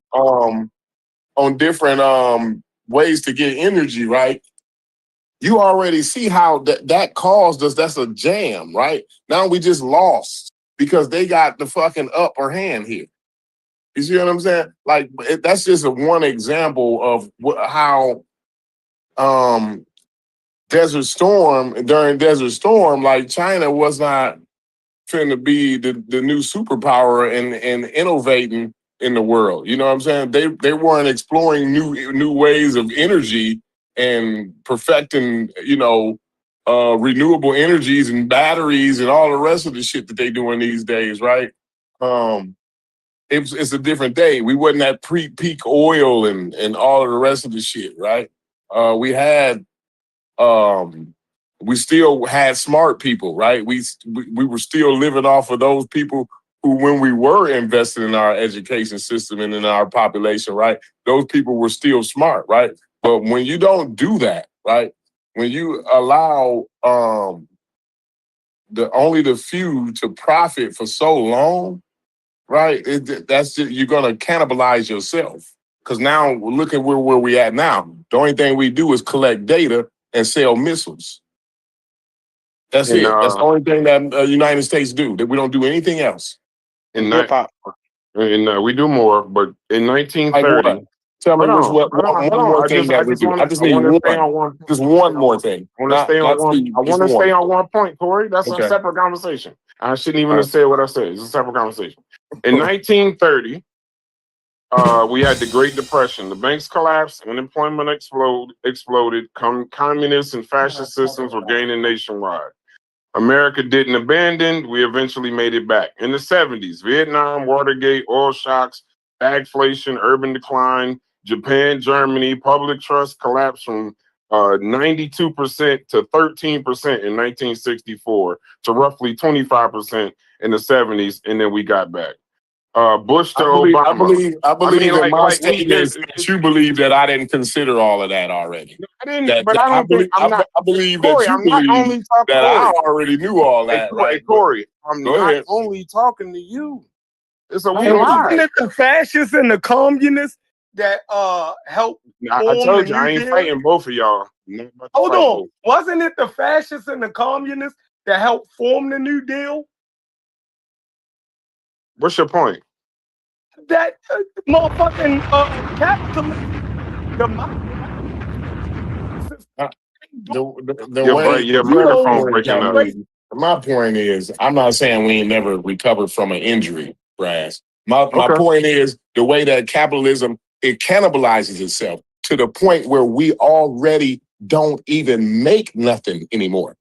We sell missiles and we collect data. That's it. That's it. We don't have our kids ain't smart. Our kids can't read. My child is smart. Fat. My child can read. Listen, our kids can't read. They fat and they stupid. All of them. All of our child kids. is none of those. I hear you. I know it's me, I gotta me, say me, it me. because you know my son. I know it's me, but you're an American. You're an American. You're an American, and I said our kids, right? Our kids is fat, stupid, and unmotivated. Right? There's no future for America because of the way we only chose for the few to be able to galvanize all the wealth. And again, it's unsustainable, and we're seeing the end results of it.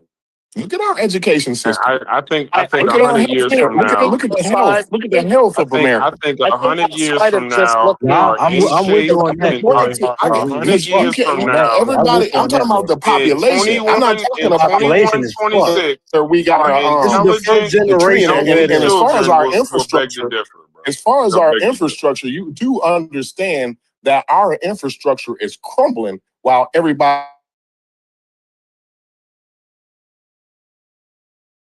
Our internet might not be doing too well.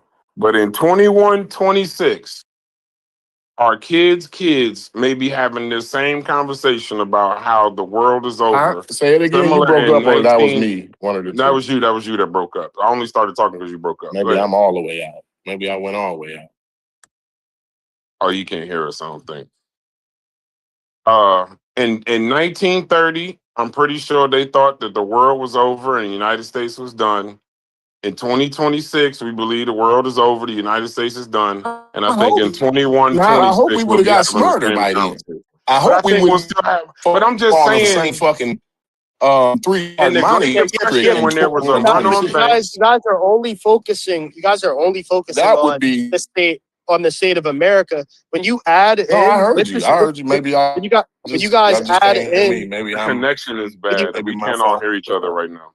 When you add in the state of America, plus how powerful the nations we consider to be enemies are, both militarily and economically at this point, right? That is what makes now especially dangerous. I think when we were doing a run on banks and in bread lines, it was especially dangerous. I think in the 70s when there were gas lines, Watergate, and all of that, and civil rights, it was especially dangerous. I think in COVID, when they shut the world down, it was in the United States of America specifically, it was especially dangerous. It's a crisis. It's cyclical. We're having issues. And 100 years from now, our kids will probably be having the same conversation, bro. That sky is falling bullshit don't work with me. Yeah, It but just are doesn't. we going to ignore the international threats that are currently like unique to 2026 as Every opposed to time that arguing I like what you call those people? every time that I talked before that, What's those there people were called international threats to us. yeah, but it was never to the degree, the influence and power Russia and Of China course, has because it's now. a different time. We're in a different time. Right, We'll things figure it out. compile. Like what you're ignoring. But I'm What not things ignoring compile. anything. You sound like a global warming denier right now, Brass. You know that? I don't know. No. Right, but it's like all of the evidence can be pointing to something, and you'll explain it away, and then at the end of explaining it away, you'll say people are just being paranoid. I'm not right? explaining it away. What I'm saying is I'm You having are, faith you that are, the and United. then you're No, I'm making not. I'm excuses having for the the same data. faith. I'm having the same faith after the Great Depression. I'm having the same faith that those people You said that were in the after the bread depression. lines What that were about the doing. depression? You know why every time? Like why? I don't. I won't. I'll mute out. You go ahead. What about the depression? What?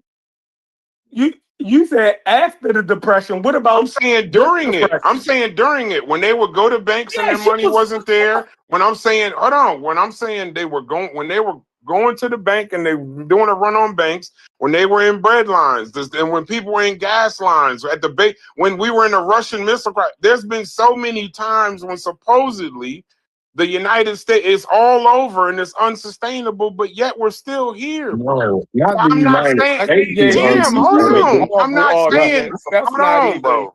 I'm not Bryce, saying I ignore. think I'm you not heard me saying. wrong. I never said the United States wasn't sustainable, bro.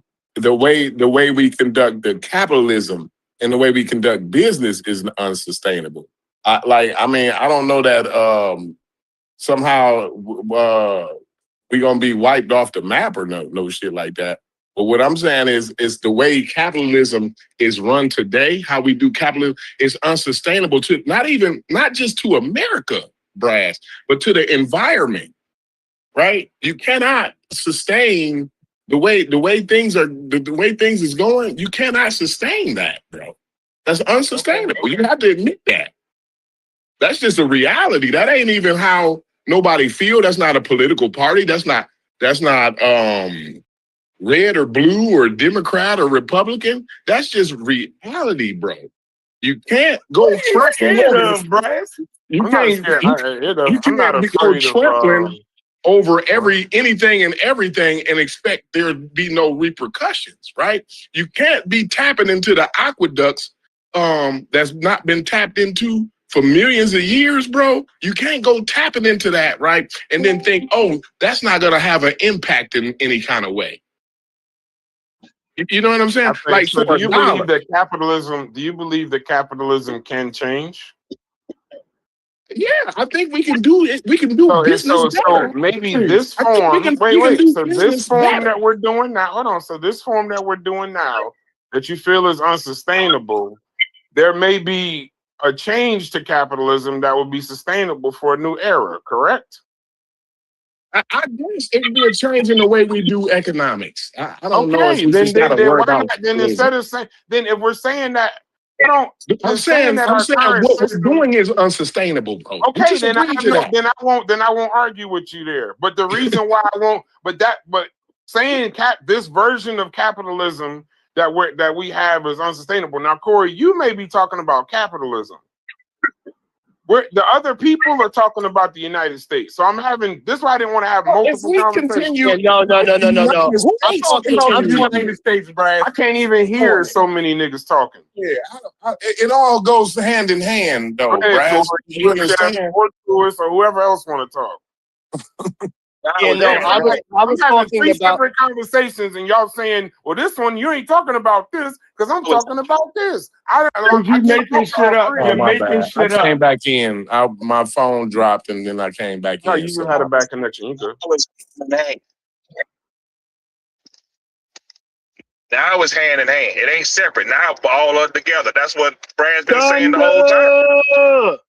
Yeah, I Thunder, was talking about thunder! I never thought the military aggression is What's not good? sustainable. I was talking about the you're military saying the aggression. military aggression is not sustainable.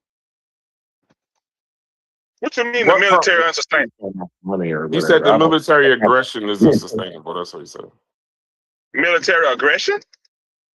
He said our military aggression is not Now this sustainable. nigga Thunder don't speak English.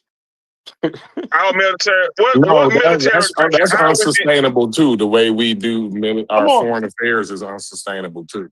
Who gonna Like you stop us from can't doing it? practice foreign affairs in that way. Who gonna stop us from doing it? I agree, IBM. We all might be on the short bus right now. All of us, Hey, including who me. gonna stop us from doing it? Since it's unsustainable, who gonna stop us? The thing is, it doesn't have to take any Thunder, entity to stop thunder! us, right? Where you been, So boy, don't boy? be a group of people, right, for you to run your fucking self into the ground. You understand that, right? Go. Outside. Yeah, Hey, militarily aggressive. Who gonna stop Corey, it? You put that perfectly because that sentiment that Thunder's is like espousing. Every empire had that same attitude, right? The British, they said the sun never sets on the British Empire. The Romans said who can forgot whatever it is they said is basically equal to who could fuck with us, And you right? know what? And Them niggas what you said, Thunder. hold on, Thunder, hold on. I don't Corey, think. hold on, Thunder, hold on. What Corey said is absolutely right. You gonna punch you got background. That's you, Thunder? Or are you trying to talk? No, nigga, I was saying whoever Rome. Discord ain't acting right today. Yeah, Discord. Yeah, I think the connection is bad. I blame it on Chef. You Rome kind of ain't had behind them though. Rome ain't had Northrop Grumman and Lockheed Martin and Boeing Hey, and all you the breaking other up, Thunder. contracts. You Okay. you chopping up. You chopping up. All right. Check this All right. out, right? Check this out, right? It's funny because we were talking about Milton Friedman and Jack Welch and the whole shareholder value system and blah blah blah, and how the United States basically de-industrialized, right? Because they got greedy, they started creating money out of nothing, and it's just all about creating shareholder values. You know, selling shares back on the market, the company buying it back, and importing and smart that people. shit. Yeah, go That ahead. shit leaked. What Thunder doesn't understand is that shit leaked into the military industrial complex also, to Absolutely. where Lockheed companies like Lockheed Martin and Raytheon, etc., instead of making the best weapons to defend the country or project power worldwide, what became the priority was making money. So the greed has do you know the United States can only produce like 700 Tomahawk missiles a year? Right, and those things are like $4 million a piece. Right now in Iran, all Iran is doing is just waiting y'all out. Like if I spend $20,000 to make this drone or this missile, and you spend $4 million on your interceptors or whatever, the math ain't gonna math, bro. Are you looking at what we do?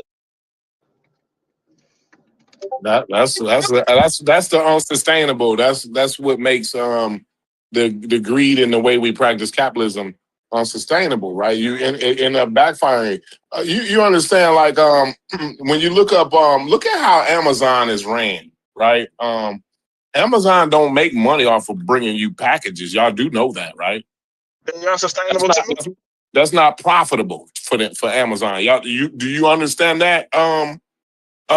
Thunder. You said They're not making billions of dollars, right, off of bringing you packages. Do you know that? How they okay, good. They're actually losing money. They actually losing money on that. They use the what they do, how they make money is off of advertisement. Oh, they sell boy. space. They sell space for advertisement. Look it up. Oh, you serious, bro? Look it up. Are you serious? Yeah, Do you because understand the how many thing is, jobs?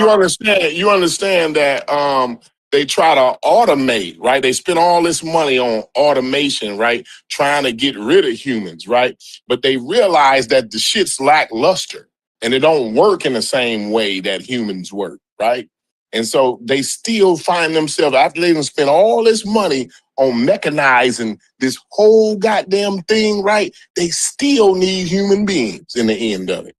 So you Right? finna So, vilify Amazon too, man? no, I'm not vilifying. I'm telling you what reality is. I don't give a damn what's good and what's bad. I just told you that earlier. I don't give a fuck about the good or the fucking bad. I give a fuck about what is actual. What is Right? So I'm actual not giving a damn Amazon about the top Amazon is a being top villain 5 or a company good in the guy. world.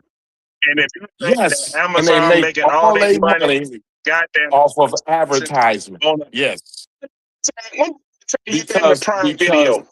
Because When the last because when the last time because you looked at a one? you know, I'm just gonna go on.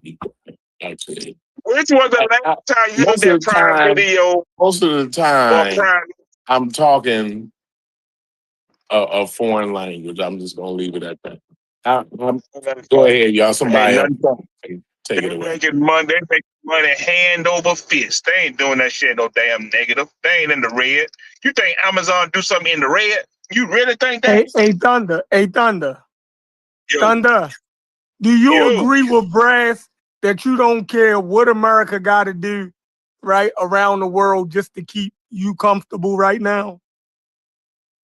Yeah. You don't agree with that? No. Oh, you think we need to have morality and stuff like that? Fuck yeah. The fuck is wrong with you? Hey, that's why, you know what? That's why we was in Iraq war for damn 100 years, because of morality. That's why. Yo, so y'all niggas is actually sitting there saying y'all don't care about the people of this fucking earth. No, we don't.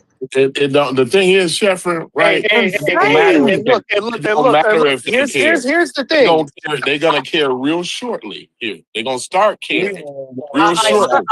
said in the moment, I said this. The idea that we have to be as aggressive as we are. The idea that we have to be as aggressive as we are in order to feel safe, I don't believe that. China does not need to be as aggressive as we are. Russia does not need to be. Can you let me finish? Sheffrin. And I Russia want y'all is to know, everybody's grandkids on here is fat. They fat, low motivation. They got low motivation, can't read, and they can't can't fucking do read. math. Just Navy I don't in the give a world. damn. Listen, they can enjoy all of the fuckery that they want to enjoy, that they think they enjoying, right? They just not because they're not aware, Sheffrin, because they're not aware that they being that they getting the repercussions that they getting, don't mean they ain't getting the repercussions, Sheffrin. I just want to Gonna finish what I start was caring saying. in a minute. I want to finish what I was saying. There's multiple other superpowers that don't need to be as aggressive as we are in order to not worry about these things, right? And we also, as aggressive as we are, I feel what's more so the case is location, because if we kept the same level of aggression and we were located geographically closer to our enemies, I feel like we would be attacked more, right? And I actually believe our aggression is creating more enemies and more threats every time we act more aggressive. Every act of aggression is compiling more and more enemies. It's damn sure not creating less enemies, but it's absolutely creating more enemies. So the idea we have to keep being as aggressive as we are to feel safe, I don't see that. And I'm just gonna bring it out. I'm just gonna bring it out because this is supposed to be the underlying thing, right? America, we got a nuclear weapon, right? But listen, a nuclear weapon, it's been demonstrated, right? A nuclear weapon don't stop lose in a fucking war. Hey, Truist, why Why you we talking saying about we're nuclear weapons? military aggressive? Well, we at I just war wanted with to put that out Iran. there because I think a lot of Americans feel safe because we got a nuke, or we feel like No, we we can. feel safe That ain't where I'm at. because we have a Not military particularly that you keeps guys. us safe. I'm just saying a That's lot why of we feel Americans, safe. right? Yeah, he's I talking think a about lot of Americans. He's talking about Americans, a lot of He's talking about Americans us. feel We got safe, a right? military. Because we got nukes. But I just want you guys to know that it's been made evident that you can get Snatching, fucked over with a nuke. snatching Maduro out of his bed would be what you consider going too far. And you believe that we're safe because of our location. But when we snatched Maduro out of his bed, there was 1.2 million Venezuelans living in the United States of America. So our location in a global sense, that shit don't matter because we got 1 million of them living here. China was over there in Cuba. China was in the location. That shit, they could have mobilized. They could have done anything they wanted a million to do. military age men. Do we got a million military age men over here? You need military age men to do aggression. Absolutely. No, you don't. There are boys. There are kids that motherfucking carry bombs. There are 16-year-old boys who can shoot a fucking AR-15 and kill however many people till they die. You don't need the military to do aggression on another country. Well, you do if you want to. Thank God the Venezuelan people are not jihadist Muslims. I'm not going. Yeah, I agree with that. I'm just going to leave that. That the Venezuelan people are not jihadi as Muslims. I agree with that, but y'all keep talking about location. These countries where y'all saying that we're being too aggressive, they live here too. Those people live here too. They live in the United States of America. If they wanted to do something, they most certainly could. So you're acknowledging that America's aggression I'm not actually makes us that. more What unsafe. I'm addressing is Truist's point about location. The fact that the United States is not located next to a place. I'm saying if we pull the Venezuelan president out of his bed, there's 1.2 million Venezuelans living in the United States. If there was an issue. Not every Venezuelan. You have to admit that's a well-known fact. Linda, look it. All I'm telling you is my point. Y'all can argue all the other shit. I'm just telling you, location ain't necessarily the only thing that would stop another country from doing Location is very important when it comes to military. Geography is very deep. Absolutely. It is it is, but it's also usually not. As you know just as well as we all know that's a well-known fact that our geographic location is to the benefit of us. No question. I mean, y'all making up arguments.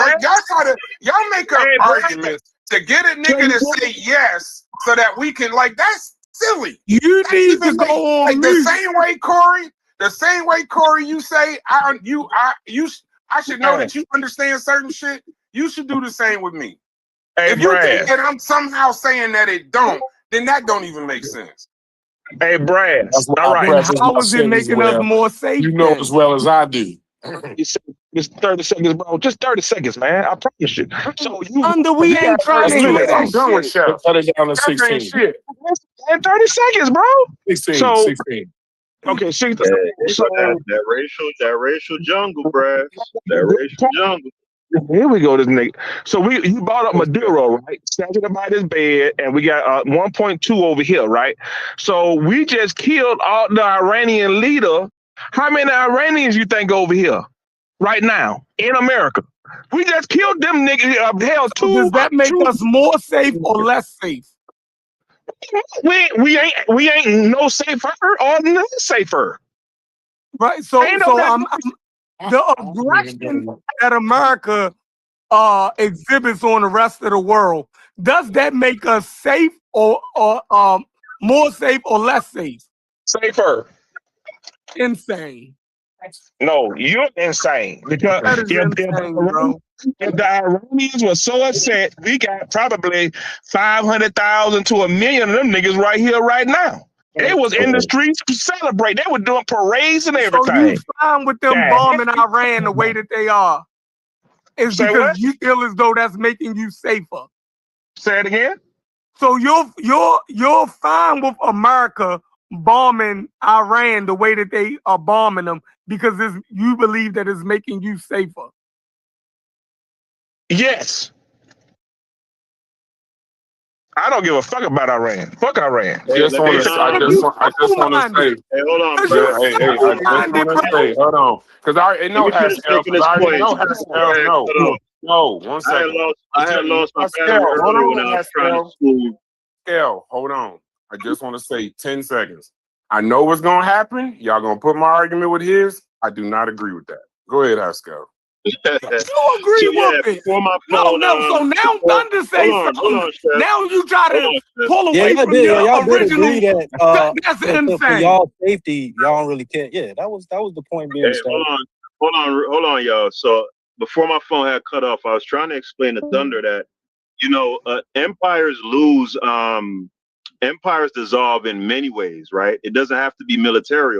Like Corey pointed out, what's going to happen to the United States and what is happening is you're overextended, right?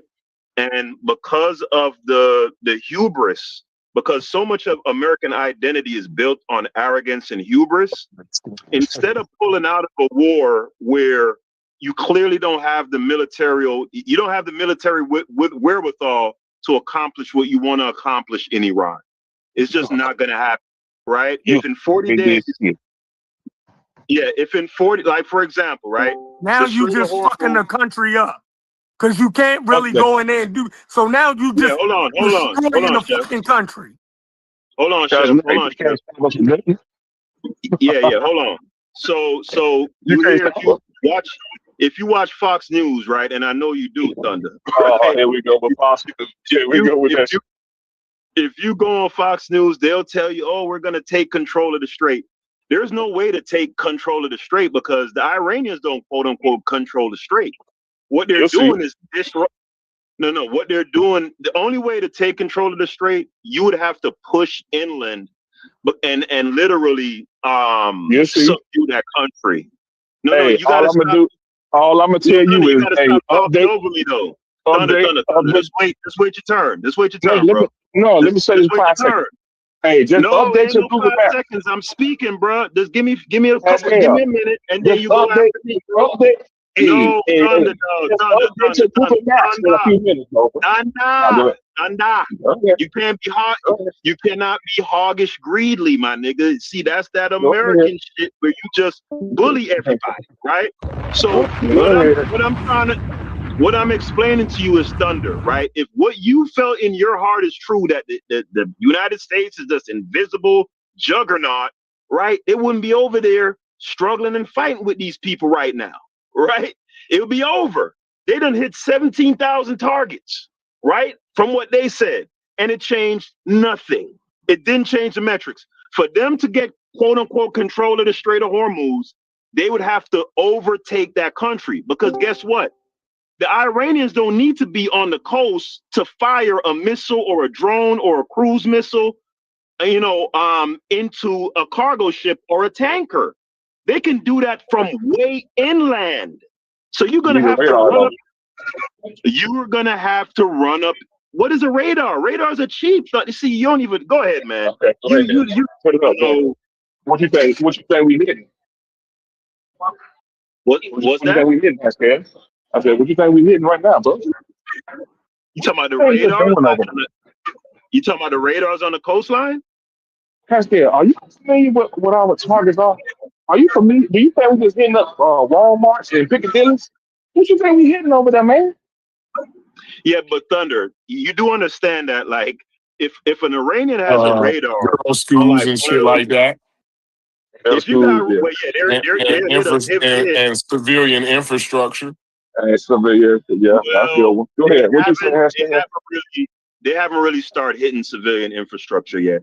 It's eventually going to get there because they're getting more and more. They're getting more and more desperate, right? But the thing is, if they hit civilian infrastructure, then all of those Gulf states, They shit is gone. Like it's over for them. It's over for Israel. You know what I mean? And that's what's keeping the. Yeah, it's over for And Israel. you know what? If you notice, have you Hold on, noticed that they haven't Thunder. fired? Have you noticed they haven't fired on Israel yet? Have you noticed that? And you know why that is? They have fired on Israel. Is you tripping? No, they have not, my man. You talking about in No, these they latest haven't. rounds? In these latest rounds, they They really have have. not. In these latest No, they have. rounds, no. Yeah. I don't know. I guess. So what's your point, Thunder, in saying that? Because Israel don't give a fuck about no rules. They don't care about no civilians. They gon' bomb the fuck out of Iran. They don't want to do that. So they already showed they gonna do. They gonna get a shopping mall. Listen. You think they already bombed Iran? Like, what can they do? What are they gonna do now? Like that they ain't done. No, it's always more. You talking about nuclear is the only option left to ramp it up. There's nowhere else to So go. now it ain't now your mission now that's a loss. Like your mission, you didn't complete your mission. I'm sure y'all know that Israel, they definitely don't have no nuclear weapons. Do they, Haskell? They ain't got no nuclear weapons over there. They got nukes. I don't know. Most recently, during the 2026 conflict, Iran launched several waves of ballistic missiles and drones at Israel in response to Israeli military strikes. Yeah, Some missiles were intercepted by Israeli and allied air defenses, while others struck targets in and around cities, including the Tel Aviv area, causing casualties and damage. When niggas don't know about what we talking about. Will somebody moderate this nigga Thunder? Like this nigga don't got no manners, bro. He just talk No, over you just got through telling me that they haven't fired on Israel, which was wild to me. But Oh and that's man, I'm talking about right now. This man just told you during the latest rounds, man. They had that war already. So they scared now, or what? What is you saying, Thunder? Well, I'm saying you ain't seen a firearm yet. When y'all done, take a second and let Haskell get his point out. And Wayne, y'all could moderate what I'm hearing. No. I'm done. Go ahead, Haskell. I ain't even. It's on Haskell anyway. Go ahead. Go ahead, Haskell. Yeah. I mean, the reason why they're not firing on Israel right now is because there's really no point to it. Like, Hezbollah is whooping their ass right now. They're giving them a hell of a time in southern. Yeah, they're giving them a hell of a time in southern Lebanon, fucking up those tanks with those FPV drones, right? Somebody hit the little drum because they don't know, they don't follow geopolitics, they don't follow military analysts, right? But brother, you gotta stop. You can't talk while another person talking. Like I keep asking you. Oh, you dumb! I'm calling you. Man, shut the fuck up! Hey, Thunder, do me a favor. Just mute out till Haskell done, bro. For y'all going to another tangent, please. Just mute out. I'm just laughing at him. I ain't even talking. I know, brother, but y'all got a particular level of me and Chef. We already had me and Chef. Like you and him would be. Yeah, just mute out, bro. Just mute out, bro. Dumb! I'm calling you. Man, shut the fuck up! And then, is it a way to know who's hitting the drops? No, I can see it. I can see it on the. You can't stop the drops, man. Yeah, I can't. The drops that's out of my control. That's illegal. I know who do. I can see it on the internet who's doing it. I can't see on my phone, but yeah. Go ahead. Because it ain't, if you talking and a person just doing drops all, you can't even. But now one thing you do is mute it though. You can mute it on your end so it don't fuck up your train of thought. You can mute it. Y'all don't have to hear them. Y'all don't have to hear them drops. Just look up how to mute it. You don't have to hear that shit. You gotta mute it by each person on the panel. No, you can just go to your you can go to your overall settings and you won't hear it at all. Oh, I didn't know that. Yeah, I don't hear it. I can't. That's why I tell you I don't know who's doing it. I turned the shit off. That last one was Chef. That fucking can you shut the fuck up? That shit so goddamn loud. It's ridiculous. Somebody going nuts right now on the goddamn soundboard. So hold on. So yeah. So Israel, they getting their ass whooped right now in southern Lebanon. I mean, they're fucking up a lot of civilian shit, flattening people's houses. But in terms of militarily, they don't know how to prosecute wars. They gotta always go get Big Bro, And Big Bro got a hell of a fight on his hands. So if the U.S. do go to, like hitting civilian infrastructure, bye bye Israel, bye bye Bahrain, bye bye Qatar, bye bye UAE. Right, so all you niggas that love going to Dubai, that's over with, right? If that happens, and they're gonna have to vacate those countries because it's hot as shit over there. It's a desert, right? And if they hit the water desalination plants in those Gulf states, those people cannot stay there. They're gonna have to leave. You know what I mean? So that's why the United States is holding off, and also, Trump and a lot of those neocons, they have a lot of investment in those Gulf states. A lot of their assets, how they make their money, is over there. So they don't want to go that route, at least right now. I think they eventually will, because they're psychotic. But by then it'll be too late. Like, the United States is going to end up punching itself out because of its ego, its collective and institutional ego. I'm trying to figure out if they were to nuke Iran, then what we think, we can live off the United States oil reserves or something. Is that what we think? Hey Corey, I think some people believe like a nuke.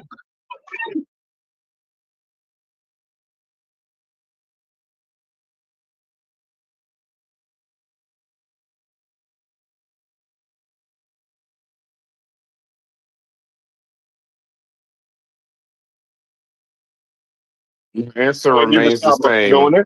My answer remains the same for every one of them. That's why I said I don't. In regards to Iran, I don't agree. When the top advisor of Donald Trump says that we shouldn't be at war with Iran, I tend to agree with him over Donald Trump. So that's why I said I don't agree with Thunder's point, just for clear. But for your question, Truist, and you know what I'm gonna say, and you don't like this answer, but I don't think anybody in this Discord is qualified to know what level of aggression the United States needs to use militarily.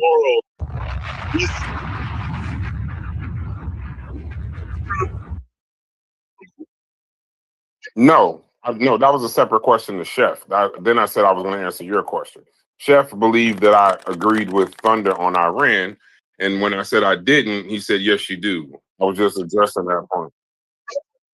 But once again, Truist, it was a separate question that I was answering. I answered your question. My answer to your question is no one in this room knows what level of military aggression we need to use in order to keep things going the way that they're going. So I don't know. Y'all seem to know. Wait. In order to keep the things the way, we got to do some real aggression. Y'all seem to think that y'all the question actually should be to y'all, because y'all are the niggas on the Discord that believe y'all know what the United States needs to do militarily to keep things going. So y'all answer that question. That ain't a question for us. They need to keep killing as much as they do. As a matter of fact, they need to keep things going. As a matter of fact, they need to ramp up the killing. Yeah, I don't know. That's a question for y'all. I just don't claim to know. That's my answer to I don't know. I don't know what threats if they want to maintain, right, they need to ramp up the killing. I don't know what threats we got. The reason why I say that, Truist, in all honesty, I don't know what threats we have. I don't know what they see. I don't know what they forecast. I don't claim to know. That's something that's what they get paid to do. That's what they get paid to follow, and then that's that. Let me ask you a question. Why you keep talking about a question I answered the Chef? That had nothing to do with you, but go ahead. I'll participate. Go ahead. Let me ask you a question though. I don't think we should have attacked Iran. That is not a threshold. I don't think I watched other presidents go. This isn't just a threshold. I've watched Obama, Biden, Trump, everybody. Before. I've watched them and their military advisors say you could do everything up and until you do it. But the up and until actually attacking Iran, that is not a good idea. But in this particular case, Truist, I answer you this. In this particular case with Iran, similar to what his top advisor resigned for, I believe that we are only at Iran because we're only fighting Iran because we're following Israel. And his top advisor with the top security clearance in the United States said the same thing in his resignation letter. That has a lot more to do with it than my threshold. We should never just go into a war with somebody simply because we're just following behind somebody. I don't think we should do that. So, but I read the question as a moral question. Was that a truest? Was it a moral question or How can more you of ask a about strategic? threshold and add morals into that? Hold on. Well, there's such a thing as a moral threshold, right? So you could say, okay, I have no issues with them hitting military targets, killing men who are fighters or whatever. But my threshold is those women and children and hitting civilian infrastructure. So I don't know if he was saying a threshold is purely from.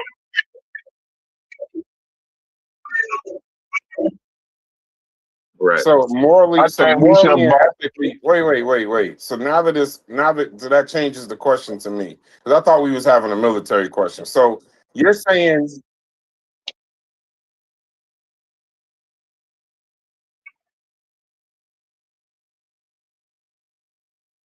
in war. So in war. Your morals will get tested. Louis. Yeah. In war, I don't know how you would test my morals, but in war, if a country would, if a country when they attack us would kill whoever is in a building at any given time, when we respond, I don't think morals and ethics. I know there's the Geneva Convention. I guess whatever the Geneva Convention says we can't do. But outside of that, do everything up and until that.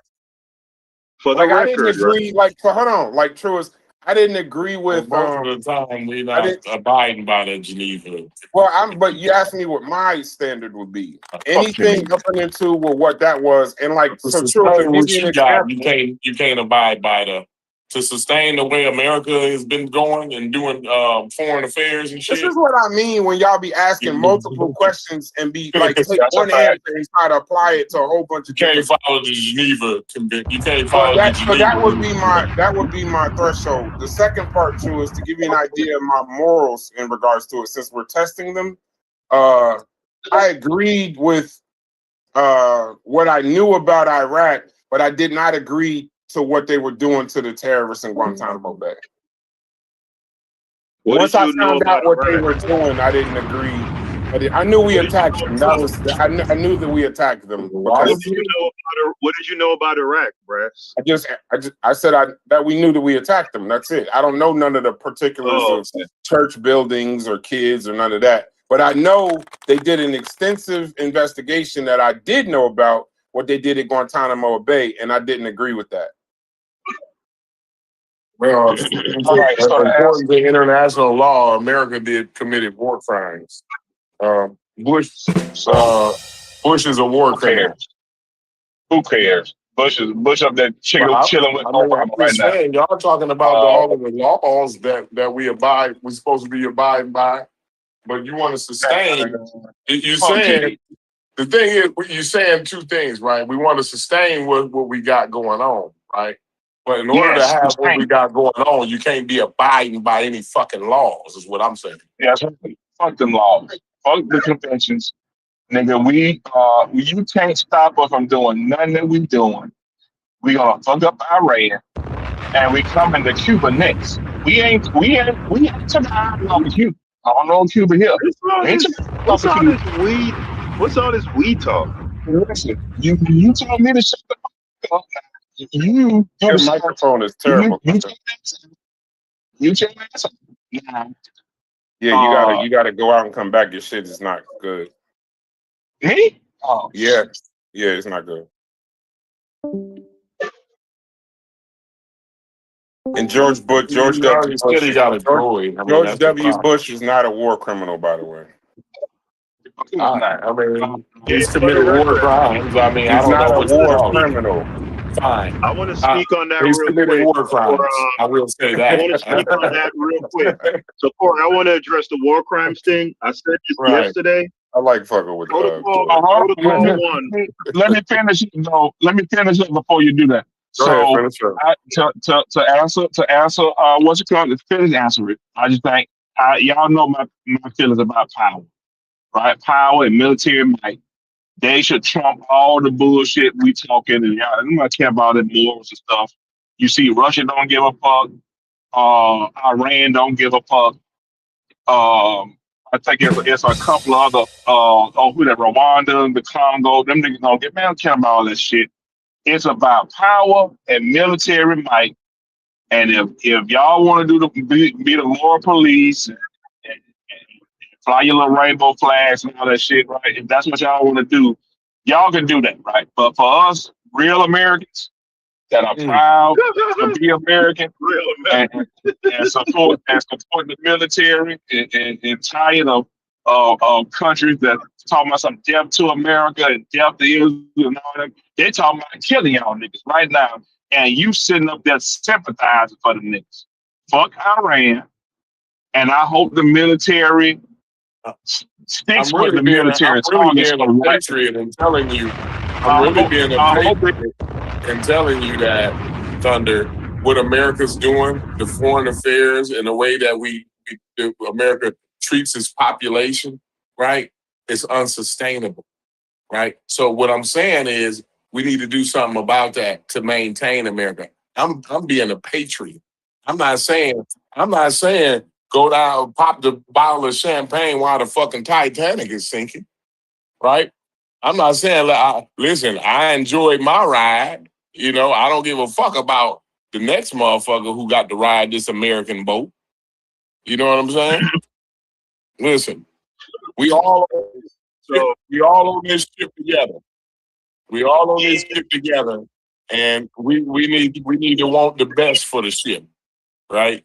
And selling death and collecting data from the American people, right, is not the way to sustain a good future for America. That's what patriotism is. Patriotism ain't saying, oh, I don't give a fuck. That's never been America. America's always been looking towards the future for what America can be. That's what America's about. It's about an idea. It's not about a fucking missile or a dollar you can make, right? That's what Americans. That's I how want to say Americans look at America. I want to say something real quick regarding the war crimes thing, and I spoke on this yesterday. So the Geneva Conventions, I believe it was in 1977. Pretty sure they added what they call Protocol 1, right? Which is where it says you're not supposed to attack civilian infrastructure, like vital civilian infrastructure that sustains life. And the United States signed that, but they didn't ratify it, right? So just so everyone knows, the United States can attack civilian infrastructure and all of that stuff, and it is not a war crime. They are not subject to the jurisdiction of that particular article of the Geneva Convention. Also, the Rome Statute. I forgot when they added the Rome Statute, but it formed the international what is it called? International Criminal Court or whatever it is. That's another one where the U.S. signed and didn't ratify it. So they're not subject to that either. So I just wanted to put that out there. And that's what I was saying. Actually, you can't get to where we got to, right? Or at least you can't do the foreign affairs and shit that we do across the world, right? You can't do that by abiding by any laws. Yeah. And you know what? I actually agree more with Thunder than you on this, in that the identity of America is we don't give a fuck. You know, I'm about the population. Wait. That's what Okay. You know what? Me and American Dream was having that conversation yesterday, and I was saying I don't think the greater population of the U.S. is like that. But then he said something that made me think, and I'm like, I don't know, because because we black folks and we tend to be concentrated like in the cities and down south, we don't understand that the United States is a very big place, right? And the Bible Belt, the Rust Belt, places like that make up the vast majority of Americans. When I go on Fox News and I watch the videos on there and I go into the comments almost without, well, I know that's Fox, but almost without variation, it's finish the job, kill them all, and so I So don't know. I think those people are very loud, but I don't think they make up the majority of I think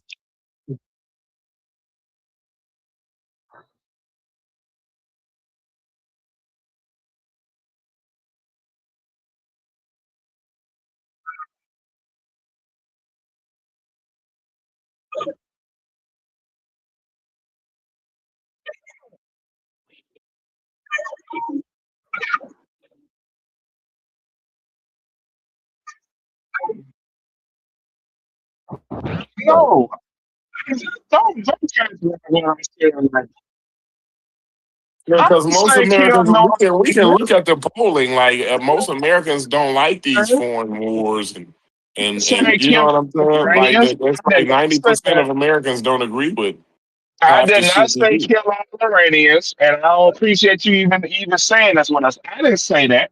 I said fuck Iran. That's what I said. And if Iran was a if Iran if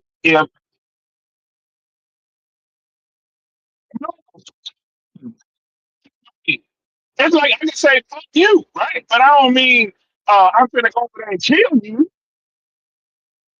True. If I say fuck you, does that mean I want to kill you? No, that ain't the same thing, man. Don't do that. I never would You say never go said kill you a wanted person to kill for them, but Iranian. you said you didn't care. Hey, Truist, do you Yeah, really hold I on? Hey, like that. Truist, do you believe he mean fuck every person in Iran? Well, Yes, no. that's what he Oh, told go me. ahead, Troy. So I mean, you're saying this, but I don't think you believe when he says fuck Iran, he means fuck every person in Iran, women, children. I don't think you don't believe that. Well, can I say No, we since talking Truth about is Sunday tied here. up, I since wouldn't Truth jump is out there tied too up, fast now. yes, since Truth is tied up, I'd like to answer the question. I I'm think about what Thunder Sunday is, here. and he can correct me if I'm wrong, but what I'm getting from Yeah. Thunder is, whatever it takes to achieve, our military aims, whatever collateral damage, oh well. That's what I'm getting from it. That ain't that is not true.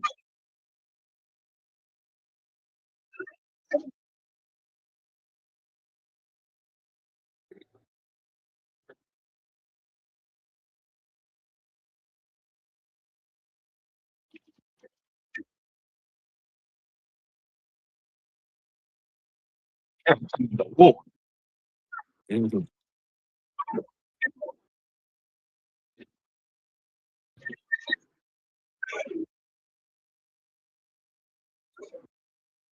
Truist, you in public talking about this shit?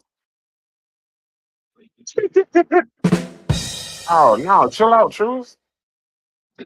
You're in Mamdani's New York, man. Yeah, yeah. But no, I'm just saying. My only point, Truist, and half joking. Well, you ain't. I don't think he mean 100. I don't think he means you know. No, I get you. I get you. I get you. I get you. When you have You don't that have to language, be that's for fine. that. You already know. So I'm Thunder talking is about the denying. military of Iran. I'm talking about them niggas fucking with the straight. I'm talking about them niggas fucking up our economy. And then behind all that shit, they saying fuck us. Them to us. That's what them niggas saying over there. They Now you can actually say wrote it you a ain't letter. in The Iran. government of It Iran ain't. actually wrote you a Nah, heartfelt letter. Did you read okay, it? good. So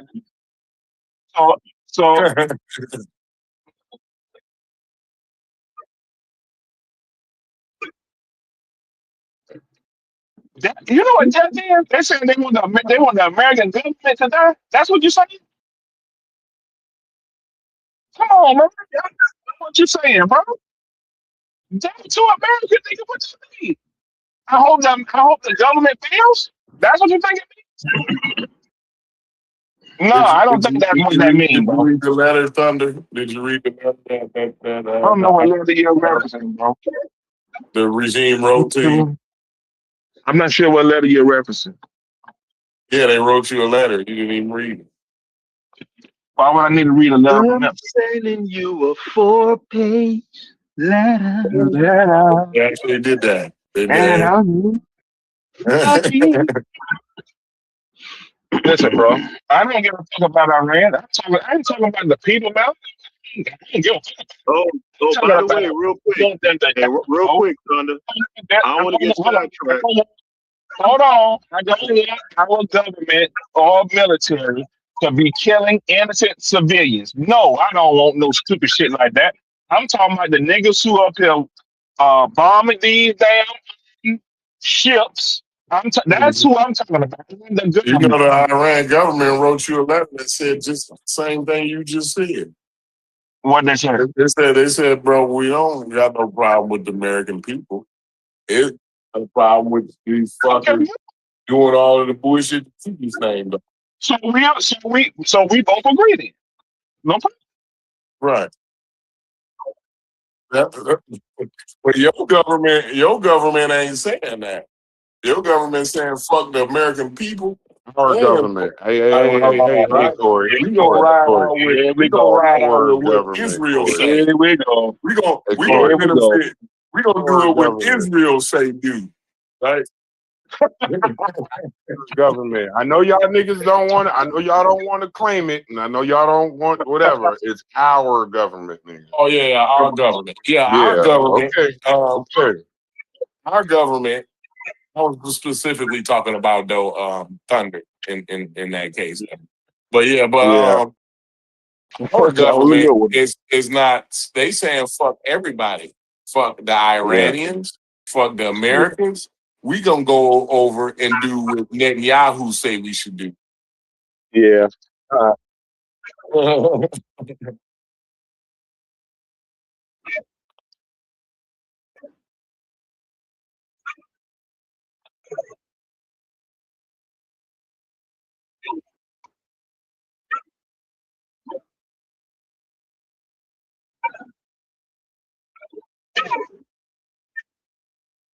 Bro, fuck Gaza. What you want me to do with Gaza? I ain't gonna do with no Gaza. That ain't my war.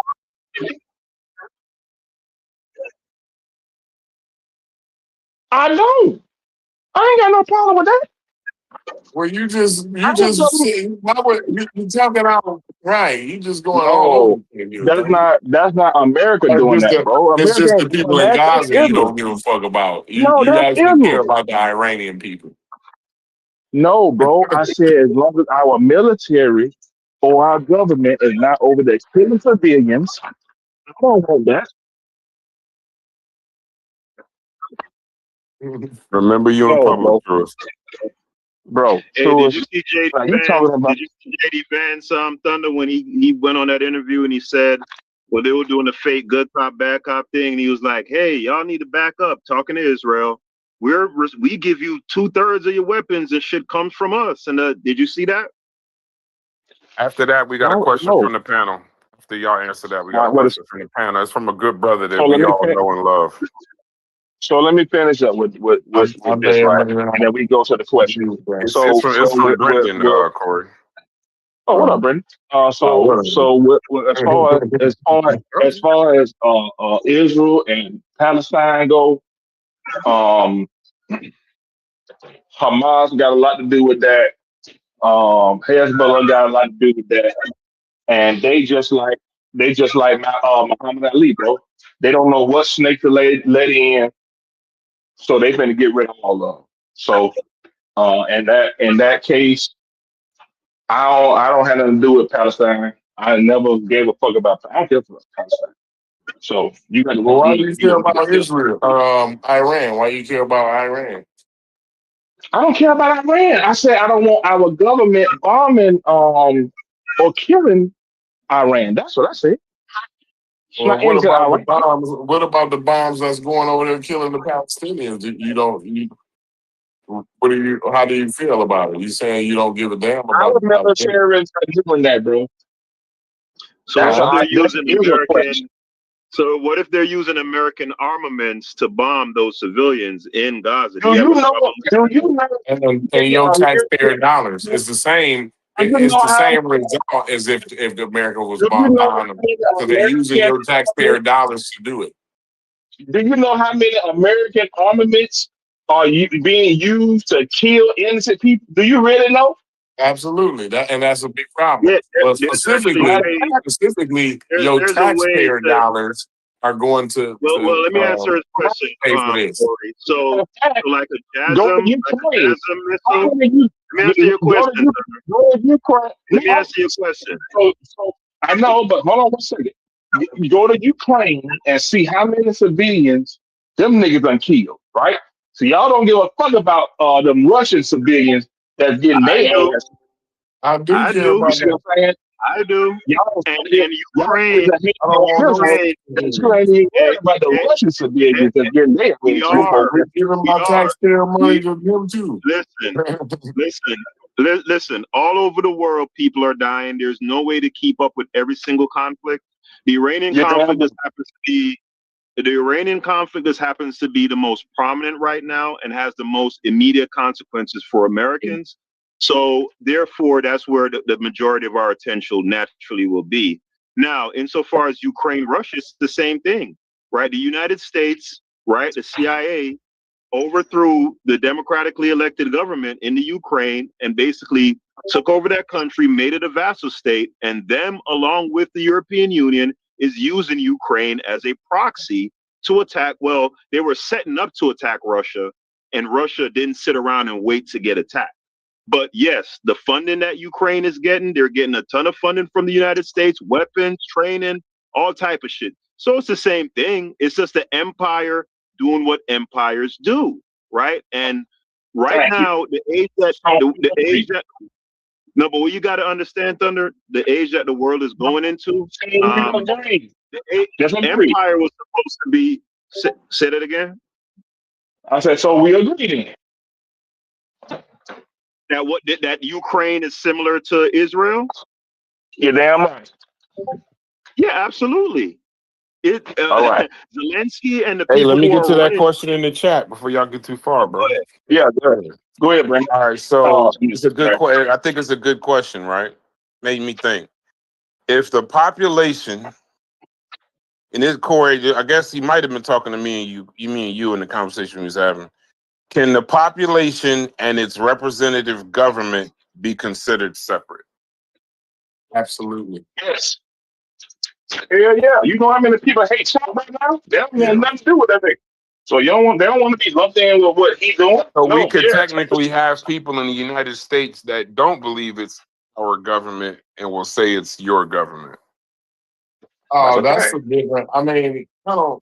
That's okay. So I think because he guess that's said it right after we said that. So I'm assuming he was addressing that. I ain't gonna. Matter of fact, I'm not. Hold on, Corey. Let Corey get his thought out. What'd you say, Corey? Hold on. What you gonna your president too? I think Brendan was kind of just poking at us or whatever, but it's more of a semantic thing than anything. I think the way he and the way we were kind of using it is kind of like different or whatever, right? Because I know what you meant by our government, but then again, I know what he mean by somebody could, you know what I mean? He just explained it. Your government. He said I asked the question. Hold on. He said I asked the question because Russia said this about the Germans in World War II. They claimed that the German people cannot be separated from the acts of the Third Reich. Mm-hmm.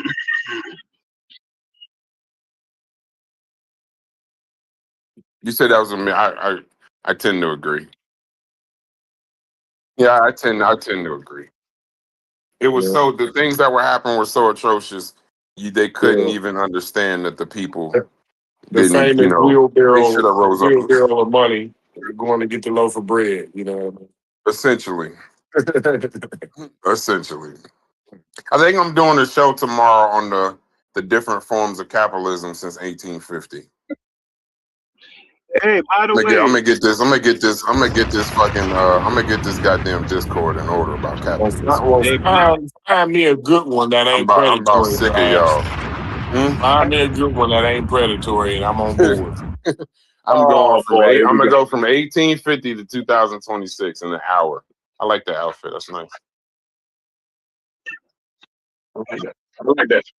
Yeah, I like that. Hey, did Sunshine pull up and show some evidence for Dr. Ben Man, working at why the every fuck you time? bringing up Dr. Ben on a good conversation?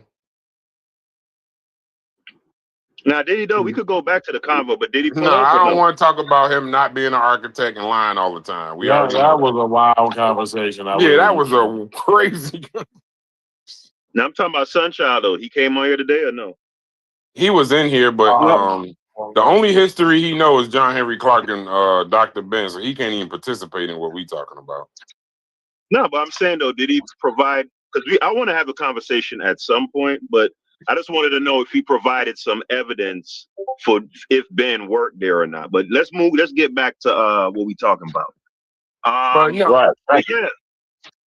But yeah, with Russia, it's the same deal. And that's another area where the United States is stretching itself thin, right? Because you're giving these people money, you're giving these people munitions, right? I don't know if you noticed or not, Thunder, but the reason why the United States had that ceasefire back in April, right, was the first ceasefire was because they were running low on munitions, right? And the production is not keeping up with the expenditure of the munitions. So they don't have, like, now you're seeing 150 bombs here, or 80 bombs here, or 70 bombs. You see that the amount of attacks has trailed off like exponentially. You know what I'm saying? Mm-hmm. So, and the production ain't there to sustain it. So, and then when you factor in the Strait of Hormuz, and if them motherfuckers down there in Yemen cut off the Dead Sea Strait, the Bab el Mandeb,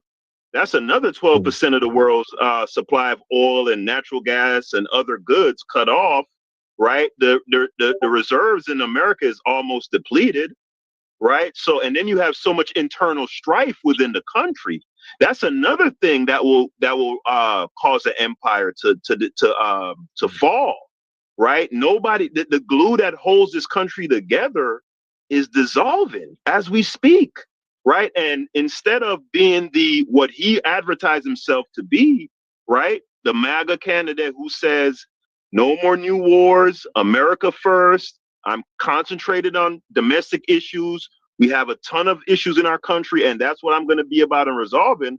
All their attention is on maintaining their empire and expanding their power and projecting their power over the world.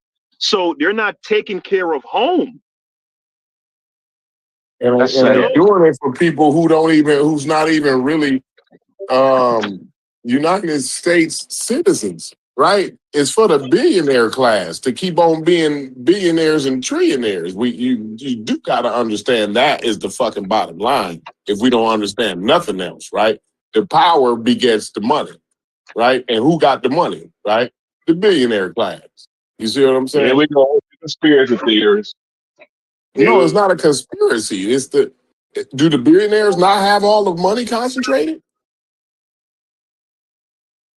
Right? And then when we go to war to get these spoils, right? Who's the beneficiary of those spoils? What spoils are we getting in that race? We're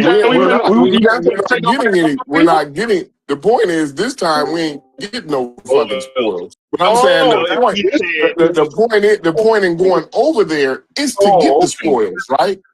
That's the mission, is to get the spoils, right? What spoils are we? And then if the spoils is gotten, oil. No, whatever the spoils may be, whatever the spoils may be, in any case. Listen, I understand oil. I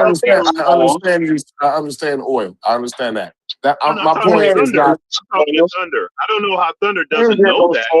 We don't want them. We're not even talking. We're talking about in any particular war of aggression. And we don't want them to be funding Hezbollah and we don't want them to fuck with the strength. Well, That is they actually done ramped up their nuclear program. But well, that's fine. anyway, Thunder. We'll see how long that lasts. Listen. We'll see how long that B-52 The whole point is the the problem is they're in the middle of the oil. We can see that clearly. If we can't see that, if we're in denial of them being in the middle of the oil and us, right, then we got way bigger problems than I even imagined we had. Right. But what I'm saying understand that we understand that. Even if we get the oil, it's not my point about whether it's the oil or if it's not the oil. Whatever spoils of war that we get, right? When we do get those spoils, the beneficiaries are not you. You do understand that, right? What do you mean they are not me? The money and the spoils will continue to be concentrated amongst the ones who already got the money. Man, we talking about oil, man. That's just a 2 plus thing. That ain't even a thing that an elementary kid would have a problem with. That's just 2 I'm plus asking you a question. Is Elon Musk gonna get? You think we're gonna get the oil and then Elon Musk gonna buy it and then put it in the backyard? I don't know that. I don't know. Maybe I'm not naming particular corporations. I don't know particularly if Elon Musk himself particularly. I'm sure he may or may not. I'm not totally sure, but I'm thinking about people like Exxon Mobil and British Petroleum and those things like that, right? Raytheon Corporation, right? And those people like that. Those are the people. Those who are the people who have in the past been the beneficiaries of the concentration of the spoils of war that we go around and loot the planet. That's what we're doing in Venezuela right now, right? So you may have some validity on that. So we're doing that right now in Venezuela. It's historic validity. When have they gave you something off of something? When they got the oil in Kuwait, did they drop off a barrel to your house or what? Or did Exxon Mobil? I guarantee you that oil go from being $1 a gallon. Or did Exxon Mobil get even more billions of dollars? They gave you a nickel off. They gave you a nickel off gas, and Exxon Mobil concentrated more billions of dollars. Yeah. Hey, by the way, Thunder, let me read this for everybody real quick. Because you mentioned something about B-52s, and I think because the B-52 is a plane, I think what you were getting at is the ordinances that the B-52 deliver. Specifically, I think you're referring to Hold on. This for everybody. Okay, go ahead. So I think you were intimating about specifically about the bunker busting bombs, right? Was that where you kind of were going with that? And the other ordinances too. And you got the Moab. And since you're Googling so fast, do Moab, MOAB bomb. Google that and then see who delivered that. Moab, I'm gonna read this real quick because it's very short. Mother of all bombs. Moab. Yeah, I'm gonna go to Moab. I just want to say this real quick about the Moab. You know, it's not a guided munition. It's what they call a stupid bomb, right? So, huh? See, I hope it ain't got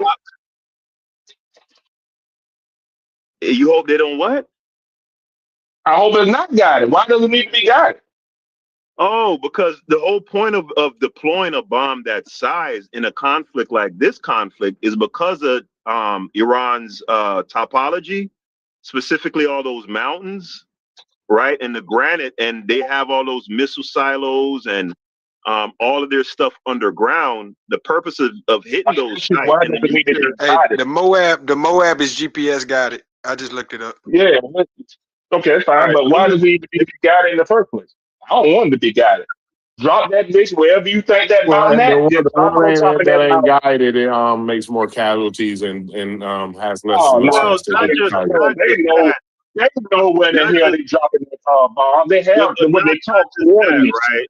Not just that, right? Because They have not just coordinates. that, not just Corey. that, Thunder, not just that, right? From a strategic standpoint, I'm leaving the morality How aside y'all for don't now. realize when a nigga just talking Hold stupid? on. Hold Okay, on, good. Chef. Hold on, bro. You Hold on, just bro. Hold on, dog. So, I'm talking about from a strategic standpoint. You don't want to deploy a bomb that size to just waste on, I get this, killing a bunch of civilians. You want to hit something that's really critical. Hold on, bro. Thunder. You want to hit something that's really critical. That's really gonna. I mean, Thunder. At some point, you got to let him get his point. At some point. Yeah. So let me read this. Let me I read this know right you quick. ain't Don't let talking. that nigga get it out, Thunder. Don't let I him get know it out. you ain't talking, Corey. Nah, I So couldn't let get me read out. this real quick. Let me Let me read this real quick, Thunder. Not that nigga. No. Let me read this right quick, Thunder. And God damn it, man, Joe Biden was right, man. All right. So it says the U.S. military has dropped at least 30 bunker busting bombs in the Iran conflict. So they dropped 14 GBU-57 massive ordnance penetrators. Those are dropped by B-2 stealth bombers and underground nuclear facilities at Fordo and Natanz. That was the ones that they did in June of last year when Trump was saying, we've destroyed all of their nuclear. It's all gone. It's obliterated. Remember that? Now suddenly, I guess it's reappeared again. Anyway, it goes on to say over a dozen 2,000-pound bombs used on hardened Iranian ammo sites, hidden missile operational centers in strikes throughout early 2026. Multiple GBU-72 deep penetrators deployed by the U.S. Central Command on heavily fortified Iranian missile sites. I'm gonna look up the Moab. So the point that I'm driving home here is Thunder, because of all those granite, because all the granite mountains that Iran has, those weapons that I just listed off, they haven't been able to hit those targets. At best, they can cave in. No, they hit them. They hit them, but it's not enough to penetrate and actually destroy those facilities. The best they can. Yeah, the best they can, because it can't penetrate deep.